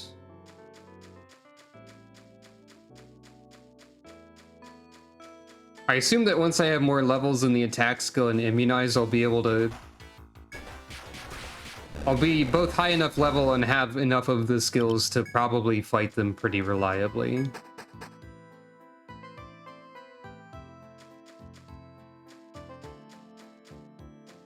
Or at least that's the hope, I guess.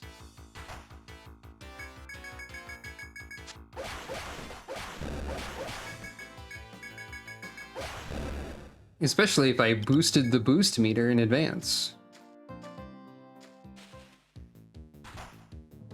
You even used exactly the same graphic as the enemy. I was like, wait, that's supposed to be an FOE. No wonder I thought that. That's kind of funny. Scream! I feel like holding the button down now makes everything go too fast.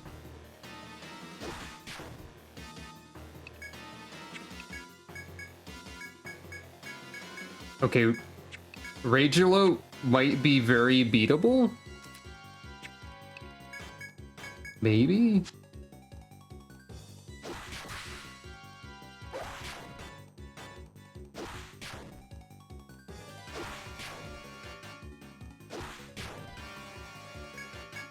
Yeah, okay. You are nothing to me. You're a little bit of something to me. Thank you for targeting the back row, though.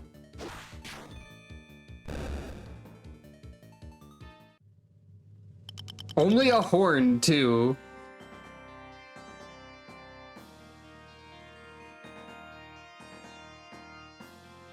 I know for a fact that in Etrian Odyssey 2, FOEs do not give you any experience points. So, I'm glad they do in this one, I guess. That did take most of the TP of the front row. But a very winnable fight, it turns out. What's over here?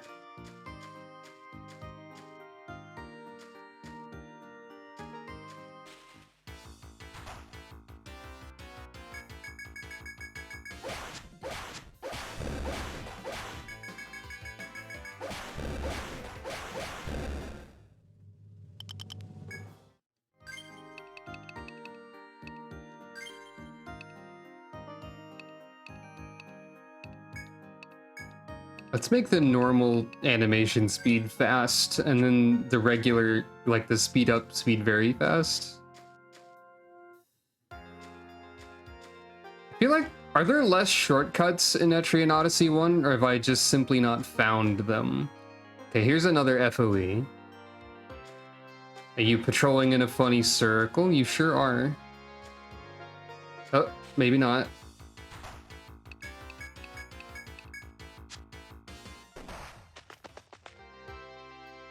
You're patrolling in a no, you're pursuing now.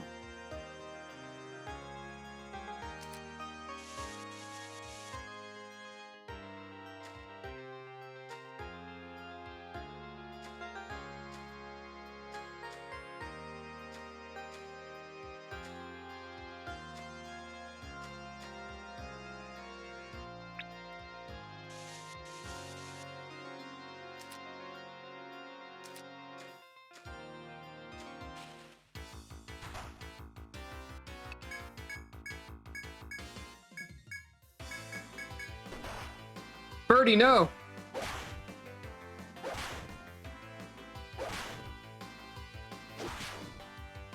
I feel like animation speed going faster has not done what I wanted the speed to do, actually. So... I don't want the animation speed faster, I want, like, the delay between them to not be as long. But I don't think that's an option. You know, I did accidentally activate auto battle a number of times in 3, so I should probably turn the confirmation on. Anyway, Birdie died. I just want to... Okay, there's a treasure chest here.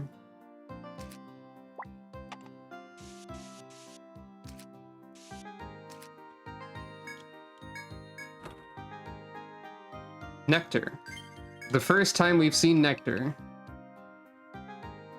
That's useful. Dang it.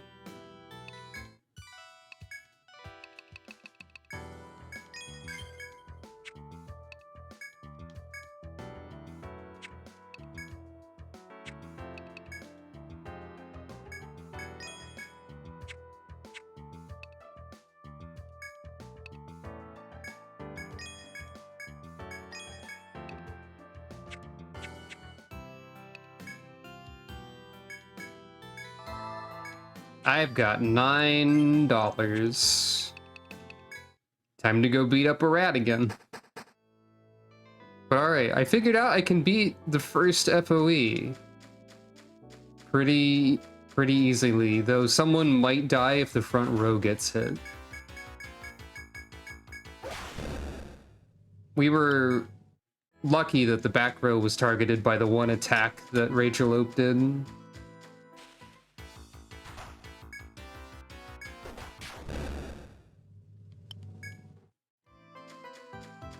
I wonder how long it'll take for me to decide. Actually, no, I don't want to have to confirm auto battle every time.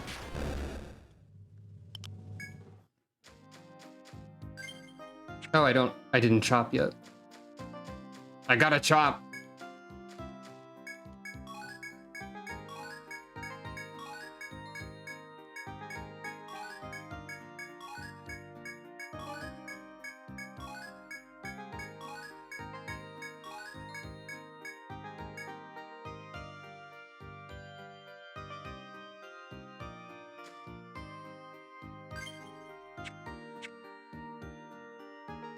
I've realized that I need to occasionally minimize the map so I can do stuff like get a full view of what the dungeon looks like, because it's pretty neat, all things considered. And also, a behind-the-scenes note, I don't have... Wait, actually, you know what? That makes a lot of sense now that I look at how this is structured. Of course I don't have HD art of the battle backgrounds. They're just using the 3D dungeon as the battle backgrounds in this one. It's not an image. But I was going to be like, as a behind the scenes note, I probably have to take screenshots of the game for YouTube thumbnails to make images out of. Behold, a generic forest view. I did it. Why am I going this way?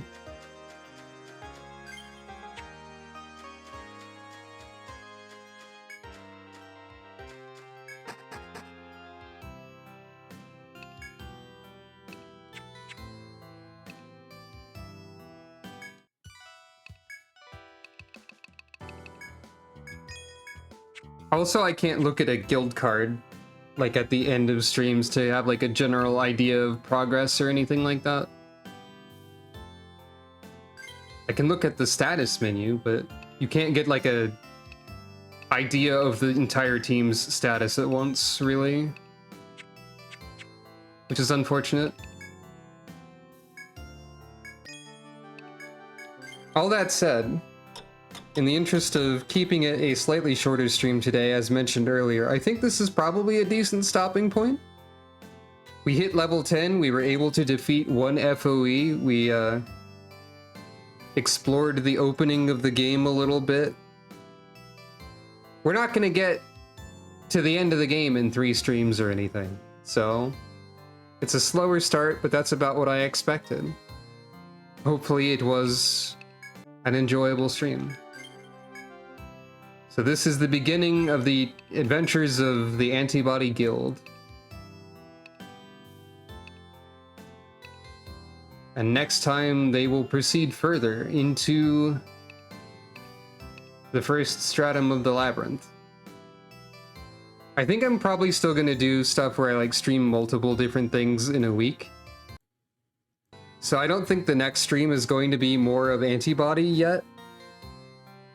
I still want to finish Elden Ring, and I eventually want to start Monster Hunter World, or like a replay of that. Those are the things I'm currently thinking about, and we'll see what happens. So, thank you all for watching. I hope you have a good rest of your day and or night. And I will see you on the next stream, whenever and whatever that may be. Good night, everyone.